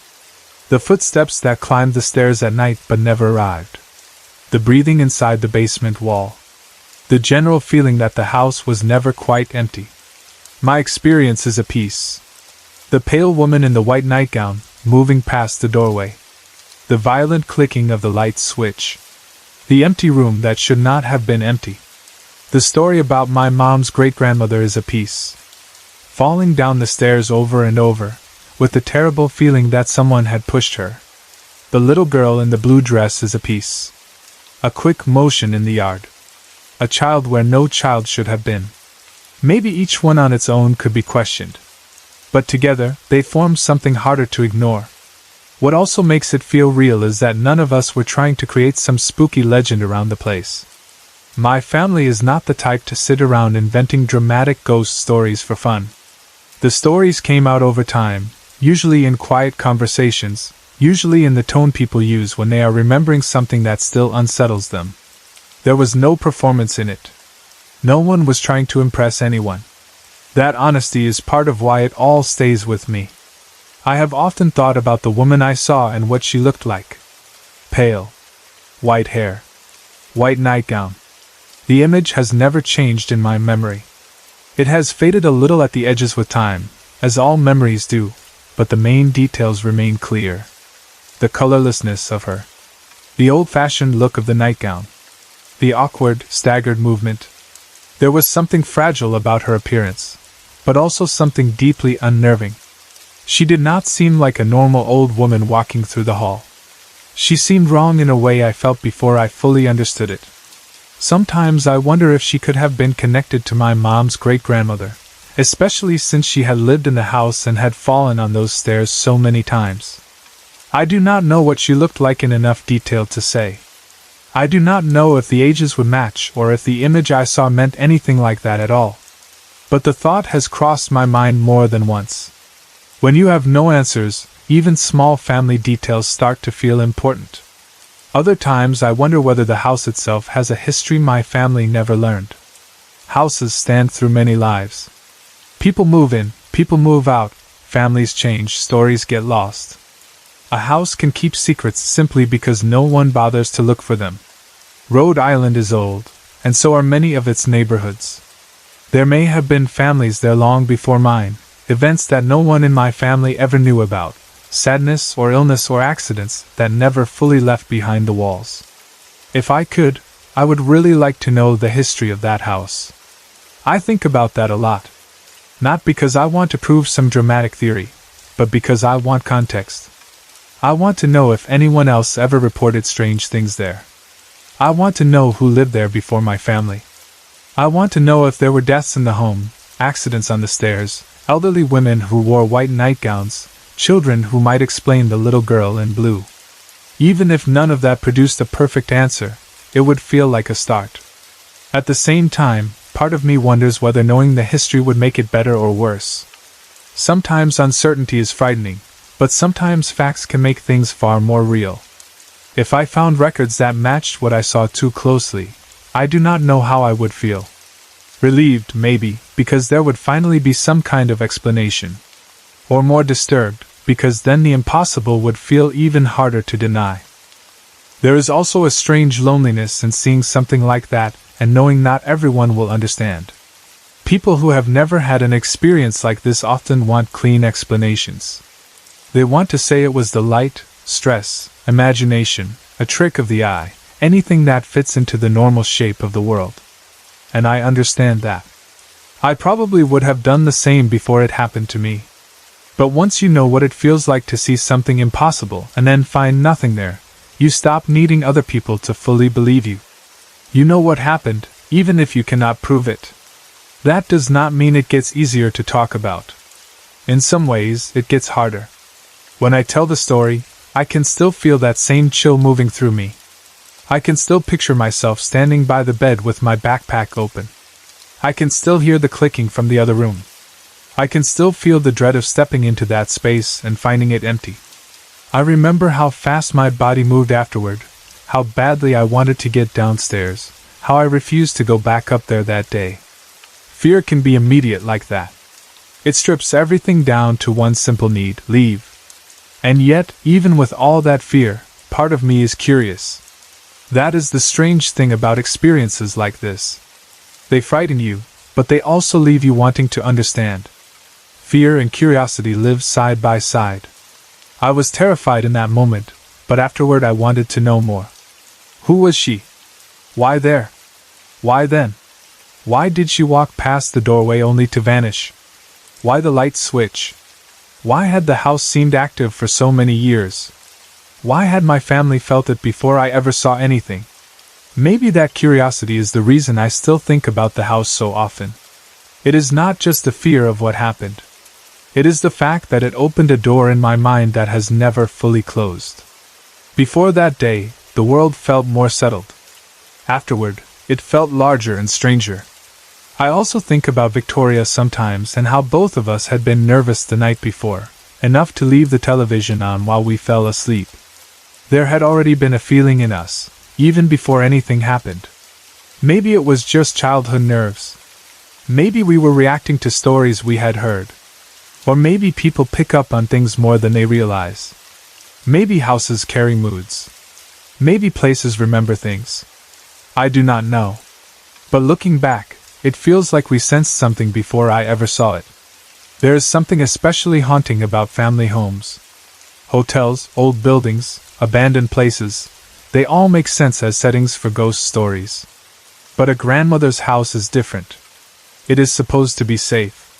It is supposed to be familiar, warm, full of ordinary things like breakfast, old furniture, family photos, and quiet routines. When a place like that feels haunted, the fear cuts deeper because it mixes with comfort. The same staircase where someone might have heard impossible footsteps is the staircase you use to go eat breakfast. The same second floor where you see a ghost is the place where family members sleep. The ordinary and the unnatural exist side by side. That is exactly what my grandma's house feels like. It is not a place of constant terror. It is a real family home. But woven through that normal life is something unexplainable.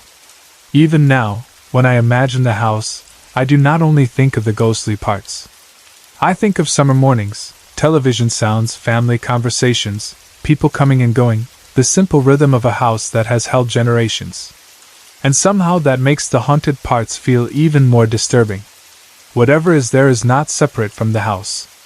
It exists inside the middle of real life. I have wondered too whether some people are more likely to notice these things than others. My mom experienced the house strongly when she was young. I ended up seeing something there too. Maybe some people are simply more aware. Maybe some people notice what others dismiss.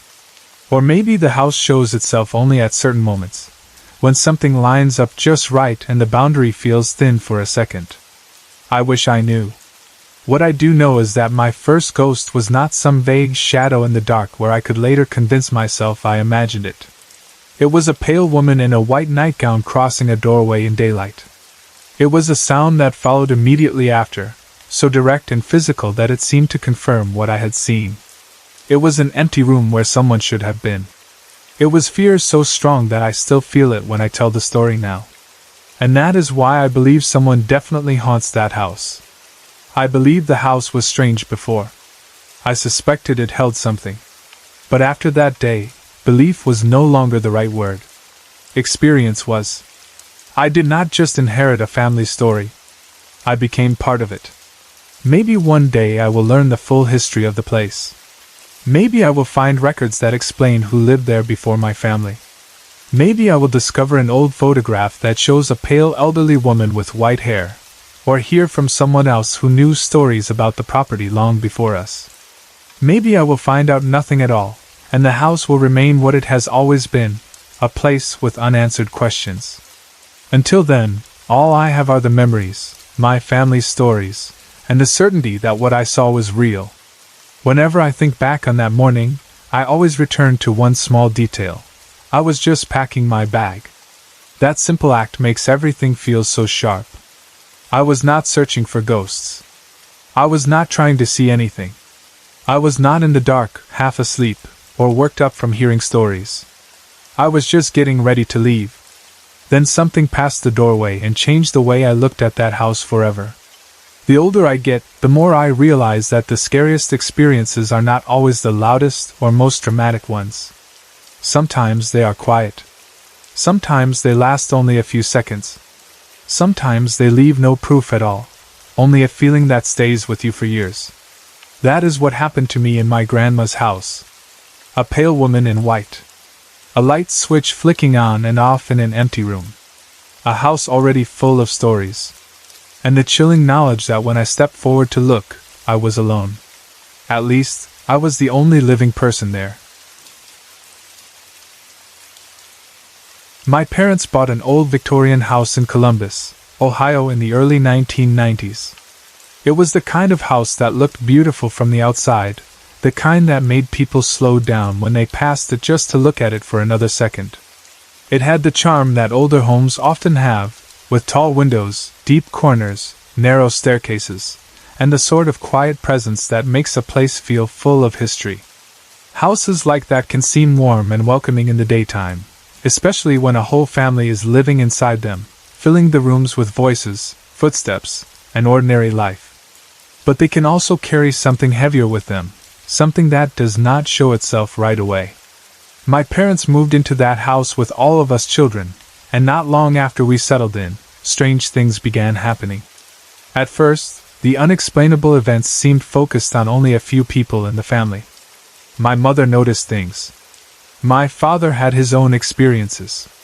One of my brothers was affected almost immediately as well. It was as if whatever was in that house was choosing who to reveal itself to, at least in the beginning. But as time passed, it became clear that the house was not simply strange for one or two people. Eventually, nearly every member of the family, except one, would be touched by whatever was there. The house did not stay quiet forever. It had a way of making itself known. Some experiences were subtle, the kind of thing people try to brush off at first. Others were harder to explain away. This story is about one of those moments, and it centers on my youngest sister, who I will call O. When we first moved into the house, O was only 4 or 5 years old. She was the youngest in the family, and she had one habit that set her apart from most children her age. Unlike most little kids, who wake up early and seem full of energy before the rest of the house is even fully awake, O loved to sleep. She could sleep later than anyone. It was perfectly normal for her to stay in bed until after 10 in the morning. She was the kind of child who would come downstairs slowly, still half wrapped in sleep, carrying her blanket behind her, as if she had not fully left her dreams yet. That was just part of who she was. Nobody thought anything of it. It was simply one of those little traits that become part of a family's everyday life. By the time this happened, we had been living in the house for about a year. Long enough for the novelty of moving into a big old Victorian home to wear off. Long enough to know the sounds of the place. Long enough for the family to settle into routines. And long enough, unfortunately, for the strange atmosphere of the house to begin feeling less like imagination and more like a fact that lived quietly alongside us. One morning, while the house was already awake and moving along with the day, my mother heard O calling for help from her bedroom. It was not the kind of casual calling out a child does when they want attention or when they are simply asking for breakfast. There was something in the sound of her voice that made my mother go check right away. O sounded distressed, confused, trapped in some small way that she could not handle on her own. So my mother went upstairs to see what was wrong. As she reached O's room and began to open the door, she immediately felt resistance from the other side. The door would not open easily. Something was blocking it. At first, she probably assumed O had somehow pushed something in front of it by accident. Or maybe she was standing too close behind the door. But as my mother pushed, she could feel that O was also struggling from the other side. There was movement, a little jostling, the awkward pressure of something large being in the way. It was not a simple matter of a child standing too close to the door. Something heavier was there. After a bit of pushing and shifting, my mother managed to get the door open. What she saw on the other side was strange enough to stop her cold. There was O, standing right in front of the door, trying to manage a large framed picture that was partly resting on the floor. It was not a small decoration or a lightweight little frame that a child could move without much effort. It was the large picture that normally hung above O's bed. The thing itself was old and heavy, a painting set inside a large oak frame with thick glass. It was about 3 feet by 2 feet and weighed around 30 pounds.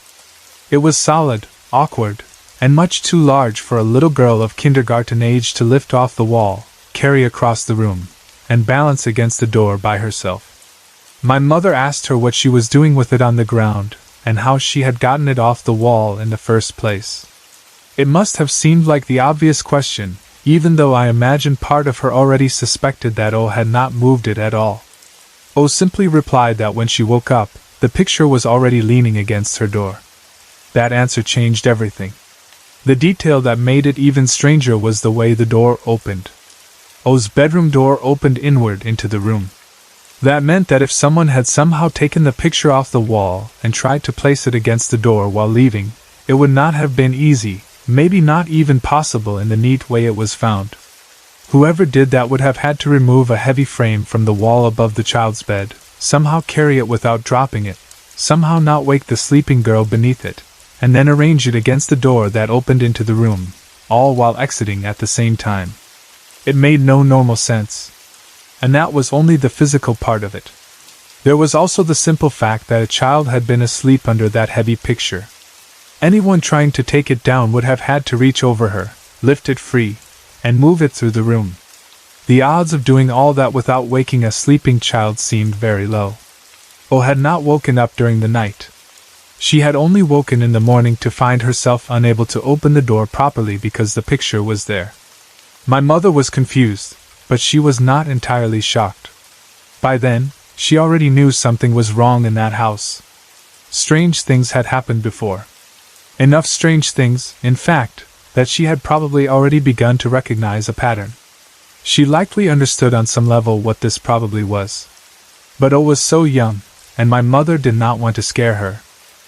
A child that age does not need to hear that the grown-ups think something supernatural is moving objects around in the night.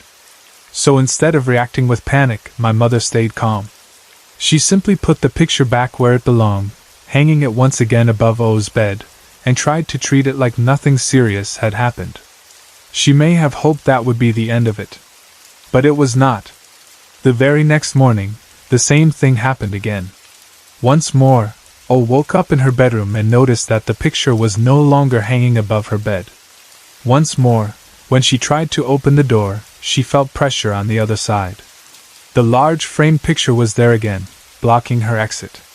This time, though, it was leaning against the outside of her door, not inside the room in the same way as before. The door was only partly open, enough for her to peek through and see that the heavy frame was pressed there, keeping her from getting out easily. Once again, she called for Mom to come help her. Imagine that scene for a moment. A little girl waking up in her own room for the second morning in a row, seeing that the heavy picture that belongs above her bed is missing again, and finding it placed in a way that blocks the door. Even if she was too young to fully understand how impossible it was, she would still know it was wrong. Children often understand when something is not normal, even if they do not yet have the words for it. She knew enough to call for help. She knew enough not to try moving it by herself. My mother came, helped her again, and Shirley felt that same mix of alarm and determination. Alarm because there was now a clear pattern. Determination because she had to stay calm for O's sake. She could not let her youngest child see fear on her face. So she did what she had done the day before. She acted nonchalant. She took the picture and placed it back on the wall above the bed. She pretended this was no great mystery, no terrible sign, no reason to worry. Just a strange little inconvenience. Something easy to fix. But by then it must have been obvious, at least to my mother, that this was not random. A heavy picture had been removed from the wall above a child's bed and repositioned during the night. Then the exact same thing happened the very next morning. This was no accident.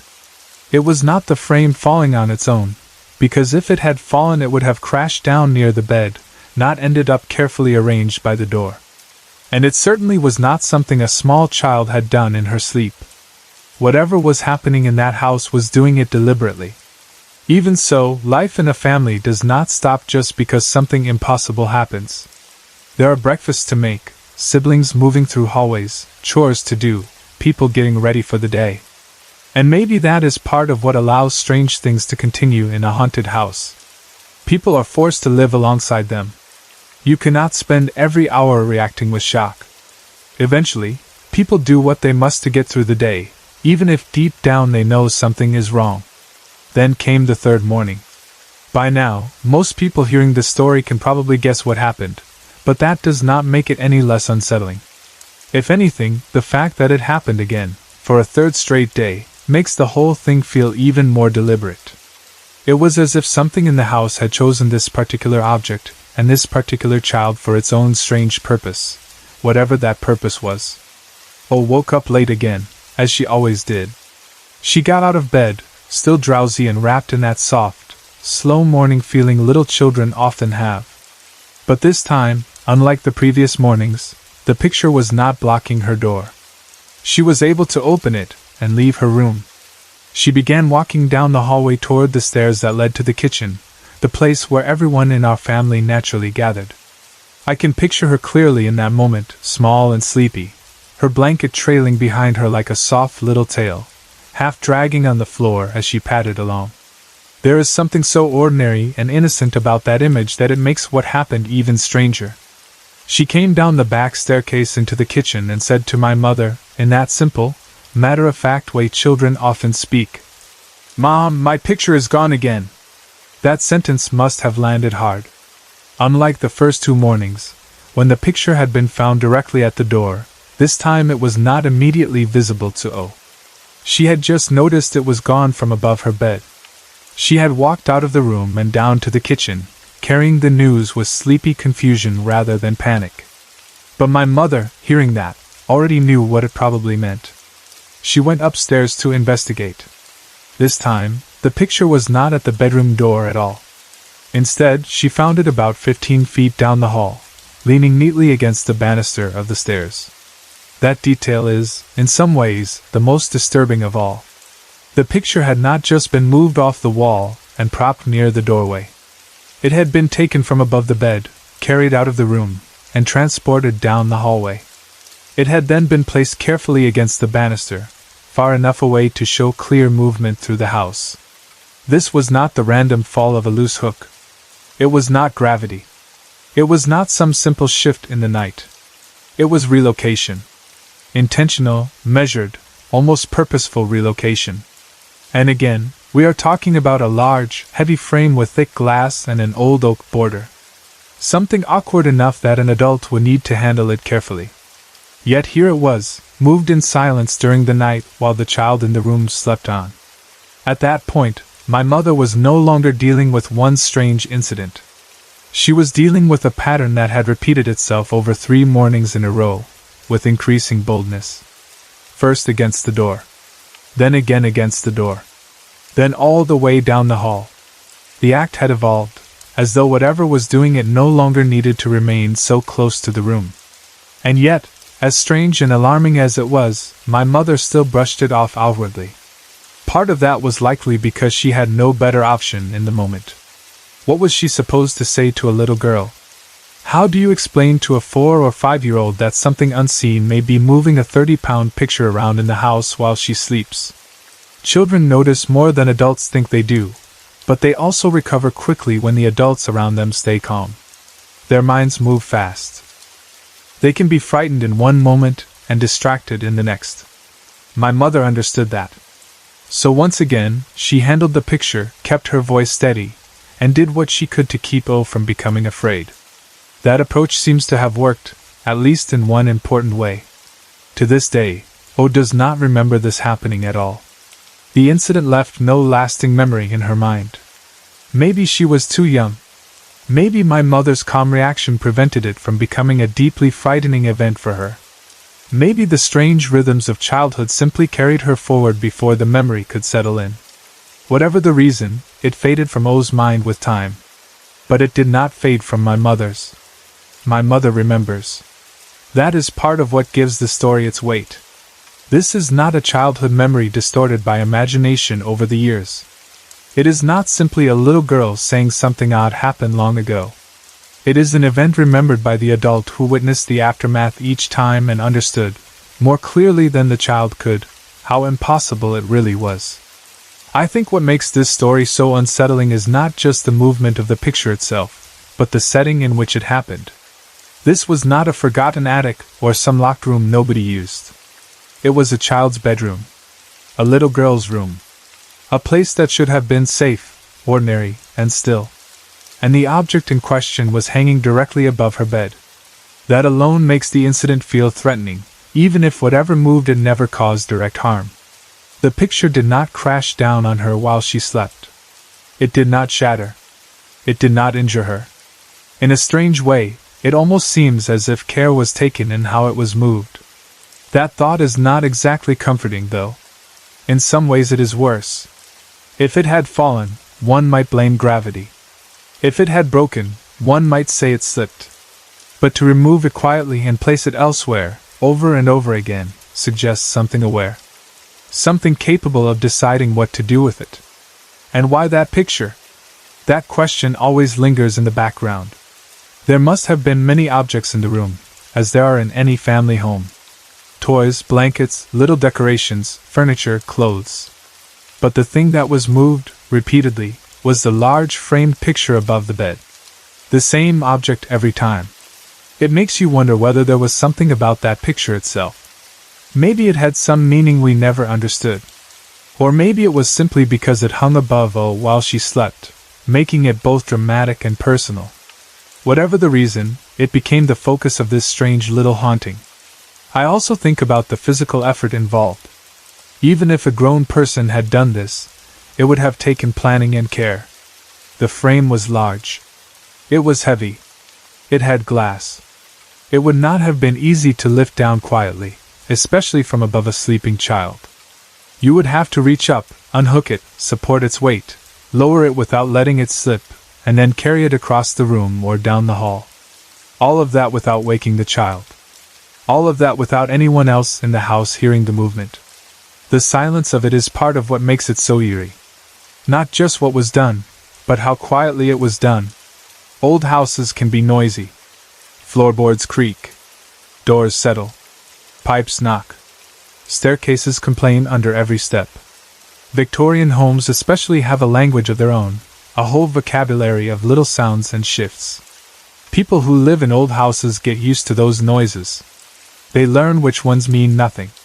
But there is a difference between the natural sounds of an old house and the deliberate movement of a 30-pound frame through a hallway. The latter should have made noise. It should have scraped, bumped, or thudded at some point. And yet there is no mention of O waking in the middle of the night because of it. She slept through all of it, only to wake each morning and find the result. That detail adds another layer of mystery. It is almost as if the house, or whatever was in it, could operate just beyond the reach of normal sound and attention. Doing enough to leave evidence, but not enough to be caught in the act. The timing is interesting too. 3 mornings in a row. That rhythm feels intentional. Not random, not occasional, but repeated. Hauntings in stories are often described as chaotic, but in real accounts like this there is sometimes a strange order to them. The same hour. The same object. The same target. Repetition gives the impression of will. It feels like something trying to establish itself, or make a point, or simply prove that it can. And who was the target, really? Was it the picture? Was it O? Was it my mother? It is hard to say. O was the one sleeping in the room, but she was also the one least likely to understand the meaning of what was happening. My mother, on the other hand, was the one who had to respond. She was the one seeing the evidence, lifting the frame, placing it back, and understanding that it would likely happen again. If the house wanted to make itself known, it succeeded. Not through violence, not through loud spectacle, but through a quiet act repeated until it became undeniable. I wonder sometimes what my mother felt in those moments after she left O's room and stood holding that heavy frame in her hands. Did she feel fear? Frustration? A tired sense of certainty that the house was at it again. Maybe all of those things at once. Parents often carry fear differently. They do not always show it. They move into action because someone has to. There is no time for panic when a child needs help. So maybe my mother's feelings had to come later, after the frame was rehung, after O was safely downstairs, after the house seemed quiet again. Maybe then she stood still for a second and let herself think about how impossible it all was. The fact that O does not remember any of it almost makes the story sad in a strange way. She was at the center of the incident, and yet the memory belongs to someone else. That sometimes happens in families. One person lives through something in innocence while another carries the true weight of it for years. To O, it was probably just a few odd mornings when Mom had to help her with a picture. To my mother, it became another piece of evidence in a growing collection of things that could not be explained. There is also something unsettling about how domestic the whole thing is. Not chains rattling in a dark basement. Not shadow figures at midnight. Not voices calling from empty rooms. Just a mother helping her sleepy child out of her bedroom because a heavy picture has somehow been moved again. That everyday quality makes it more believable and more disturbing. Hauntings do not always announce themselves dramatically. Sometimes they reveal themselves in repeated little acts that invade ordinary family life. And this was only one incident among many. That is important too. In another house, one strange event might be dismissed as some bizarre accident. But in our house, things had already begun happening to my parents, and one of my brothers almost immediately after we moved in. Strange activity was already part of the atmosphere. This event with O did not happen in isolation. It belonged to a larger pattern. That larger pattern gave it context. It made it harder to brush aside. The picture was not just one odd thing. It was one more thing. The house itself, being a late 19th century Victorian, seemed almost built for stories like this. Not because old houses are automatically haunted, but because they hold so much time inside them. Every wall has seen more than one family. Every staircase has carried generations of footsteps. Rooms change purposes. Furniture comes and goes. Children are raised, people grow old, arguments happen, illnesses happen, deaths happen, and then new families arrive and start their own lives there, often knowing almost nothing about what came before. A house like that is layered with history whether anyone acknowledges it or not. Sometimes I wonder who lived in O's room before us. Was it always a child's room? Did someone else once sleep beneath that same wall? Did the picture matter because of something tied to the room's past, or because of something in the frame itself? We never knew. Most people who move into an old home are not handed a full emotional history of every room. You get the keys. You paint the walls. You arrange your furniture. And whatever is left from before remains hidden unless it decides to make itself known. The picture incident feels like one of those moments when the hidden part of the house reached into ordinary life and touched it directly. I can imagine that after the third morning, my mother may have considered moving the picture somewhere else. Maybe she thought about replacing it with something lighter, or storing it away entirely. If she did, I can understand why. After all, once may be strange. Twice is troubling. 3 times is a pattern. And with a child sleeping underneath, no parent would want to keep tempting fate. Whether she moved it later or not, I do not know from this particular account. But I do know that by the 3rd time, the act had crossed from oddity into something impossible to ignore privately, even if it had to be downplayed publicly. The more I think about it, the more the scene from the 3rd morning stays with me. O walking down the hall, blanket trailing behind her, saying in her sleepy little voice, "Mom, my picture is gone again." There is something almost chillingly calm about it. Not a scream. Not hysteria. Just a child reporting the impossible as if it were an inconvenience. That calmness says a lot. Children often accept strangeness more easily than adults do, at least in the moment. They know when something is odd, but they do not always react with the same layered fear adults feel. For a child, the picture being gone again may have been confusing, but it was not yet wrapped in the adult idea of haunting. My mother, though, knew better. She heard far more in that sentence than O meant. I also think about the symbolism of the picture being carried farther away each day. The first morning, it was right by the door inside the room. The second morning, it was on the other side of the door. The third morning, it was all the way down the hall by the banister. It is almost as if whatever was moving it was extending the distance a little more each time, increasing the boldness of the act. Maybe that means nothing. Maybe it was random. But patterns like that are hard not to notice when you are already dealing with something unexplained. What would have happened on a 4th morning? Or a 5th? Would it have continued? Would the picture have ended up downstairs? Would it have been set somewhere even more obvious? We do not know. The story leaves that question hanging, and in some ways that is fitting. Hauntings often do not give neat conclusions. They flare up, do something impossible, and then change direction. Sometimes they stop just when people are about to lose all patience with them. Sometimes they shift to another room, another object, another person. Maybe the house decided it had made its point. Maybe something else began happening instead. In a house already full of supernatural activity, one incident rarely remains alone for long. The strangest part to me may be the balance of menace and restraint in the whole event.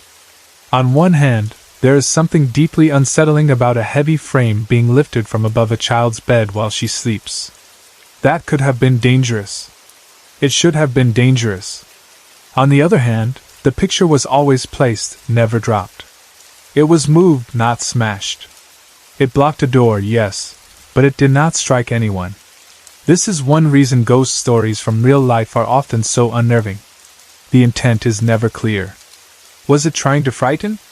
To show itself? To play some private game? To communicate displeasure? Or was the movement of the picture itself the communication?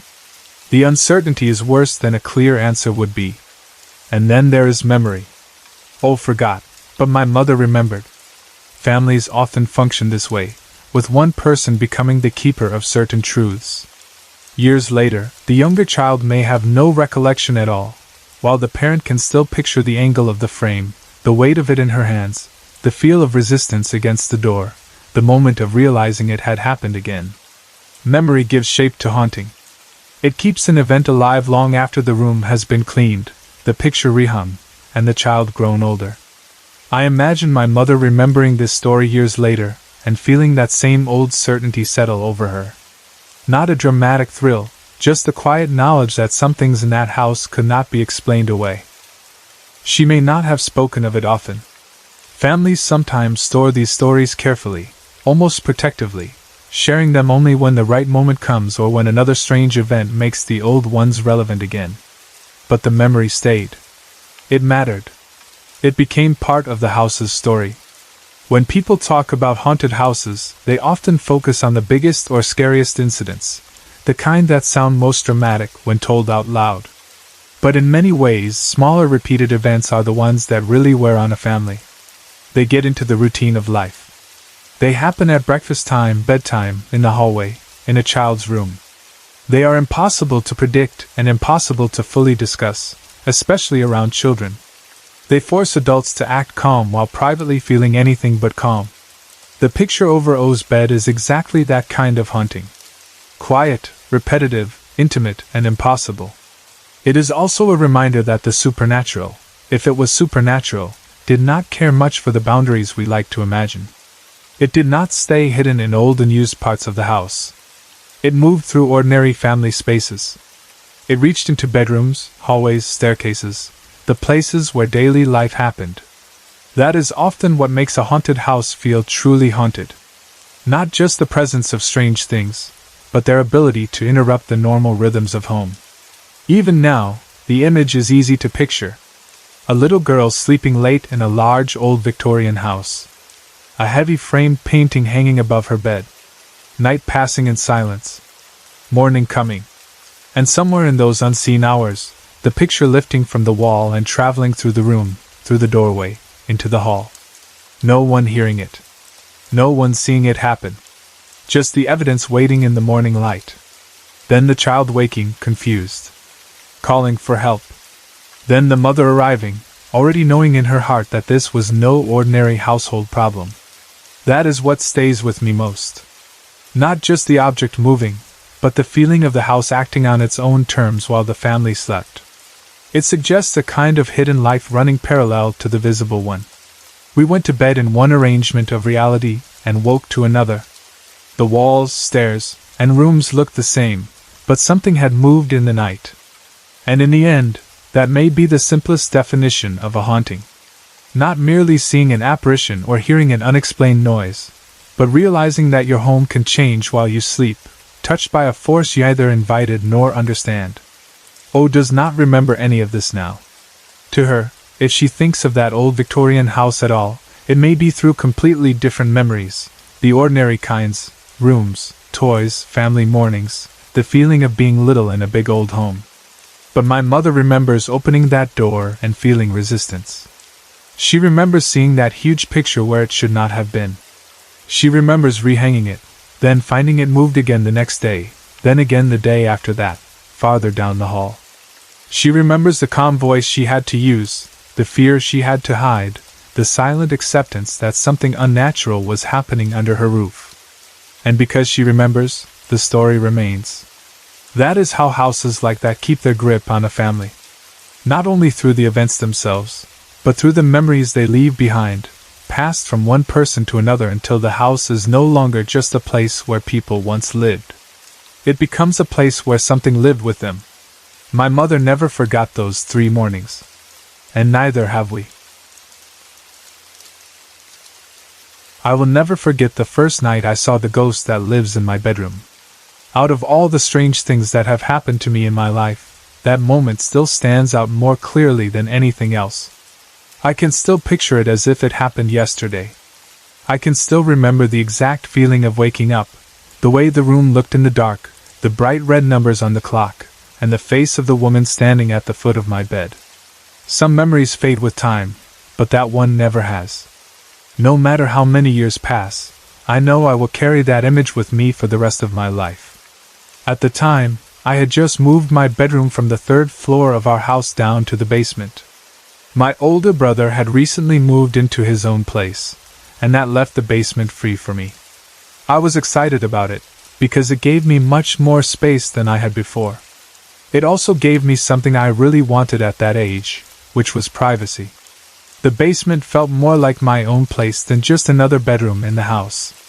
I could spread my things out, enjoy the extra room, and stay out of everyone's way. To me, it felt like an upgrade in every sense. I was happy about the move and did not think twice about sleeping down there by myself.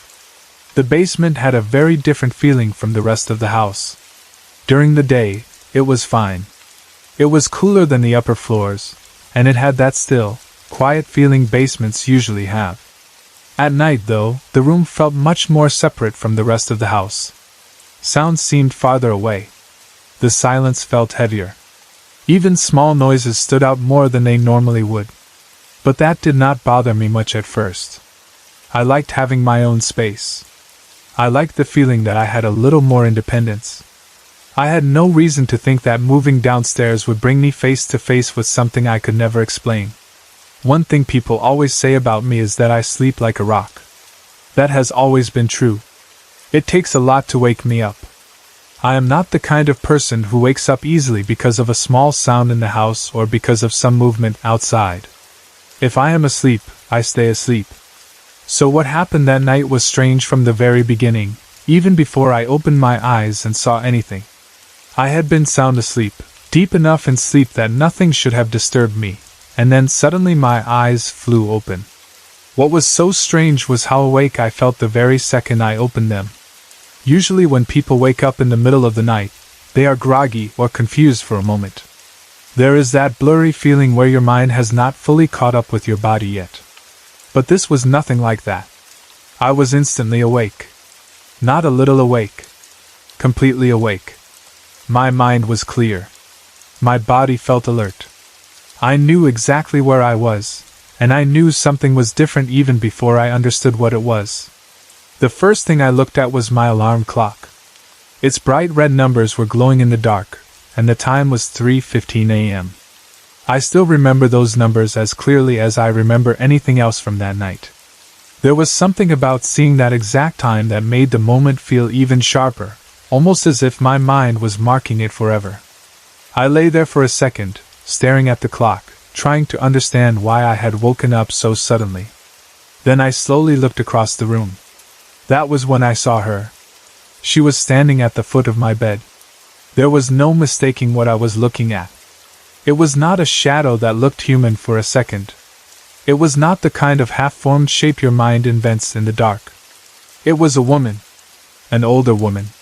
She was short and heavy-set, with her hair pulled back neatly into a tight bun.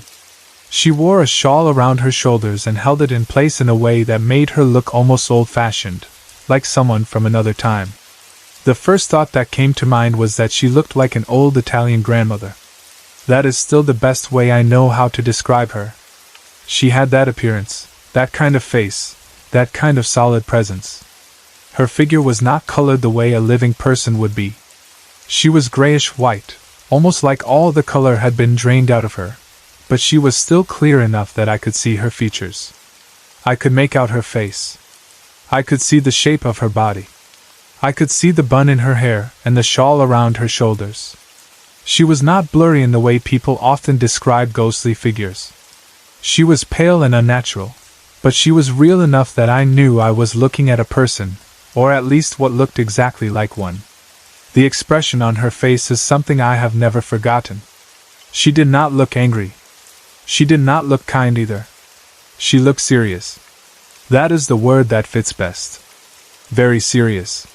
She was not smiling, not frowning, not threatening me. She simply looked at me with a quiet seriousness that made the whole moment feel even more intense. It was as if she had come there for a reason, even if I had no idea what that reason was. I was so shocked that I could not move. That part is hard to explain to people who have never had an experience like that. It was not just fear freezing me, because strangely enough I did not feel afraid in the normal sense. I did not scream. I did not jump. I did not pull the blankets over my head. I did not even sit up. I just stared at her. It felt like every emotion I might have had was stuck somewhere inside me without being able to come out. I could not react with horror, sadness, curiosity, or anything else. I was simply frozen in place, locked in that moment, staring back at the figure standing at the foot of my bed. And she stared right back at me. We made eye contact for what felt like forever, though in reality it was probably 15 or 20 seconds. Even that much time feels long when you are lying in bed in the middle of the night looking straight at something you know should not be there. I remember those seconds stretching out, every tiny detail of her face and body staying fixed in my mind. It was a silent moment. No sound. No movement. Just the two of us, staring at each other across the room. What still surprises me when I think back on it is that I did not feel true fear. I should have. Most people would have. But instead, I felt shock more than anything else. Deep, total shock. It was almost as if my mind was too stunned to decide how to feel. And somewhere under that shock, there was this strange understanding that whatever she was not there to hurt me. I cannot explain why I felt that. It was not based on anything logical. She was a ghost standing in my room in the middle of the night, which should have been terrifying. But she did not feel dark. She did not feel evil. She did not give off the kind of energy that makes every part of you scream danger. She was serious, present, and completely real to me, but she did not feel threatening. After what seemed like forever, I managed to shut my eyes. I do not know why that was the first thing I could finally make myself do. Maybe it was instinct. Maybe I just needed to break eye contact and gather myself for a second. I squeezed my eyelids shut as hard as I could, held them closed for a brief moment, and then opened them again. She was gone. Just like that.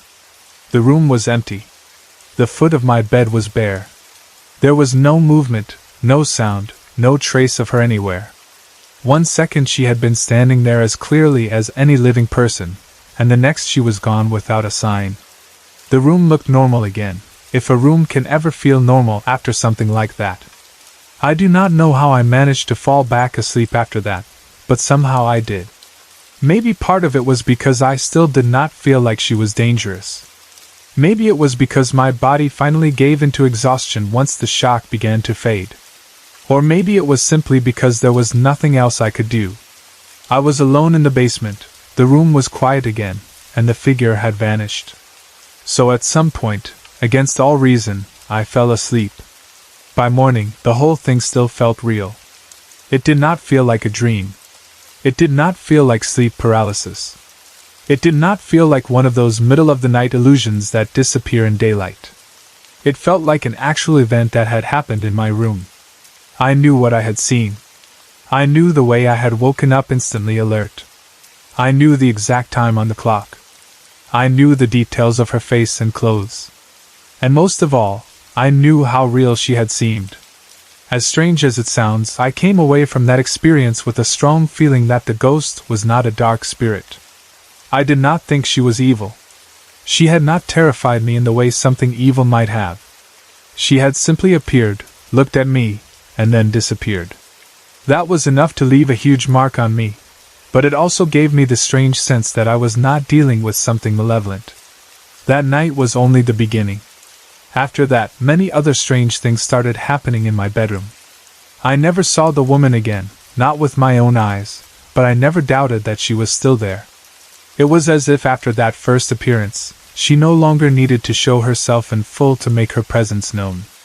Instead, the room itself began to tell me I was not alone. Pictures would suddenly fall off the wall in the middle of the night. Not just once or twice, but enough times that it became impossible for me to treat every incident like some simple accident. Sometimes I would be lying there in bed, almost asleep or fully asleep, and then out of nowhere I would hear a sudden crash as a picture hit the floor. It always startled me, but after a while I noticed that these things did not feel random. They felt like little acts of attention, like reminders that the room belonged to more than just me. Other times candles or small objects would be thrown across the room. I do not mean they tipped over or slid a little because they were placed badly. I mean they were flung. You know the difference when you see it. There is a big difference between an object naturally falling and an object moving with force. I saw enough of these incidents to know that something strange was happening. A candle on a dresser does not suddenly launch itself without a reason. Small items do not go flying across a bedroom unless something is moving them. The door was another thing. More than once, it would slowly creak open on its own and then hit the wall with a thud. The slow opening was almost worse than if it had slammed right away. It gave the impression of intention. It was like someone standing on the other side, easing the door open, waiting, and then letting it swing the rest of the way. There were times when I would hear that familiar creak and already know what was coming, and then a second later the door would hit the wall hard enough to make me jump. Jewelry disappeared too. Not just misplaced for a while, but gone for good. Earrings, chains, small personal things that should have stayed exactly where they were. My girlfriend once lost a pair of gold earrings in my room, and they completely vanished. They never turned up again. Some of my own earrings and chains disappeared too. I searched for them, of course. Anyone would. I checked under furniture, inside drawers, in corners, in every place where small jewelry could slip or hide. But those things were simply gone. When enough of those events pile up over time, you reach a point where denial stops making sense. You can only tell yourself that things are coincidence for so long before the pattern becomes impossible to ignore. I eventually got to the point where I accepted that I was sharing my bedroom with a ghost. That may sound strange to some people, but when you live with something long enough, you adapt. What at first seems impossible slowly becomes part of the reality of your daily life. If the ghost was messing with me and throwing things around or making noise, I would just speak out loud. I would say, "Cut it out," or "Stop it," or "Go away." A lot of the time, that would actually work. Things would calm down after that. The room would settle. It felt almost like dealing with a difficult roommate, except the roommate was someone I could not see. Still, there was a weird comfort in the fact that the disturbances often stopped when I acknowledged them. It made the activity feel interactive in a strange way, like there was something there that heard me. Over time, I started thinking of myself as someone who has a gift for experiencing paranormal activity. That might sound dramatic to some people, but it is honestly how it feels. The more experiences I had, the harder it became to believe that all of it was random. As I got older, I stopped fighting that part of my life. I learned to accept it. More than that, I learned to value it. Not everyone experiences the paranormal the way I seem to. Not everyone walks into a place and immediately gets a feeling that there is something else there. But I do. I can usually sense when spirits or energies are present the moment I enter a new place. Once I began to understand that about myself, a lot of other experiences started making more sense. Looking back, it felt like the ghost in my basement bedroom was not some isolated event. It was one part of a much bigger pattern in my life. Strange things happened around me too often, in too many different places, for me to dismiss them all. One night, for example, my girlfriend and I were babysitting my niece at my sister's house. My niece was only a couple of months old at the time, still much too young to make any real sounds beyond the usual tiny baby noises. We were sitting there together, the house quiet, the kind of ordinary night where nothing unusual should be happening. Then both of us heard it at the same time. From the baby monitor came the faint but perfectly clear whispers of children. Not one child babbling. Not static. Not some random sound from the monitor. It sounded like children whispering. Faint, but distinct. Clear enough that there was no confusion about what we were hearing. My girlfriend heard it too, which mattered a lot to me, because it meant I was not imagining it or hearing what I expected to hear. We both froze. Then I ran upstairs to my niece's room, thinking maybe someone had somehow broken into the house. That was the only normal explanation my mind could grab onto in the moment. When I got there, my niece was sound asleep, and the room was completely silent. Nothing. No whispering. No person. No movement. No explanation. That moment stayed with me, because it was one more example of something happening right in front of another person too. It was not just my own private experiences anymore. Someone else had heard it with me. Experiences like that make it harder and harder to pretend the paranormal is not real. Another thing that has always stayed with me is the feeling I had in the second-floor bathtub in our home when I was younger. As a kid, I loved taking baths. Most kids do. It is a relaxing thing, a simple part of childhood. But somewhere along the way, that bathtub started to terrify me, and I could never fully explain why. Every time I would dunk my head under the water to rinse out shampoo, I would get this horrible image in my mind of a stranger's hands holding me underwater. It was not just a passing weird thought.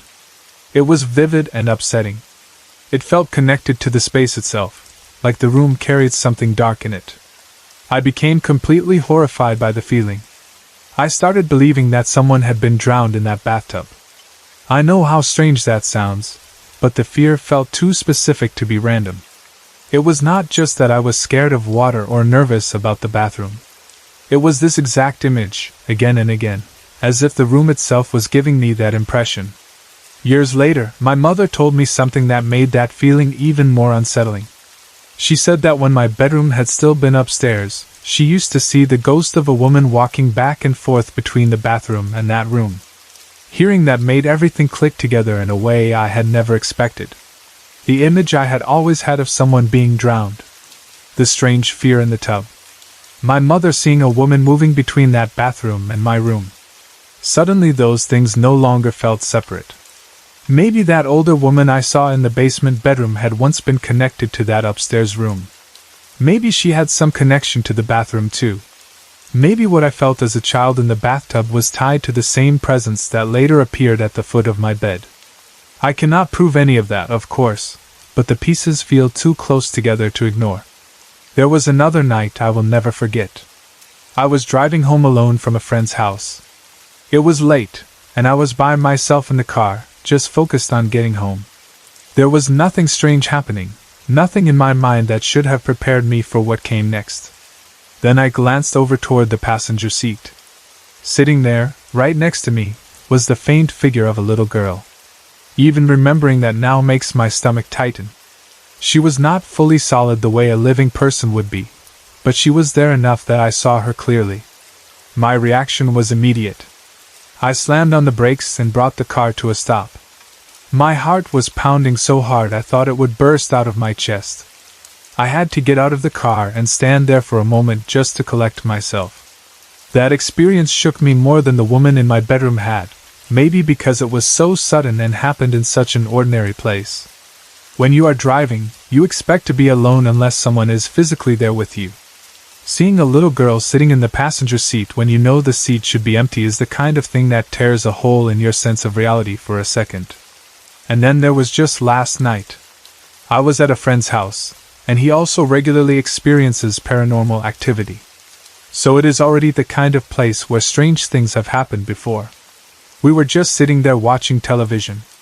Nothing unusual was happening at that moment. We were relaxed. Then I remember thinking to myself, almost casually, that I had never had any weird experiences there personally. I actually wondered why that was, considering how many strange things seemed to happen around me in general. The exact moment that thought crossed my mind, there was a loud bang on my friend's bedroom door. Not a soft knock. Not a little house noise that could be ignored. A loud bang, sudden and strong enough that everyone in the room jumped in horror. The timing of it was what made it impossible to shrug off. The house had been quiet. I had just thought to myself that nothing strange had happened to me there, and then instantly the door was hit hard. We all knew nobody else was in the house. That was what made the bang so startling. There was no normal source for it. Things like that are why I say the paranormal seems drawn to me. I know that might sound strange to some people, but it is the truth as I have lived it. These experiences keep happening, in my room, in other people's houses, in the car, through a baby monitor, in bathrooms, in places where I least expect them. At some point, after enough of them stack up, it stops feeling like random chance. It starts feeling personal, like I am somehow tuned into something other people either do not notice or do not attract. The interesting thing is that I do not see this as a burden. I really do think of it as a gift. That might change someday if I ever have an experience with something truly dark or negative, but so far I have not. That older woman in my bedroom did not feel evil. The things that happen around me are shocking and strange, but they have not left me with the sense that I am dealing with something malicious. That matters to me. It is why I can live with these things instead of being crushed by them. When I say I cherish this ability, I mean that I have come to appreciate how unusual it is. Most people go through life without ever seeing anything they cannot explain. Most people never wake up at 3:15 in the morning and find a ghost staring at them. Most people do not hear children whispering through a baby monitor when the baby is too young to speak. Most people do not look over in the passenger seat and see a little girl sitting there when they are alone in the car. Those moments have changed me. They have made the world feel larger than it did before. Stranger too, yes, but also deeper. I have learned that there is more around us than most people are willing to believe. Not everything can be measured, named, and neatly explained. There are energies in certain places. There are spirits that seem to linger. There are moments when another layer of reality shows itself for just a second and then disappears again, leaving you standing there with no proof except your own memory. Once that happens enough times, it becomes impossible to go back to a simple view of the world.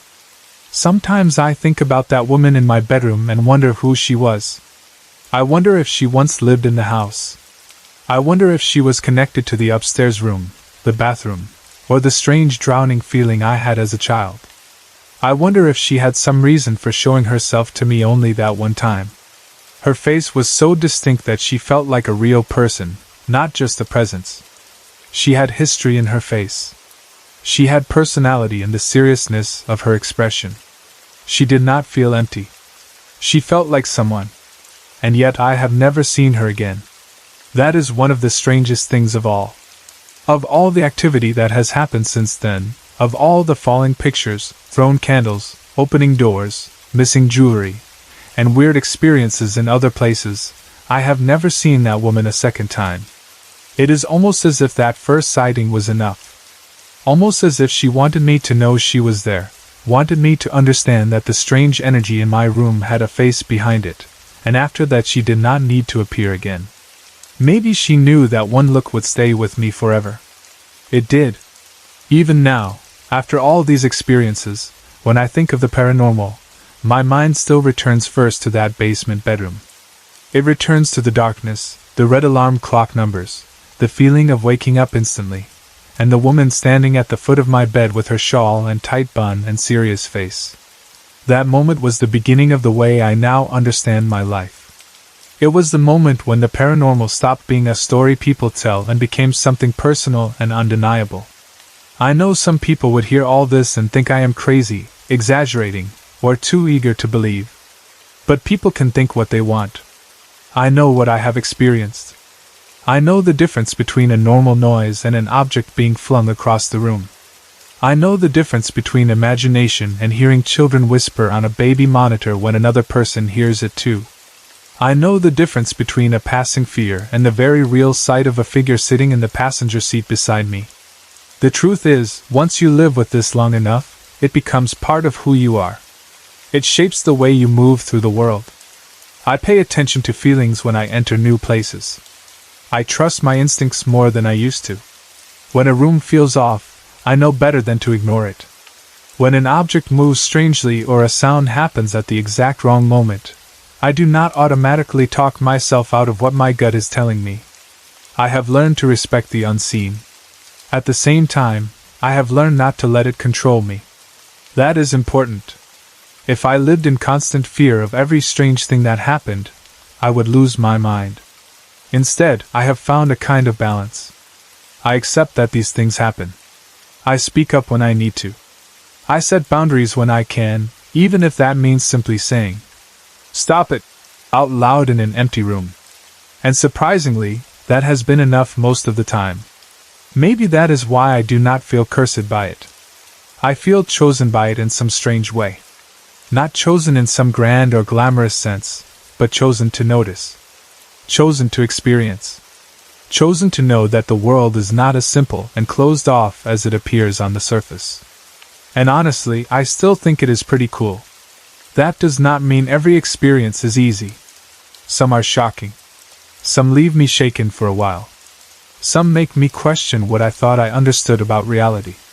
But overall, I have not come away from these things feeling damaged. I have come away feeling aware. More open. More convinced than ever that there are spirits, energies, and presences all around us, and that some of us are simply more likely to sense them than others. So yes, I believe the paranormal is attracted to me.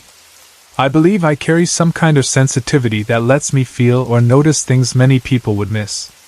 And yes, I believe that what happened in my bedroom that first night was real. The woman I saw was real. Maybe not alive, maybe not made of flesh and blood the way we are, but real in the sense that she truly stood there and looked at me. I will never forget her face. I will never forget the way she stood at the foot of my bed, wrapped in her shawl, completely still, serious and silent. I will never forget waking up at 3:15 in the morning and realizing I was not alone. And after everything that has happened since then, I no longer try to explain it all away. I accept it. I live with it. I even value it. Because whether other people understand it or not, this has been my life, and I know what I have seen. There may come a day when I experience something darker, something that changes the way I feel about all of this. Maybe then I will see it less as a gift and more as a burden. I cannot say for sure. But so far, my experiences, while shocking and impossible, have never convinced me that what follows me is evil. Strange, yes. Powerful, yes. Beyond explanation, absolutely. But not evil. For now, that is enough for me.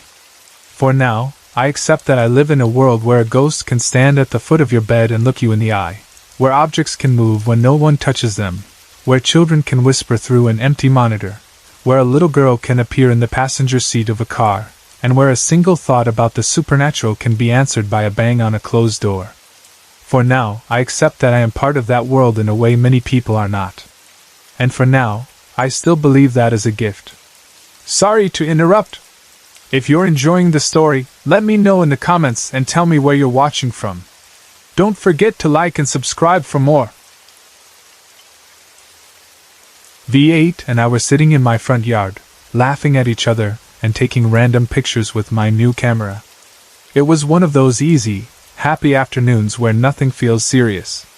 We were messing around, making weird faces, snapping blurry pictures, and acting stupid just because it was fun. The kind of fun where you are not even doing anything important, but somehow you do not want it to end. Everything felt normal at first. It was light outside, the weather was nice, and there was no reason at all to think that anything strange was about to happen. After a while, we wandered over to the old playground set in my yard. My brother and I had put it up years ago when I was younger, and even though I was older now, it was still there like some leftover piece of childhood. The swing set, the little structure, the way it sat in the yard, all of it felt familiar. It should have just been another part of the afternoon, another place to stand and joke around while taking pictures. But the second we got closer, something about V8 changed. At first I did not really understand what I was seeing. She kept freezing up in the middle of what she was doing. One moment she would be standing there normal, and the next she would go still and stare over toward the swing set. She kept glancing in that direction, then looking away, then looking back again. It was not like casual curiosity either.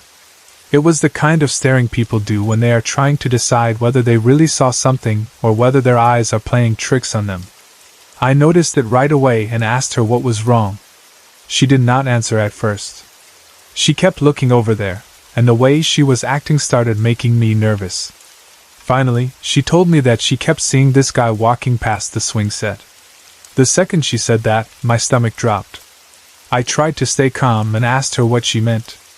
I wanted details, but I also did not want details, because part of me already had a bad feeling about where this was going.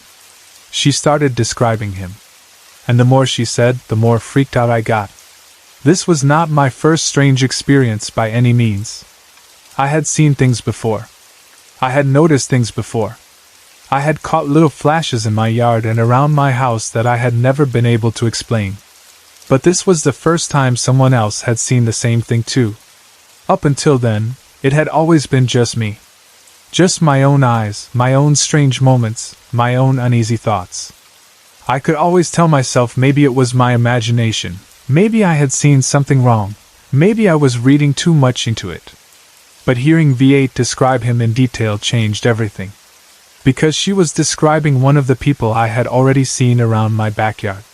Not only that, she described him exactly the same way I would have. There had been this figure I had caught glimpses of before, always in flashes, always quick, always in a way that made me doubt myself right after. I had seen him moving around the edge of my vision so many times that he had started to feel familiar, but not in a comforting way at first. More like familiar in the way a repeated mystery becomes familiar. You do not understand it, but you recognize it. You start to know its shape even if you still do not know what it is. The person V8 was describing also perfectly matched someone we had once thought we made up. His name is Seth. I know how strange that sounds. I know how weird it is to say that so calmly.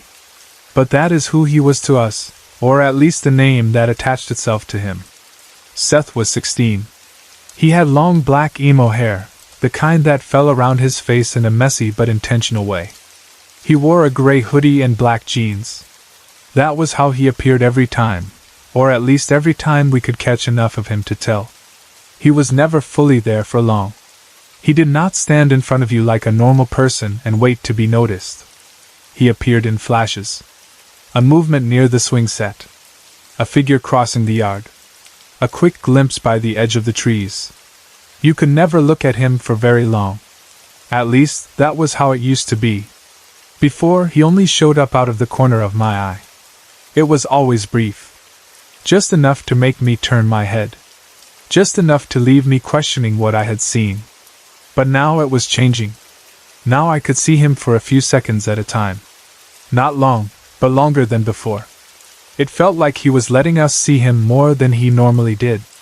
That is the weirdest way I can explain it.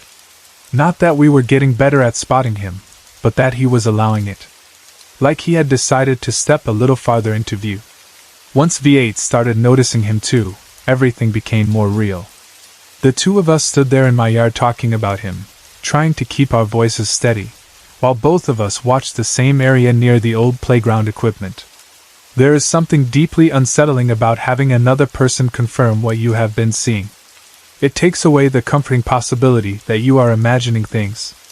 It makes the whole world tilt a little, because suddenly the strange thing is not just inside your own head anymore. Seth had certain patterns he always followed. That was one of the first things I had noticed about him even before V8 came into the picture. He never moved randomly. He always behaved in certain ways. He was either sitting down or walking from right to left. Always right to left. Never toward you. Never from left to right. Never in a straight approach that would force a confrontation. He moved like someone following invisible rules. That detail always stuck with me. The fact that he never walked toward you. It was almost like he respected a boundary, or maybe he simply could not cross it. I do not know. All I know is that his movement was consistent. If you caught him, it would be in that same motion, crossing your view from right to left. You could count on that more than you could count on how long he would stay visible. There was one time when I was standing in my front yard alone, and I felt him tap my shoulder. It was quick, just a light touch, but it was real enough that I spun around immediately. Nobody was there. No one. Not a person hiding behind me, not someone passing by, not a joke. Just empty space. That moment stayed with me, because it was the first time I felt like he had reached out physically. It should have terrified me, and maybe in another situation it would have, but Seth never carried that kind of energy. That was the strange thing about him.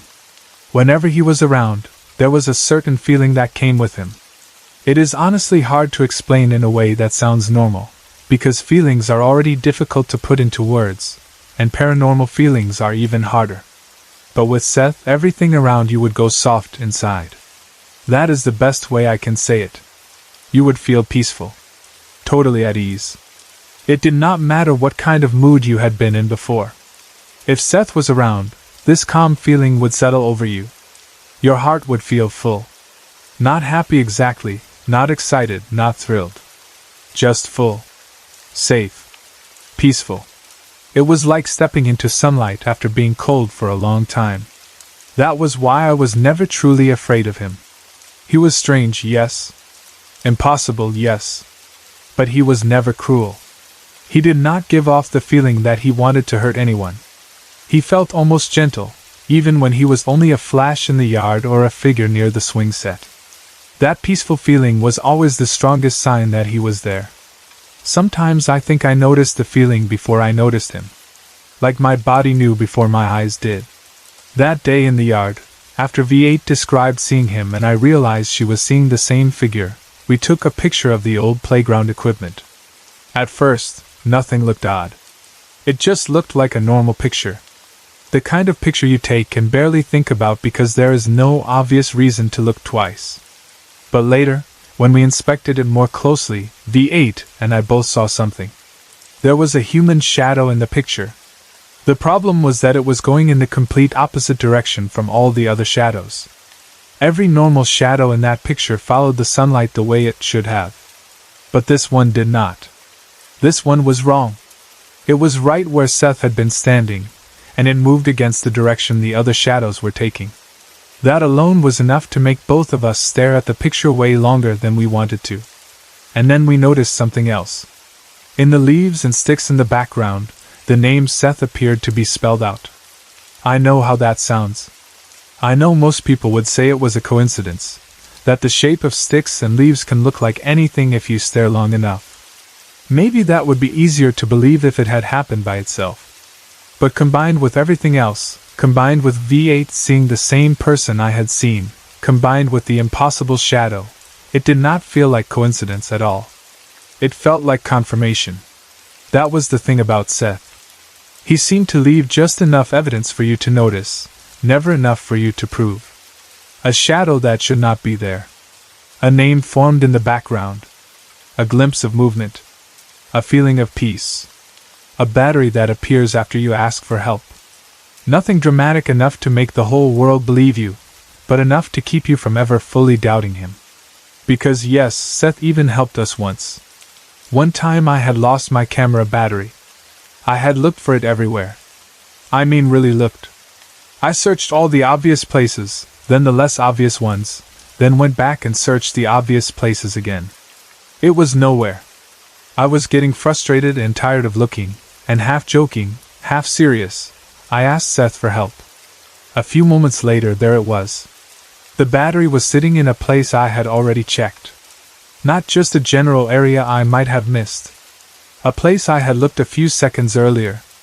And then suddenly it was there, as plain as anything. That was such a Seth thing to do. Quiet. Helpful. A little eerie. Almost like he wanted to remind me that he was around, but not in a threatening way. More like he was saying, I heard you. That is why I can honestly say Seth is nice once you get to know him.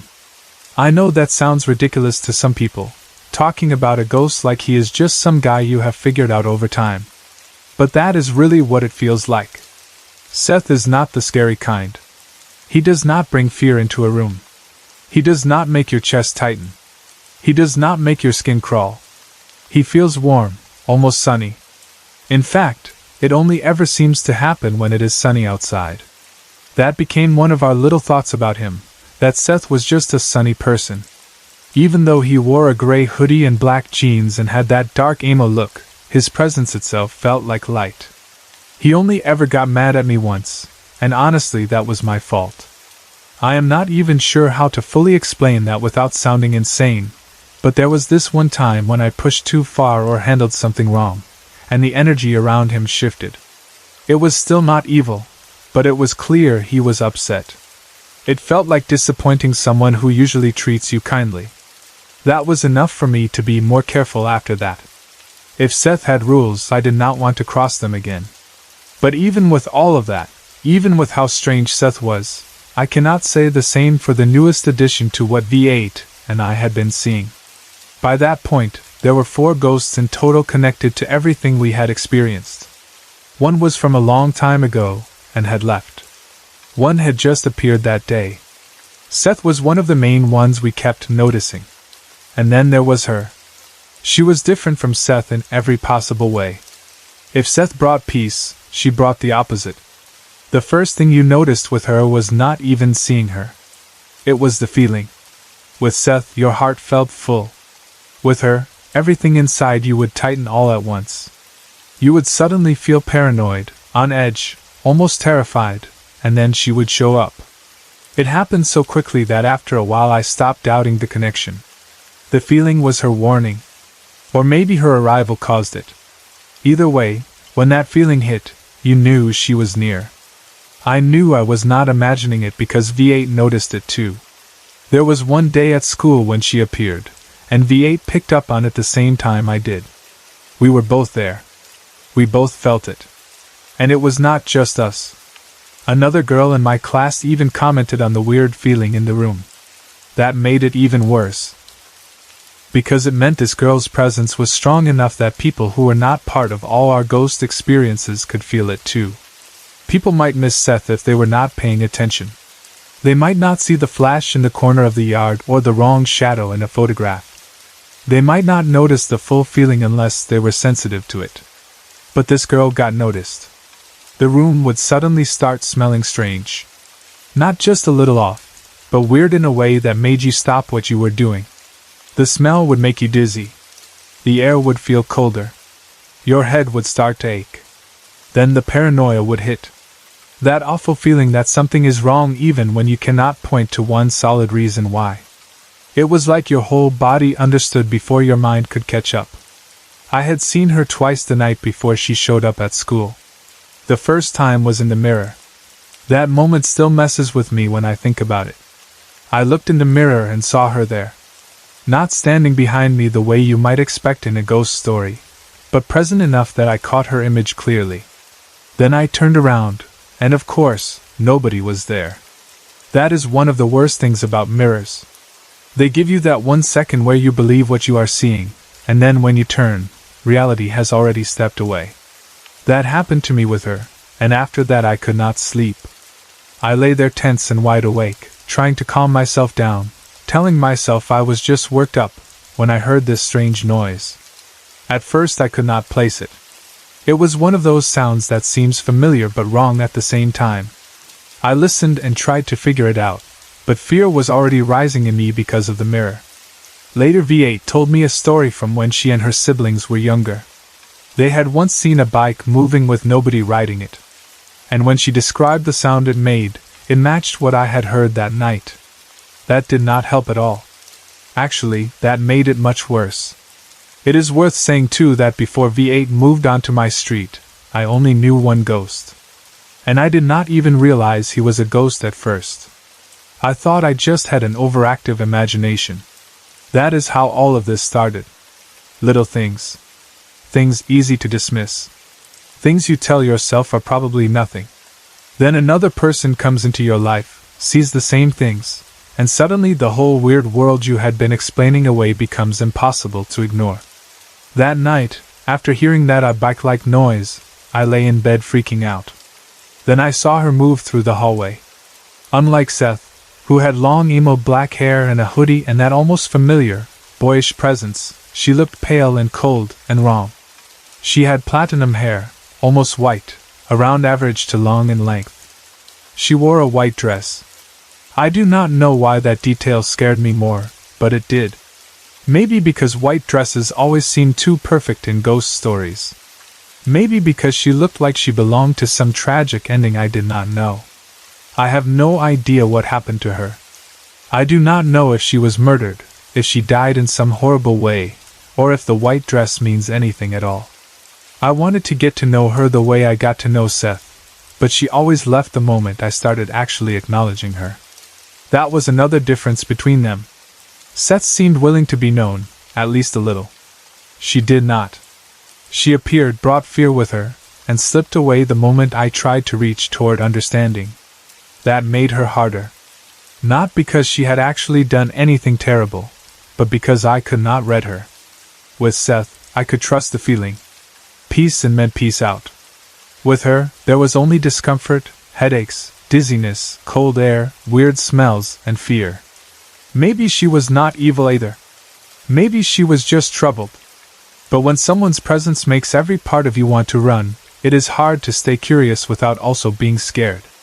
And yet, unlike a lot of stories people tell, none of this suddenly ended. There was no single solution. No prayer that fixed everything. No dramatic moment where the house cleared and all the spirits vanished. It just kept going. Different ghosts. Different feelings. Different little moments stacking one on top of another until this strange life became my normal. That does not mean nothing bad ever happened though. For the most part, these ghosts have not harmed me. At least, not directly, not in the everyday sense. Most of the time the experiences are scary, confusing, or intense, but not violent. Still, there have been a couple of moments I cannot ignore. Once, something pushed V8 into the pool. That one has always bothered me because of how physical it was. A push is not an accident. A push is direct. Even now I do not fully know what did it. I do not know which of them it was, or if it was even one of the ones we had identified. All I know is that it happened, and the feeling around it did not match Seth at all. Then there was the time I was almost strangled while lying alone in bed. That is not something I can talk about lightly, because it was terrifying in a way the other moments were not. I do not even fully understand what happened. I was alone. I was in bed. And then suddenly there was this pressure, this choking, this moment where I knew something was very wrong. Even now I cannot connect it clearly to Seth or to the girl in white. It did not feel like Seth. That much I know.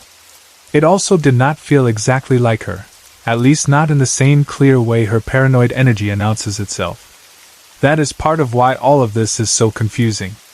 The feelings do not always match the actions. The ghosts do not all feel the same. The experiences do not all fit into one neat explanation. Some of them are peaceful. Some of them are frightening. Some of them help. Some of them just watch. Some of them seem to want attention. Some seem to want distance. And then there are moments like the pool or the almost strangling, where I do not know what to think at all. That is really the hardest part. Not the fact that ghosts exist around me. I have already accepted that possibility. The hardest part is not understanding them fully. Not knowing which feeling belongs to which spirit every time. Not knowing whether the dangerous moments are connected to the calmer ones or if something else entirely is slipping in and out of all of this. Because if everything felt like Seth, I think I would be completely fine with it. Seth makes sense in his own strange way. He is peaceful. He is predictable. He sits or walks right to left. He appears in sunlight. He helps sometimes. He feels like someone you can live beside without fear. He almost feels human in a way the others do not. But the girl in white does not make sense like that. She shows up with paranoia, cold, headaches, weird smells, dizziness, and fear. She appears in mirrors and hallways. She vanishes the second I try to know her.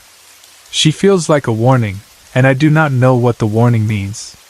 And then there are those worse moments, the ones that do not seem to belong fully to either of them.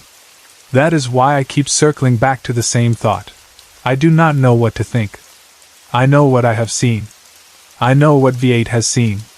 I know the picture of the playground had a shadow going the wrong direction. I know the name Seth appeared in the background. I know the battery showed up where it had not been. I know the shoulder tap happened. I know the peace I feel when Seth is near is real. I know the opposite feeling that comes with the girl is real too. I know other people have noticed her. I know the room changed at school. I know what I saw in the mirror. I know the sound in the night matched the bike story. I know I saw her move through the hallway. I know V8 got pushed into the pool. I know what happened in my bed that night when I could not breathe. All of that is real to me.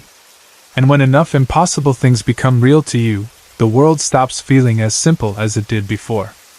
I think that is what changed most after V8 started seeing things too. Before her, I could still half live in denial. I could still treat the flashes as imagination, the feelings as moods, the weird moments as overthinking. But once another person stepped into that same strange world with me, there was no going back. The ghosts were not just mine anymore. They were shared, witnessed, spoken about, named. That made them stronger somehow. Or maybe not stronger. Maybe just clearer.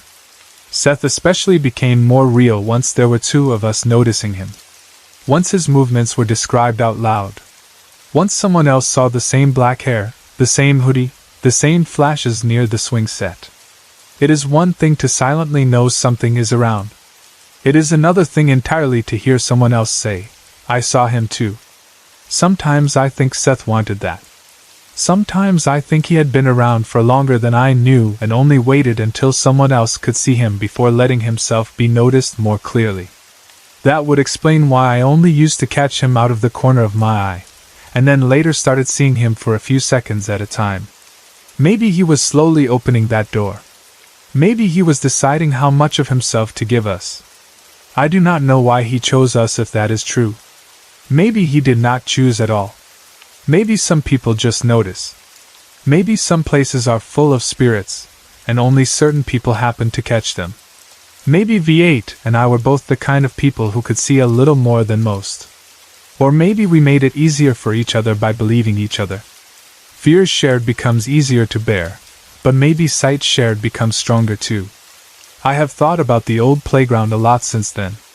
It is funny how places can change after one strange day. What was once just old childhood equipment in the yard became something else after that. A point of appearance. A place connected to Seth. A place where shadows misbehaved in photographs and names hid in leaves. I still cannot look at that area without remembering the exact way V8 kept freezing and staring over there before she finally spoke. That was the beginning of something. Not the beginning of ghosts in my life, maybe, but the beginning of understanding that they were not just passing feelings or odd imagination. They had names, patterns, personalities, differences. Some brought peace. Some brought fear. Some helped. Some only watched. Some did things I cannot forgive or explain. Some vanished before I could understand them at all. That is why this story still sits so heavily with me. Because there is no clean ending. I cannot tell you that we solved it. I cannot say we found out exactly who Seth was or who the girl in white had been. I cannot tell you that everything stopped and life went back to normal. It did not. The ghosts stayed part of my life. Some more than others. Some fading. Some returning. Some newly appearing. And I am still left in the same place in some ways. Trying to understand. Trying to tell the difference between what is peaceful and what is dangerous. Trying to decide whether curiosity is worth it when something terrifying is watching from a mirror. Trying to accept that a person like Seth can exist, calming and kind in his own strange way, while something else entirely can slide through the same world carrying cold and panic with it. That is what makes all of this so hard to put into words for anyone who has never felt it. Ghosts are not all the same. They do not all float around moaning or trying to kill people. Some feel almost human. Some feel broken. Some feel lonely. Some feel angry. Some are gentle until they are not. Some are violent without warning. And when you are the one seeing them, you do not get a guidebook that tells you which is which. You just feel your way through it. Sometimes literally. With Seth, the feeling tells me he is safe. With her, the feeling tells me to watch the mirrors, stay out of the hallway, and do not trust the room when it suddenly goes cold. With the darker moments, the ones like the pool and the bed, I still have no answer. Maybe one day I will. Maybe one day I will figure out who they all are, what they want, why they seem tied to certain places, why V8 and I saw them together, and why things changed after she moved onto my street. Maybe there is a pattern bigger than the one I can see now. Maybe the long-time ghost that left, the new one that came, Seth, the girl in white, and the other violent moments are all connected somehow. Or maybe they are not. Maybe I am standing in the middle of several different stories at once, and only seeing pieces of each of them. That might actually be worse. Because at least one clear haunting gives you something to follow. But for ghosts, different energies, different behaviors, shared sightings, physical incidents, and no real solution? That leaves you in a place where every new experience feels like another clue you cannot fit anywhere. Still, for all the fear and confusion, I keep thinking about Seth. Maybe because he is the easiest part of this to hold on to. He is the proof that not everything strange feels wrong. Not everything unseen is cruel. Not every ghost arrives with fear and dread. Some of them bring peace so deep that you feel your heart fill up without knowing why. Some of them help you find what you lost. Some of them stay just far enough away to keep you safe while still reminding you they are there. Some of them feel more like people than monsters. And maybe that is why the girl in white disturbs me so much. Because she proves the opposite is true too. Not everything is peaceful. Not everything can be trusted. Sometimes the unseen comes wrapped in cold air, headaches, bad smells, and sudden fear. Sometimes it watches from a mirror. Sometimes it moves through the hallway while you are too scared to sleep. Sometimes it makes the whole room notice, whether they understand why or not. That is the world I seem to be living in now. A world where ghosts are not stories anymore. A world where a sunny afternoon in the front yard can turn into a shared sighting by an old swing set. A world where shadows and photos go the wrong way. A world where names appear in leaves. A world where a peaceful boy called Seth taps your shoulder and helps you find your battery. A world where a pale girl in a white dress makes classrooms go cold. A world where some forces feel kind, some feel dangerous, and some moments still do not make sense at all. So when I say I do not know what to think, I mean that honestly. I do not know whether I should feel lucky that Seth is around.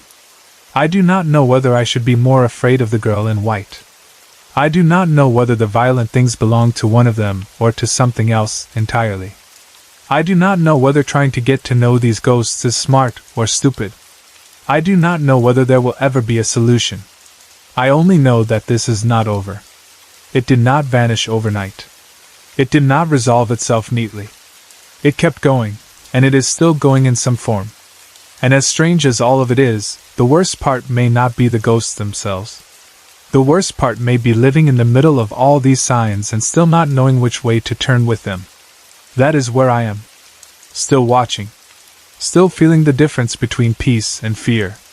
Still remembering the day V8 froze by the old swing set and described a boy I already knew. Still hearing the strange bike sound in the night. Still seeing that white dress in the hallway. Still thinking about the shadow in the picture. Still wondering what really pushed V8 into the pool. Still wondering what happened that night in my bed. Still wondering whether the peaceful ones are protection, whether the frightening ones are warning, and whether any of this will ever fully make sense.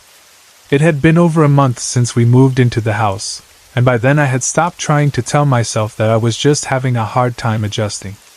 In the beginning, I wanted to believe that was all it was. Moving can be stressful. A new house can feel unfamiliar, cold, and unsettling for a while, especially if it is older or isolated. I tried to tell myself that maybe I was tired, maybe I was overwhelmed, maybe my nerves were making everything feel worse than it really was. But after a month, I could no longer lie to myself. What I felt in that house was not normal discomfort. It was something much deeper, much darker, and far more disturbing than anything I had ever experienced before. Whenever I was inside that house, an almost crippling feeling would come over me. It was not simple sadness. It was not anxiety in the ordinary sense. It was like hopelessness had weight, and that weight settled directly on my chest the moment I stepped inside. Desperation would creep over me without warning. Sorrow would rise up in me so strongly that it almost felt physical. There were moments when I could barely think clearly because the feeling was so intense.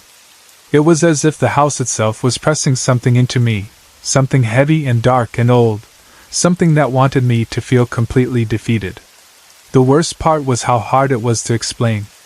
I could not put the feeling into proper words, no matter how many times I tried. It felt like doom. It felt like I had already lost something important, and just had not fully understood it yet.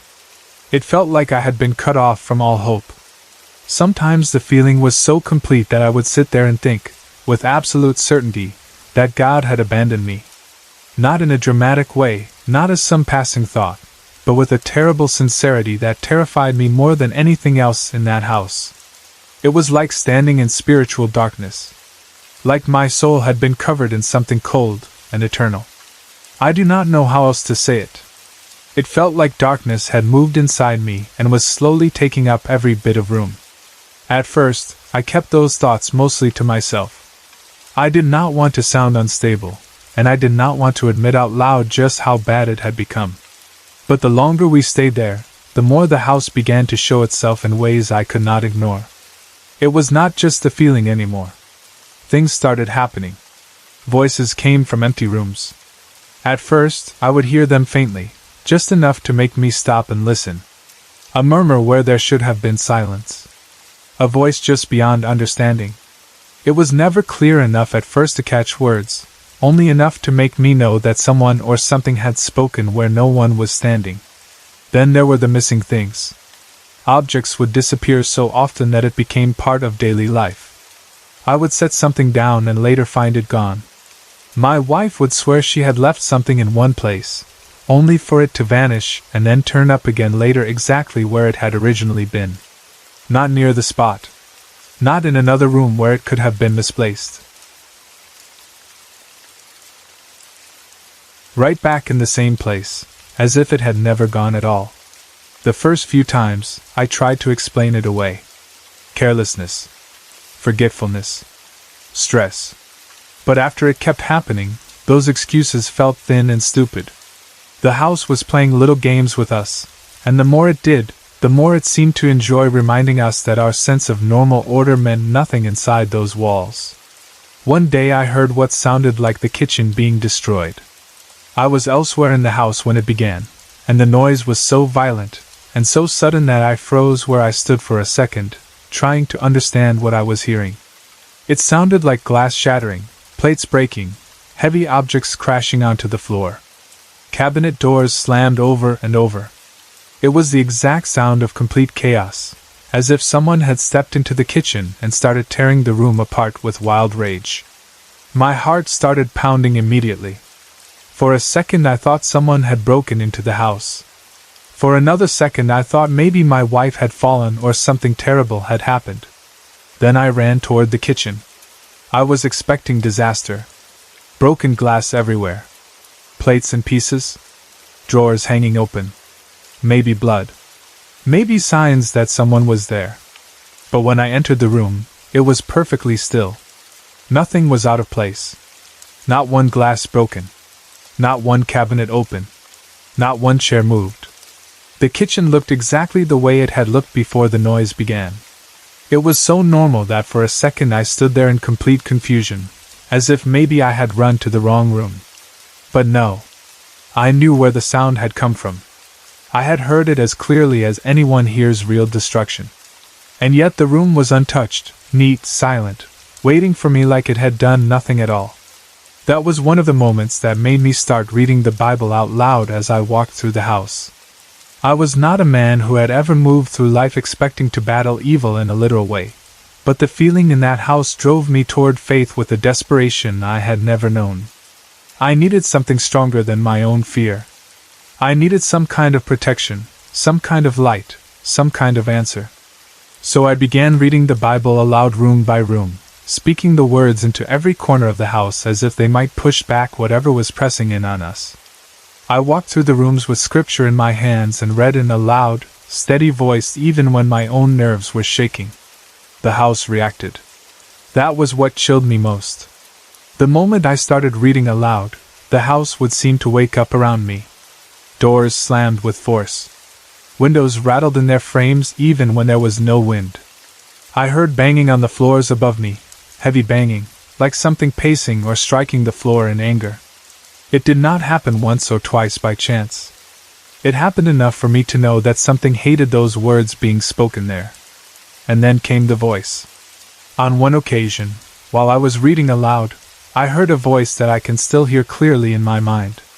It was frightening in a way I cannot fully explain, because it was not just the sound of it, but the meaning it carried. The voice said, "Your God is ailing. He can't help you." Those words hit me like ice water straight into my chest. I do not know from where exactly the voice came. It did not sound like a person speaking from another room in any normal sense. It sounded close and not close at the same time, as if it was inside the house and yet not limited by the house. The voice felt hateful, mocking, almost pleased with itself. It wanted to wound me in the deepest place possible. It wanted me to believe that even God could not help me there. It wanted me to surrender. I remember standing there with the Bible in my hand, my whole body cold, the hairs on my arms standing up, and feeling for one terrible instant that if I listened too closely to that voice, I would break. But I kept reading. I do not say that proudly. I say it honestly. I kept reading because I did not know what else to do. I was terrified, but stopping felt worse. Stopping felt like giving it exactly what it wanted.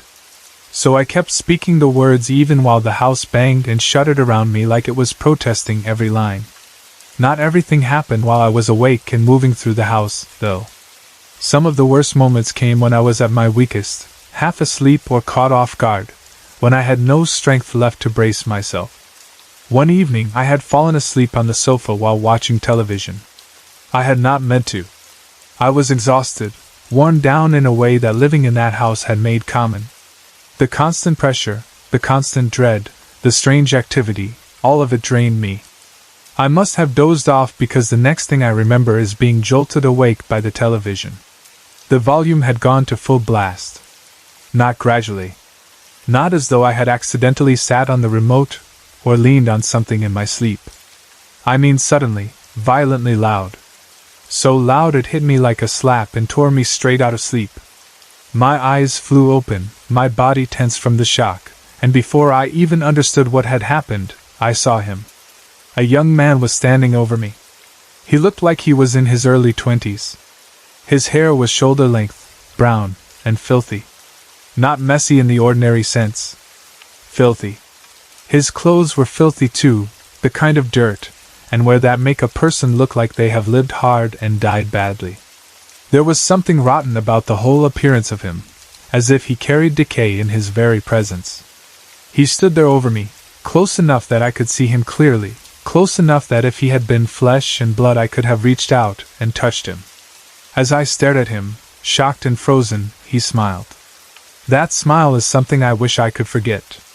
His teeth were the most disgusting brown teeth I had ever seen in my life. They were stained, ruined, almost animal-looking in their ugliness.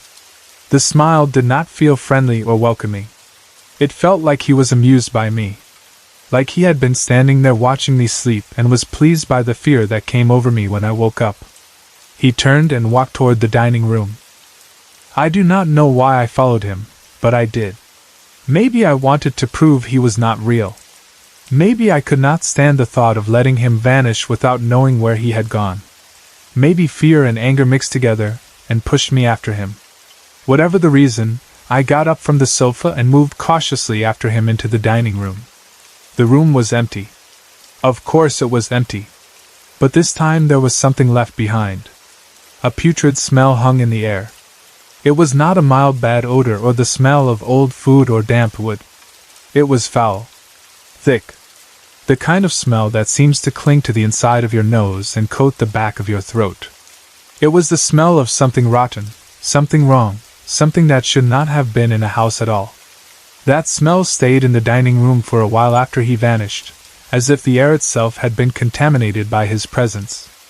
Even now I associate that smell with him. The filthy hair, the ruined teeth, the smile, and the stink that followed him like a shadow. As the weeks passed, I started noticing other details about the place, details that should have stood out sooner but somehow had not. The house was surrounded by a large wooded area. Under normal circumstances, that should have meant life. Birds during the day. Crickets at night. The little constant sounds of nature that make a place feel connected to the world around it. But there was nothing. No birdsong in the morning. No crickets after dark. Nothing. The silence of those woods was wrong. Not peaceful. Dead. It was the sort of silence you only notice after a while because your mind expects sound and keeps waiting for it. Then one day it hits you that the waiting has gone on too long. That the quiet is not natural quiet but absence. As if the living things that should have been there had chosen to stay away. The only creature that ever seemed to belong to those woods was a stray dog my wife adopted. She named him Shadow because of his jet-black coat. He was a large old male dog, I think some kind of sheepdog, slow-moving and tired-looking but solid in the way old dogs sometimes are. Shadow started coming around every evening for food. He would appear near the porch, patient and calm, never demanding, never aggressive. My wife took to him quickly. Maybe she needed the comfort. Maybe she sensed the same thing I did, that there was something unusual about him. Shadow would never come inside the house. That is something I tried to change, but he would not do it. He would come close enough for food, close enough for us to speak to him, but never closer than about 10 feet from the back porch. It was as though there was an invisible line he refused to cross. No matter how gently we called him, no matter how much he seemed to trust us, he would not step into the house. Strangely enough, he showed no fear of the woods. Every night after eating, he would retreat back into them. I often heard him howling there after dark, long, restless howls that rose and fell in the silence. He would howl over and over, and every time I heard it, some part of me believed he was warning something off or standing against something I could not see. There was something about Shadow that made me feel safe when he was near. I cannot explain why. Maybe it was the steadiness of him. Maybe it was the way he refused the house but never abandoned the property. Maybe it was the way the woods themselves seemed to accept him. I only know that when he was nearby, I felt less alone, less exposed. I often wished I could get him into the house at night. It became almost an obsession at times. I would stand there and look at him near the porch and think, if only you would come in. If only you would cross that line. But he never did. Looking back, I think he understood something better than I did. Maybe he knew the house for what it was and refused to enter it. Maybe his safety depended on that refusal. Or maybe he had his own place in whatever strange battle existed between that house and the woods around it. While all of this was happening, my wife was changing. At first the changes were subtle enough that I questioned myself.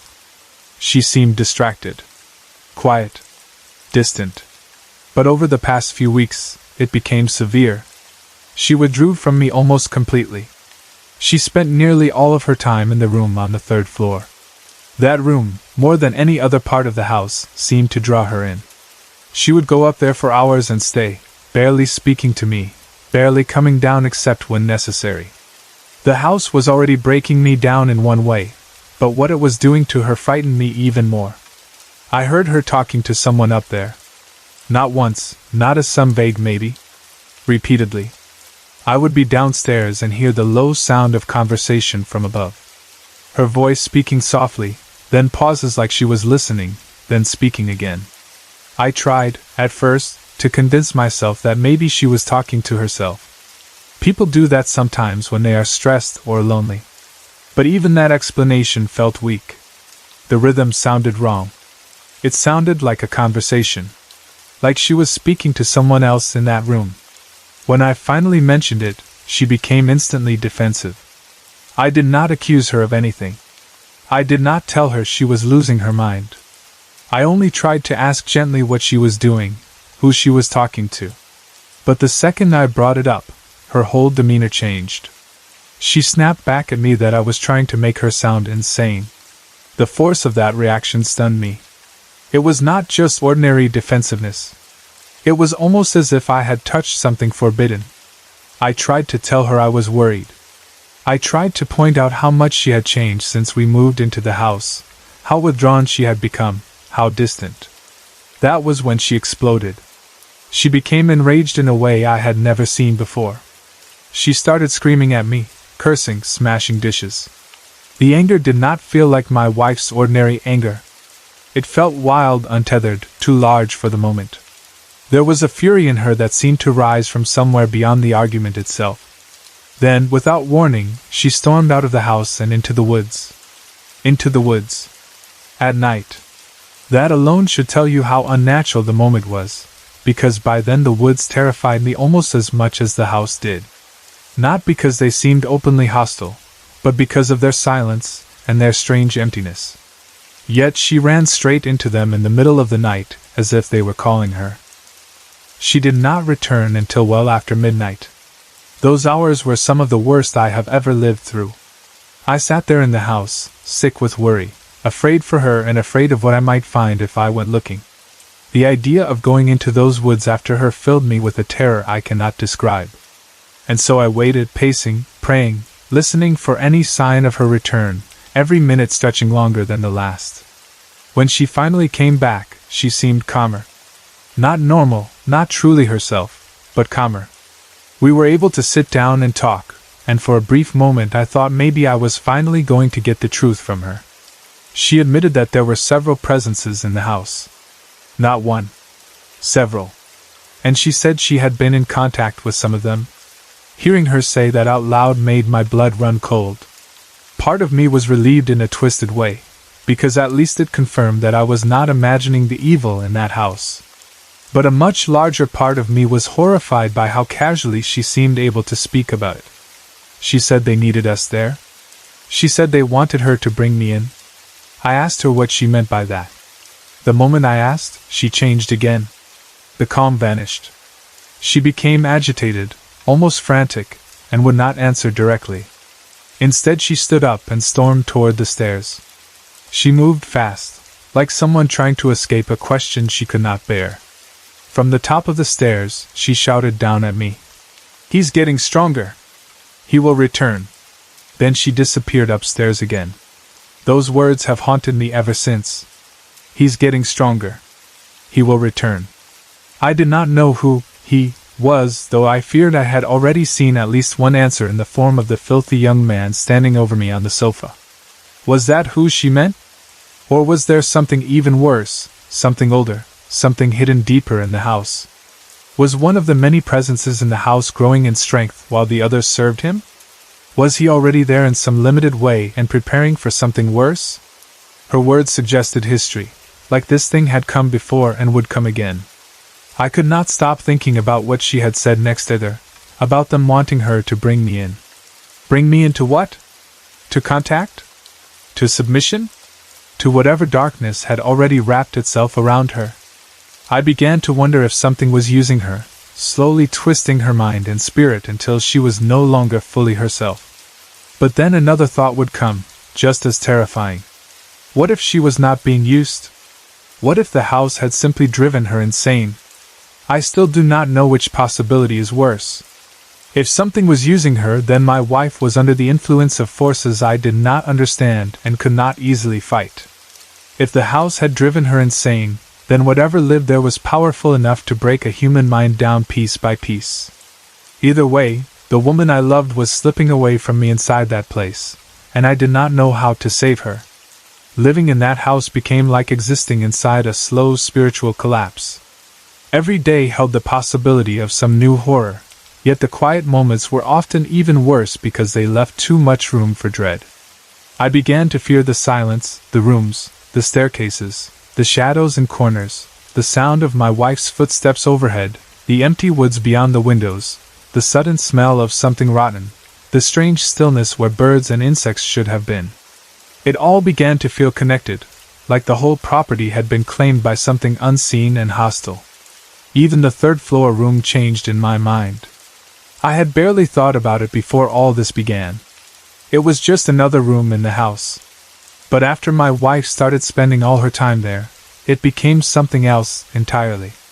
I began to think of it not as a room but as a center, a place where the darkness was strongest, a place that called to her and responded to her. Every time I looked up toward that floor, I imagined presences gathered there, listening, waiting, feeding off something I could not see. And still the hopelessness remained. That may have been the worst weapon the house had. More than the voices, more than the moving objects, more than the apparitions, more than the way it was changing my wife. It had a way of convincing me that nothing good could survive there. It wanted me to believe there was no rescue, no light, no God listening, no escape. That feeling of doomed sorrow was like poison in the soul. It drained the strength from every thought, and made every act of faith feel like trying to hold a candle in a storm. But even in the middle of that, I kept reading the Bible. Not because I was brave. Not because I was certain it would work. But because I needed something to stand on, and that was all I had left. If the house hated those words, then maybe those words still mattered. If the thing in the house mocked God, then maybe it did so because it feared him. That hope was thin some days, barely enough to hold on to, but I held on to it anyway. There were nights when I could hear Shadow howling in the woods and would sit there listening, thinking that somewhere outside the walls of that house there was still something clean, something loyal, something not yet swallowed by the darkness. Those howls became a strange comfort to me. They reminded me that the house was not the whole world, even though it tried to feel like it was. I often found myself standing at a window late at night, looking out into the black edge of the woods and listening for Shadow. The house behind me would be silent in that tense, unnatural way it had, my wife somewhere upstairs, and I would stand there torn between two fears, afraid of what was inside and afraid of what might be waiting outside. But when I heard his howl, I always felt a little steadier. The house did not want steady. It wanted surrender. That is the truth I slowly came to understand. Everything about it worked toward that end. The despair. The voices. The mockery of God.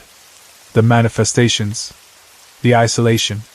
The way it separated my wife from me. The way it made normal sounds of nature disappear. The way it made me question my own mind. It was not random chaos. It was pressure. Constant, grinding pressure, meant to wear me down until I accepted whatever it wanted. And I believe that is what had begun happening to my wife. She had not simply become moody or depressed. She had gone somewhere inward, somewhere shaped by that house, and whatever she found there had begun shaping her in return. As a child, I spent a lot of time with my dad's parents. Some of my warmest early memories are tied to their house, the way it smelled, the quiet feeling it had, and the way my grandpa would talk to me like what he was saying truly mattered. He was a very religious man, and his faith was not something he kept to himself. He lived it openly, spoke about it often, and did his best to make sure the rest of us knew the Lord too. He was never the kind of person who forced things in a harsh way, but he believed deeply, and that belief shaped the way he lived. Even as a child, I understood that about him. Being around him meant being around someone who believed there was more to life than what we could see. As he got older, his world grew smaller. In the later years of his life, he was no longer able to leave his house. That made every visit feel more important to me. I think when people are young, they do not always realize how precious ordinary time with family can be. You think there will always be more chances, more visits, more afternoons, more conversations. But looking back now, I can see how special those visits really were. He could not go anywhere, so whenever I could go see him, it meant something. It felt like I was entering his world for a little while, and I always left with the feeling that I had been somewhere meaningful. He was the kind of grandfather who made you feel noticed.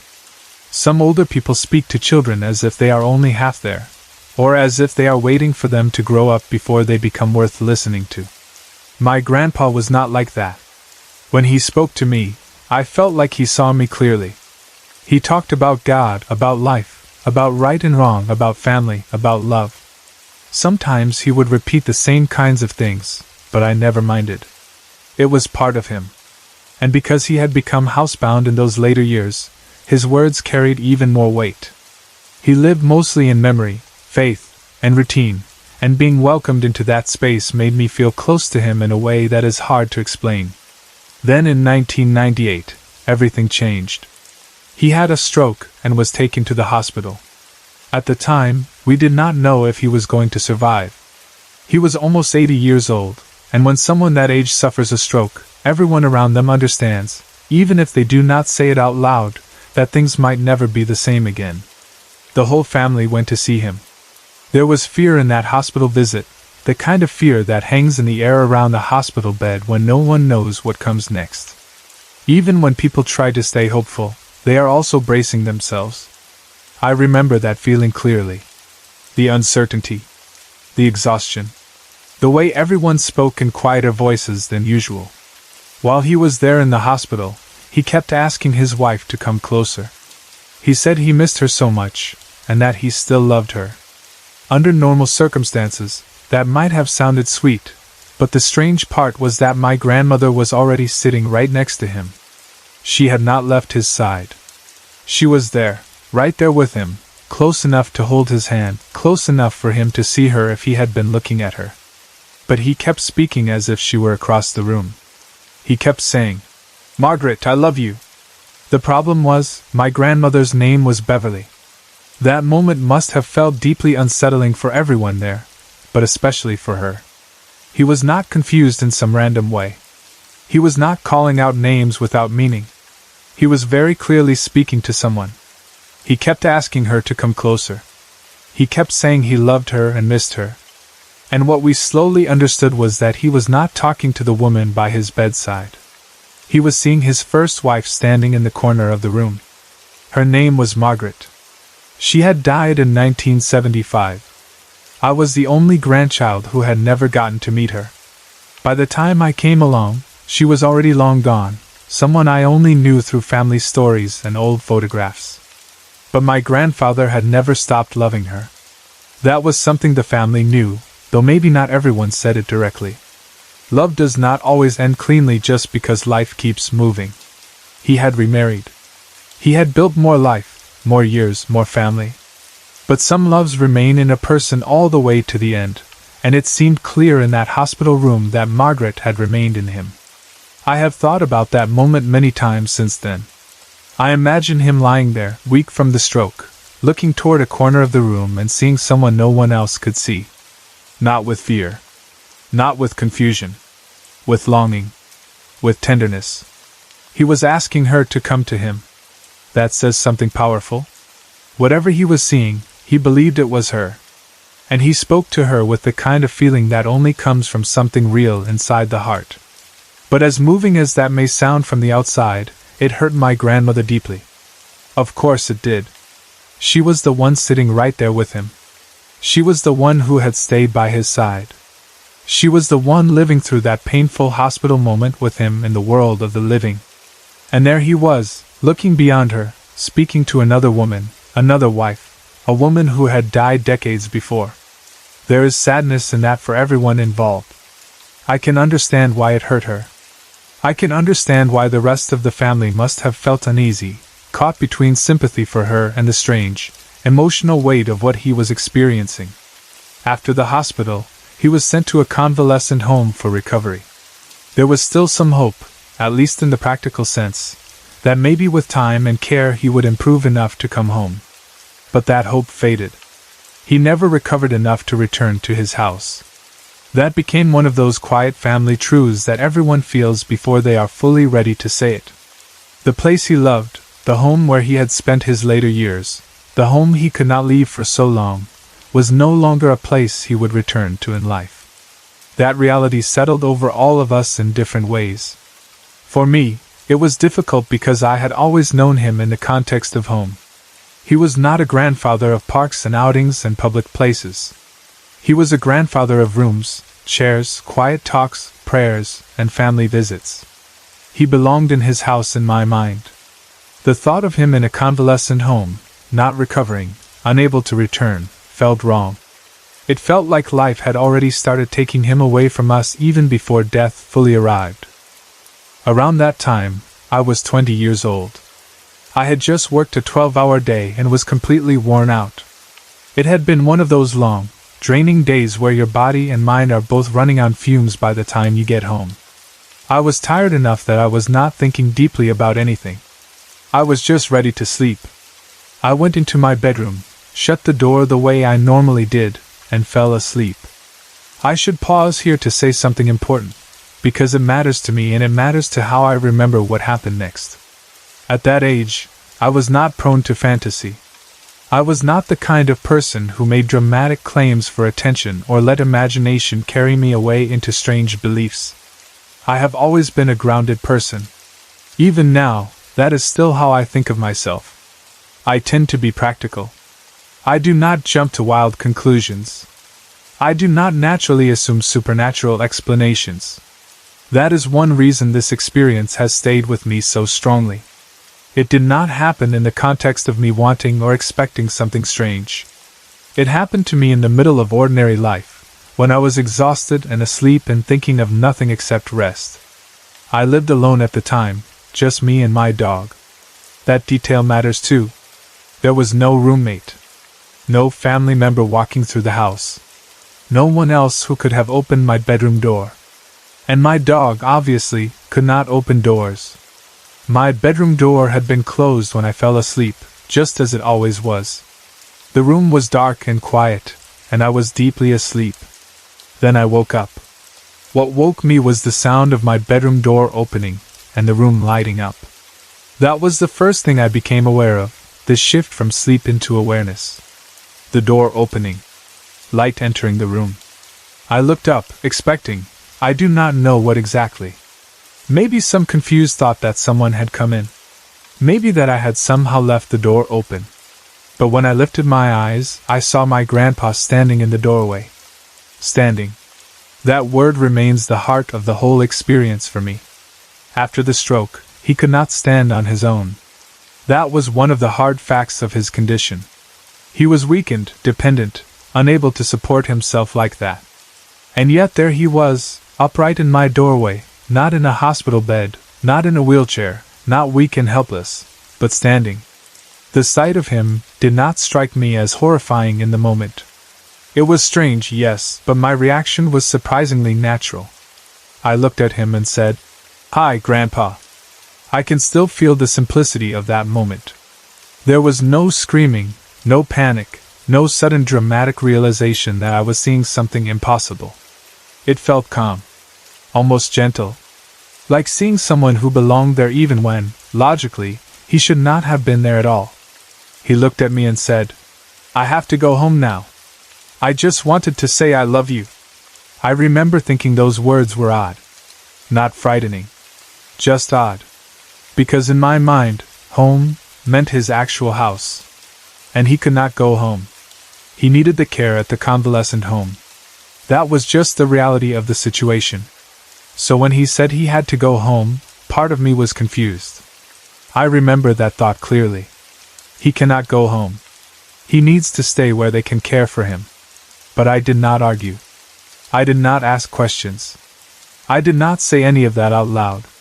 Instead, I simply told him that I loved him too. He then said, "Goodbye, I love you." And I answered, "Goodbye, I love you too." Then he was gone. Just like that. The whole exchange was so quiet, so calm, and so natural that even now it is hard to describe it in a way that fully captures how it felt. It did not feel chaotic or dreamlike. It did not feel like a nightmare. It felt like a visit. A real visit. Brief, simple, loving, and complete. After he disappeared, I closed my door and went back to sleep. That detail has always stood out to me because it says so much about the feeling of the encounter.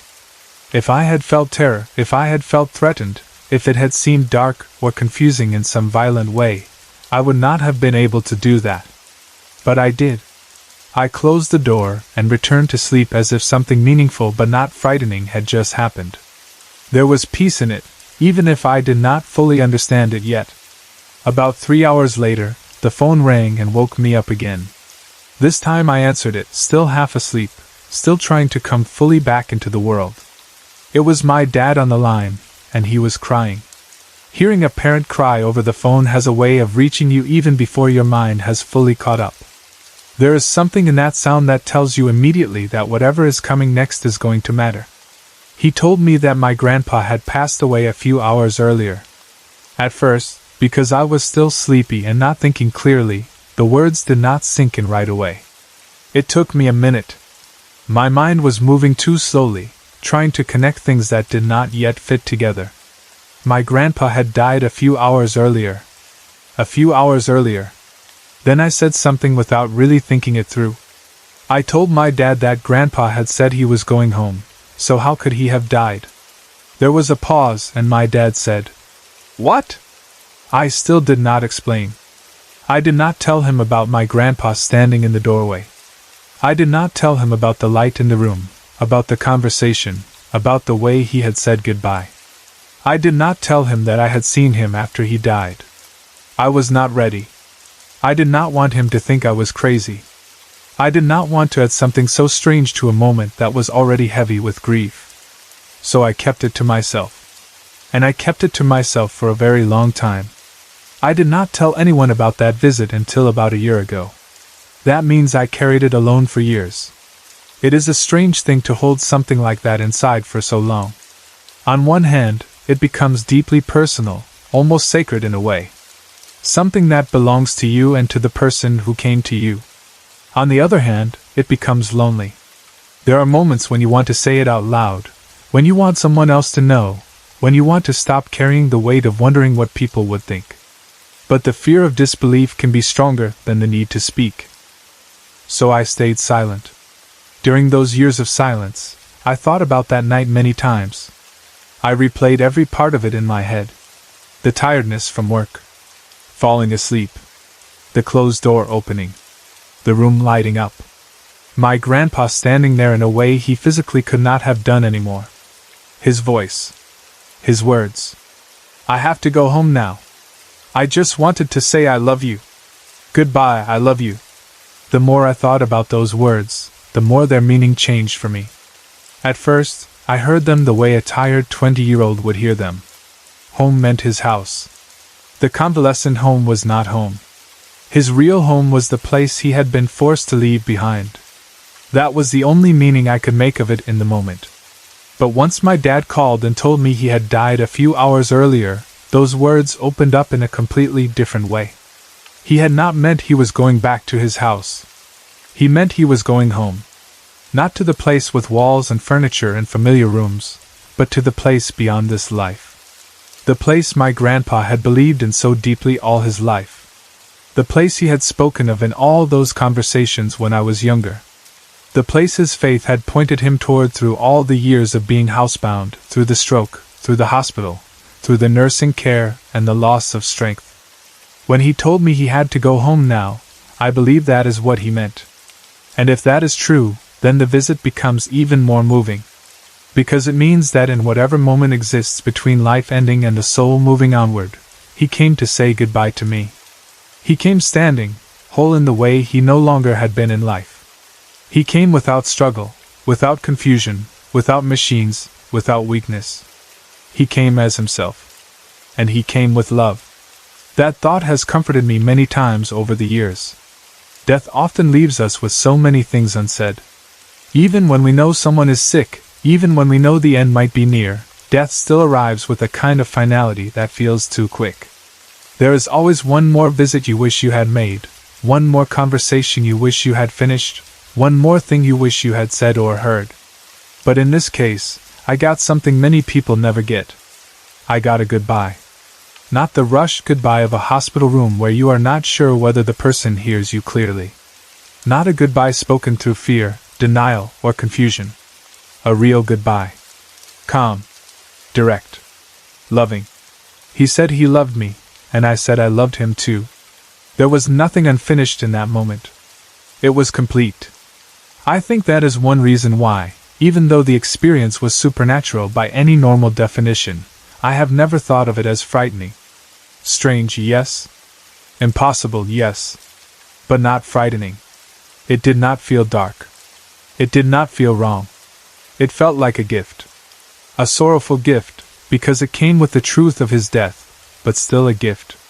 The memory of him seeing Margaret in the hospital also took on a new meaning for me after his death. At the time, it had been upsetting, confusing, and painful for the family, especially for Beverly. But afterward I began to wonder whether he had already been seeing something beyond what the rest of us could see. Maybe the boundary between worlds had already grown thin for him. Maybe Margaret truly had come to him.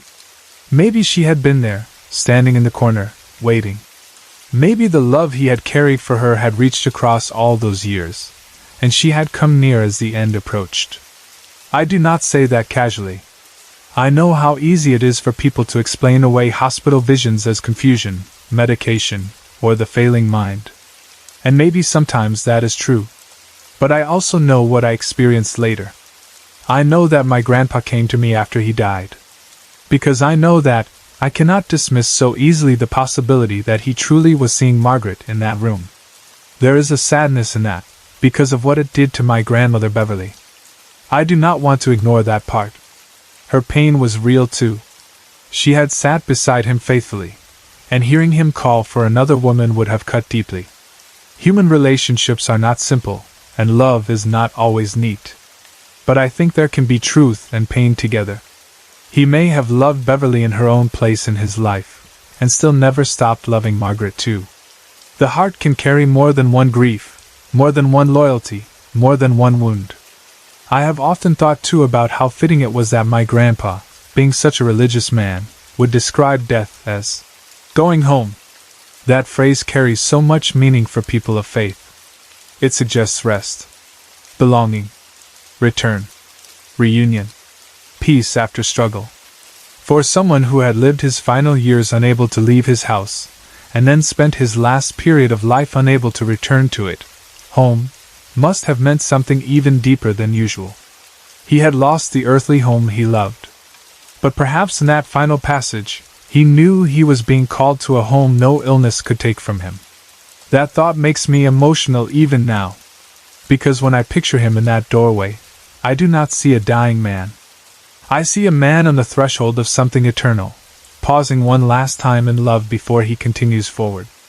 There was another detail that stayed with me over the years, something I did not fully appreciate when I was younger. He was standing in the doorway. Doorways have always seemed meaningful to me since then. They are places of entering and leaving, of crossing from one space into another. He did not appear in some random corner of the room. He appeared at the threshold. Looking back, that feels symbolic in a way I could not have explained at 20. He was between places. Between this world and the next. Between being here and being gone. Between saying goodbye and going home. And still, in that in-between place, he thought to come to me. That means more to me than I can properly put into words. For years, because I told no one, the story became almost like a private room in my heart. I could go into it whenever I missed him. Whenever I thought of the hospital. Whenever I thought of faith, death, family, or what might wait beyond life. It was a room I entered alone, and in it was that simple exchange of love. There were times when I wondered if maybe I should have told someone sooner. My father, maybe. Or another family member who would understand. But every time I imagined saying it out loud, I heard how impossible it sounded. I was asleep. The door opened. My dead grandfather stood there and said goodbye. How do you say that to grieving people without fearing the look that might come into their eyes? How do you tell them something so personal, so strange, and risk having it treated like confusion, stress, or fantasy? At 20, I was not strong enough for that risk. Maybe I am only strong enough now because time has settled around the memory rather than erased it. The more years passed, the more certain I became that what I had experienced was real. Not because I had proof, but because the memory never behaved like a dream. Dreams blur. They lose shape. They tangle with other memories. This did not. It stayed clear. I can still hear his voice. I can still remember the calm way he spoke. I can still remember how natural it felt to answer him. I can still remember how, when my father said he had died a few hours earlier, a part of me already knew something beyond the ordinary had happened. Sometimes I wonder whether my grandpa visited anyone else that night. Whether he came only to me, or whether others also had some strange sense of his presence, and simply never said so. Families often carry private experiences quietly. Someone may have a dream. Someone may feel a hand on a shoulder. Someone may hear a voice or smell a familiar scent, and because they fear sounding foolish, they say nothing. It is possible I was not the only one. But if others had experiences too, they stayed hidden for a long time, just as mine did. Even without knowing that, I have come to believe that moments like this happen more often than people admit. Not because everyone wants to believe in ghosts or spirits, but because love itself seems to resist final silence. There are stories in many families of a last visit, a goodbye, a dream too vivid to dismiss, a clock stopping at a certain hour, a presence felt just after death. I used to think of such stories as maybe comforting inventions people created for themselves. Now I cannot think that so easily.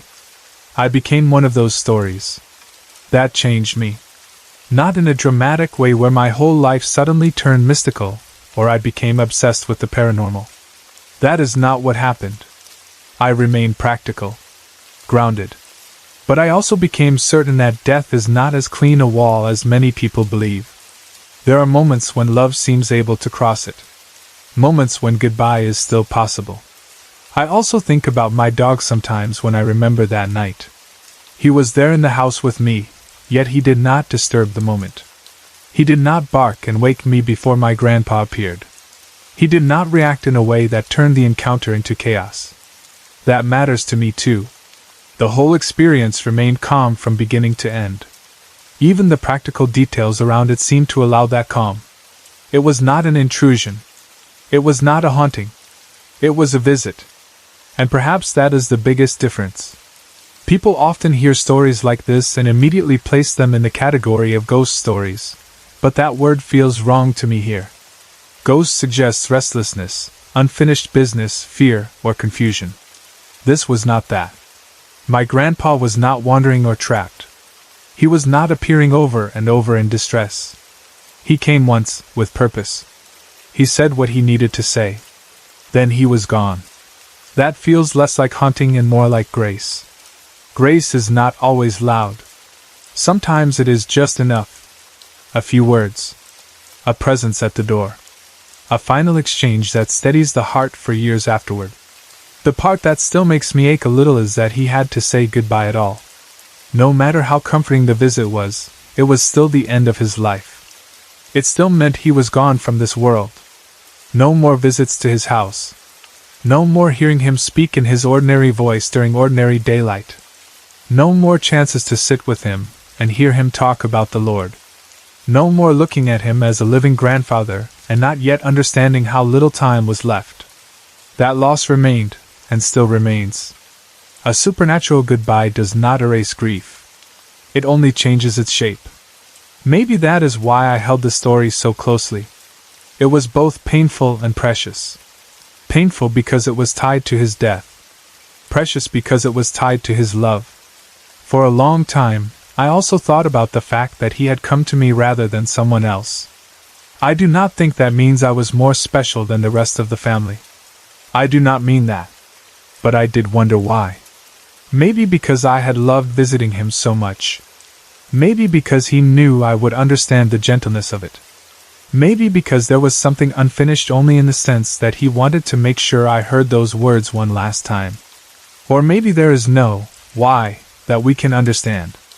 Maybe love moves where it needs to move, and that was enough. When I finally told someone about it about a year ago, I felt both relief and vulnerability. Relief because I was no longer carrying it alone. Vulnerability because once you say such a thing aloud, you lose control over how it is received. Someone might believe you. Someone might smile politely and not believe you. Someone might think grief or sleep made you imagine it. That risk is real. But by then I had lived with the memory long enough that I no longer needed outside approval to know what it had been. It was real to me. And because it was real to me, it shaped the way I understand my grandfather's death. I no longer think of his death only as the sad ending of an old man's struggle after a stroke. That is part of it, of course. But I also think of a man whose first wife appeared to him near the end. A man who spoke of love in a hospital room while the living and the dead both seemed near. A man who never got to return to his earthly home, yet still found a way to say he was going home. A man who stood in a doorway after death and told his grandchild goodbye with peace in his voice. There is something deeply beautiful in that, even through all the sorrow. And maybe that beauty is what has kept the memory from ever becoming frightening for me. Whenever I think of him now, I do not think first of the stroke, the hospital, or the convalescent home. I think of him standing in my doorway, whole enough to stand, clear enough to speak, loving enough to come back just once before moving on. That is how I choose to hold him in my mind. Not trapped in illness. Not diminished by age. Not helpless in a hospital bed. But standing, speaking clearly, and going home. Even now, if I close my eyes, I can see the room as it was that night. The closed door. The light. The simple shock of seeing him there. The natural way I greeted him. The strange but calm words he said. The way he vanished afterward. The phone ringing hours later. My father crying. the slow, sleepy confusion turning into understanding. The way the meaning of home changed in my mind forever. It is one of the few experiences in life that feels at once deeply personal and somehow larger than me. Personal because it was my grandfather, my room, my life, my memory. Larger because it touches something universal: love after death, goodbye, faith, and the possibility that those we lose are not always completely gone in the instant we think they are. I still do not claim to understand exactly how such things happen. I do not know what laws of God, spirit, time, or love make room for a moment like that. I only know that it happened. And I am grateful it did. Because of that one brief visit, I never had to carry the feeling that I had lost him without a final word. I never had to wonder whether he knew I loved him. I never had to imagine that the last chapter of his life was only suffering and separation. Instead, I have this memory, quiet and impossible and full of tenderness, telling me that before he left, he came to say goodbye. That is more than many people ever get. And it is why, even after all these years, I still think of that night not with fear, but with reverence. He came to my door. He told me he had to go home. He told me he loved me. And then he did. This was the very first paranormal experience of my life. And even after everything I have heard, read, and thought about since then, it still remains the one that frightens me the most. I have had time to look back on it from every possible angle. I have tried to explain it away, reduce it, and make it fit into something ordinary. But no matter how many years pass, that night still stands apart in my memory. It was not dramatic in the way horror movies are dramatic. There were no screams, no ghosts appearing in front of us, no voices in the dark. What happened was far smaller than that, yet somehow more disturbing. It was the kind of moment that feels wrong while it is happening, and then stays with you because nothing about it ever feels fully settled afterward. Before I tell what happened that night, the background matters, because without it, the fear would not make complete sense. I had two close friends, twin sisters, and for this story I will call them Tracy and Samantha. They lived in a small house by the lake in the southeastern part of Wisconsin. Their place was quiet, a little out of the way, and the area around it had that certain feeling some lake neighborhoods have, especially at night. During the day it looked peaceful and ordinary enough. There were houses, trees, the road stretching along the lake, and little places tucked away here and there that you only noticed if you had reason to pass them often. But at night the same road felt different. The shadows got deeper, the silence seemed heavier, and the distance between houses became more noticeable. A place like that can feel beautiful one minute and unsettling the next, depending on what is in your mind. I had been to the twins' house many times before this happened. Every time I went there, I had to pass the same tiny cottage along the road. Calling it a cottage almost feels generous now, because it was really closer to the size of a shed. It looked too small to be a real home, and every time I saw it, I wondered how anyone could have lived there. It sat there in a way that made it stand out even more because it looked so neglected.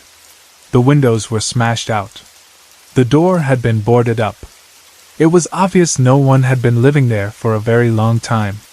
It was the kind of place you glance at quickly from the car and then try not to look at too closely. Still, it drew my attention every single time.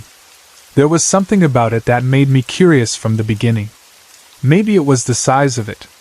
Maybe it was the way it looked abandoned but still somehow present, as though it had not quite given up the memory of being lived in. It did not just look empty.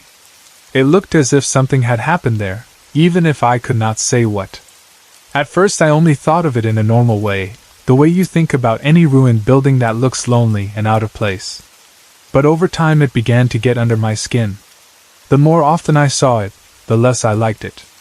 One day I was out walking with Tracy, and we passed by that little cottage on foot. Being that close to it made it seem even stranger than it did from the car. The broken windows looked darker, the boards over the door looked older, and the whole place gave off a feeling of decay that was hard to ignore. I remember turning to Tracy and saying something like, "Did someone actually live there? Look how small it is." I truly could not imagine it as a real home. It seemed too cramped, too damaged, too sad. Tracy answered in that casual way people do when they are talking about something familiar. She said that yes, someone had lived there a long time ago, at least as far as she knew. Then she told me something that changed the way I looked at that place forever. She said there was a hypnotist ghost in the house. That phrase immediately caught my attention because it sounded so specific and so strange. A ghost I could understand in the normal storybook way. But a hypnotist ghost? That sounded bizarre enough to make me ask what she meant. Tracy then told me a story she had heard, or maybe partly witnessed through others, about a friend of hers from the neighborhood. According to Tracy, this girl had left Tracy's house one night and was heading toward the local bar to get some food. At some point later, after the girl had been gone much longer than expected, Tracy and the girl's parents went looking for her. When they finally found her, she was standing outside that tiny cottage, staring through the window as if she were hypnotized. Tracy said it as though it was simply one more strange local story, but it stayed with me. Now I knew Tracy well enough to know that she liked to exaggerate. If she said 3 hours had passed, it might not really have been 3 hours. If she said the girl looked hypnotized, maybe she simply meant the girl had been staring and would not answer right away. I knew all of that. I knew her stories could grow in the telling. But even with that in mind, I still believed something about it. I did not necessarily believe every word exactly as Tracy presented it, but I did believe that her friend must have seen something in or around that cottage that had fixed her attention in a way she could not explain. And once that idea got into my head, the cottage started feeling even worse to me. After that, every trip to the twins' house became a small test of nerves. I never liked passing that place. It sounds silly when I put it that way, because all I had to do was drive by it for a moment, and keep going. But knowing it was there always made me uneasy. I would think about it before I even reached that part of the road. The closer I got, the more I found myself watching for it. Sometimes I would look straight ahead and try not to glance at it. Other times I would find myself unable to resist looking toward it, as if checking whether something might be there this time that had not been there before. I could not relax around that place. The problem was that there was no other route. If I wanted to get to Tracy and Samantha's house, I had to go past the cottage. There was no way around it. So every visit meant another drive by that boarded-up little building with its broken windows and its odd story attached to it. Over time, the fear turned into a habit. I expected to feel uncomfortable when I neared it. I expected my body to tense, my eyes to shift toward it, my thoughts to darken for a few moments. It became part of the trip. Then came the Friday night that changed everything. It was the summer of the year before, and the twins and I had gone out with some other friends to see a late movie. It had been a normal night, fun and easy, the kind of evening where nothing feels unusual. We were out, laughing, talking, enjoying ourselves, doing the ordinary things friends do when there is no reason to imagine that anything strange might happen before the night is over. Since I had picked the twins up, I was also the one driving them home afterward. That too was completely ordinary. We had done things like that before. There was no special mood in the car, no talk of ghosts, no dark ritual, nothing like that. It was just a drive home after a movie. As we turned onto the road that led to their house, the thought of the cottage came back to me right away. That was typical for me by then. The road itself triggered it. I knew where the cottage was, and as soon as we entered that stretch, I could feel my attention shifting toward the moment we would pass it. I remember thinking, not for the first time, how much I hated that house. Tracy was sitting in the front passenger seat beside me, and Samantha was sitting directly behind her in the back. The closer we got, the more the uneasiness rose in me. Then, just before we passed the cottage, I looked over at Tracy and said out loud, "Man, I really hate that house." I had barely finished the sentence when it happened. A strange jolt of something passed through the right side of my body. To this day, I still struggle to describe it properly. Saying it was like electricity is not exactly right, though that is the closest comparison most people would probably make. It was not pain. It was not numbness either. It felt like a pulse of energy, but not in any ordinary sense. It had a force and a suddenness to it that made me freeze. It was as though something moved through me or brushed through that side of me in a way I had never felt before and have almost never felt since. The sensation was so strange and so immediate that for a few seconds I could not do anything except keep driving and try to understand what had just happened. I remember feeling almost locked in place by it. The car kept moving, and then once we were clear of the cottage and turning into the twins' driveway, the feeling had passed enough that I could finally speak. I turned to Tracy and told her that I had just felt the weirdest thing as we went by that house. I expected her to stare at me as though I were being dramatic or paranoid. Instead, she answered in a way that made my skin go cold. She said she had felt it too. But here is the part that made it even stranger. She said she felt it on the left side of her body. I had felt it on the right. For a second or two, we just stared at each other. It was one of those rare moments when two people realize at the same time that they have shared something neither of them can explain. I cannot fully describe how unsettling that was. If only I had felt it, I might have blamed myself. I could have said maybe I was too keyed up because of my fear of the cottage. Maybe I had tensed my body weirdly. Maybe the car hit something in the road. Maybe it was a muscle spasm or some random physical sensation made stronger by my imagination. But Tracy felt it too, and she felt it at exactly the same time. We sat there in the driveway for a few moments, both trying to explain the feeling to each other. We kept asking what it felt like and whether it was the same. The more we talked, the more we realized that neither of us had a good explanation. Meanwhile, Samantha, sitting in the back seat, looked at both of us as if we had lost our minds.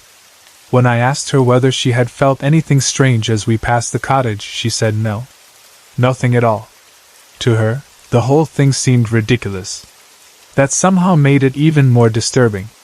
If all three of us had felt something, maybe we could have blamed the car or something physical in the environment.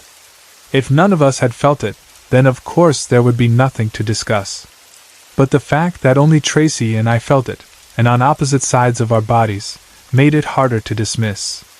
It was too specific, too sudden, too synchronized. And it happened at the exact moment I spoke about how much I hated that house. I have thought about that timing more times than I can count. Why did it happen right then? Was it because I had drawn attention to the cottage? Was it because I was already focused on it? Was it because, for whatever reason, both Tracy and I were open to something in that moment while Samantha was not? I do not know. I still do not know. But that timing is part of what turned the experience from strange into unforgettable. After that night, the story Tracy had told me about the hypnotized girl no longer felt like just a creepy local rumor. I could no longer laugh it off in my head or reduce it to neighborhood exaggeration. Something about that cottage was wrong. I felt it before that night, but after that drive it was no longer just a feeling built on fear and imagination. It had become personal. I had experienced something near that place that made no sense. And Tracy, who had known the story far longer than I had experienced it right along with me. For a long time after that, I replayed the whole thing in my mind in ridiculous detail. I would think about the road, the speed of the car, the position of my hands on the wheel, the angle of my body in the driver's seat. I would think about what Tracy and I had been saying. I would wonder whether the sensation could somehow have come from the car, the road surface, or some unseen bump. But nothing fit. If it had been the car, why did Samantha not feel it? If it had been a normal jolt, why did it not feel physical in the usual way? If it had been tension or nerves, why did Tracy feel it too, and why on the opposite side? The right and left side detail bothered me more than anything else. It was as if something had passed between the cottage and the car, touching each of us on the side closest to it.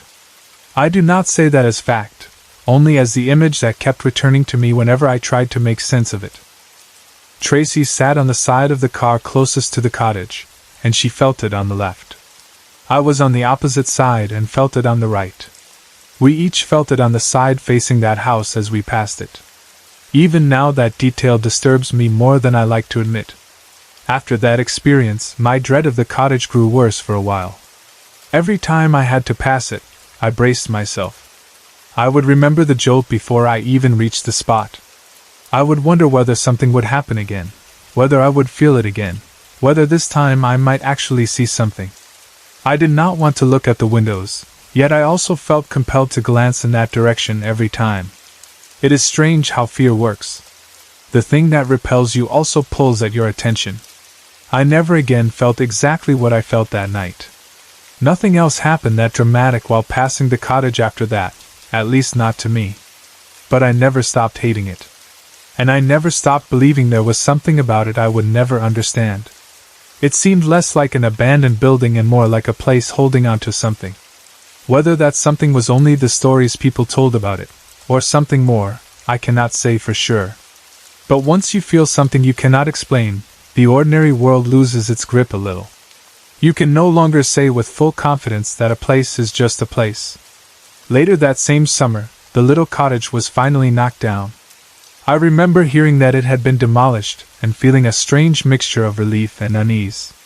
Relief, because I no longer had to drive past that building and feel my whole body tense up in anticipation. Relief, because the road to the twins' house no longer held that one dark point that had come to dominate my thoughts every time I traveled it. But there was unease too, because tearing down a building does not necessarily erase whatever people felt around it, or whatever stories lived there. Part of me wondered whether knocking it down would finally put an end to all of it. Another part of me wondered whether something connected to it might remain, even if the structure itself was gone. Still, I will admit this much. After it was gone, I stopped fearing that stretch of road in the same way. It is odd how much a physical place can affect you. Once the cottage was no longer standing there, the air around that part of the road felt lighter. I did not dread the drive anymore. I no longer found myself bracing for that one moment as I neared the twins' house. The visual reminder was gone, and with it some of the power it had held over me. That alone makes me think the place itself mattered, not just the story attached to it. If it had only been imagination, perhaps seeing it gone would not have brought such relief. But it did. Even now, when I think back on all the strange stories people tell and all the things I have heard over the years, that one moment in the car remains one of the clearest. Maybe that is because it was my first real encounter with something I could not explain. First experiences have a way of setting the tone for everything that comes after. They force you to admit that your neat picture of the world may not be complete. They introduce the possibility that there are things you can sense without understanding, things that can affect you without showing themselves clearly, things that can leave a mark on your memory without leaving behind proof. That is exactly what happened with me and that cottage. No one captured anything on video. No one else in the neighborhood saw some figure in the window that night. There was no dramatic ending where we got out of the car and found evidence of anything supernatural. We simply drove by, and in the space of a few seconds, two of us felt something neither of us had ever felt before. Then it was over. And somehow that made it more frightening, not less. Because there was nothing to grab onto afterward except our own certainty that it had happened. When people talk about paranormal experiences, they often expect something visual. They expect a shape, a voice, a face in the dark, a moving object, a full-body apparition. But not all fear comes that way. Sometimes fear arrives as a feeling, a shift, a force that passes through you and leaves behind the knowledge that the world around you is not behaving the way it should. That is what the cottage gave me. Not a sighting, but a sensation powerful enough to strip away my ability to dismiss it as just an old abandoned building. I still remember the look Samantha gave us in the car that night. She was certain we were both acting crazy. In a way, I wish she had felt it too, because then at least all three of us would have shared the same impossible thing. But another part of me is glad she did not. It means that whatever happened was not simply the whole car reacting to something physical in the environment. It means the experience belonged specifically to Tracy and me. That makes it more personal, yes, but also more convincing to me. Tracy and I did not speak about it with laughter afterward. We were both too unsettled for that. And while I knew she had a habit of exaggerating stories, that night made me trust that there had been at least some truth in what she had said earlier about her friend and the hypnotist ghost. Maybe the details had been stretched, maybe the story had changed in the telling over the years, but the core of it no longer seemed impossible to me.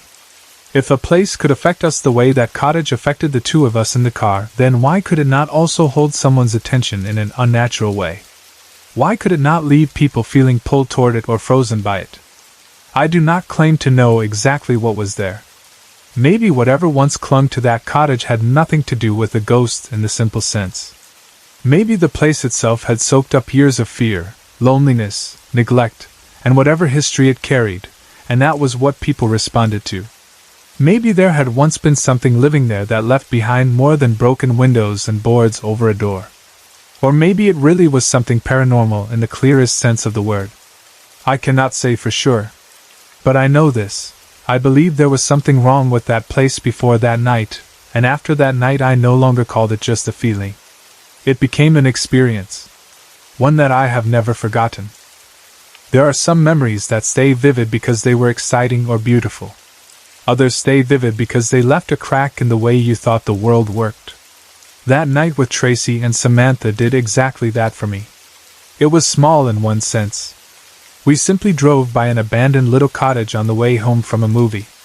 But in another sense, it was huge, because it was the first time I felt something I could not fit into logic, and the first time someone else beside me confirmed it in the exact same moment. Even now, if I close my eyes and think back on it, I can still picture the road, the late-night quiet, Tracy in the front seat, Samantha behind her, the dark shape of that little boarded-up cottage beside us, and the strange sentence leaving my mouth just before it happened. Man, I really hate that house. Then that jolt. That impossible, unnatural jolt. Then the driveway.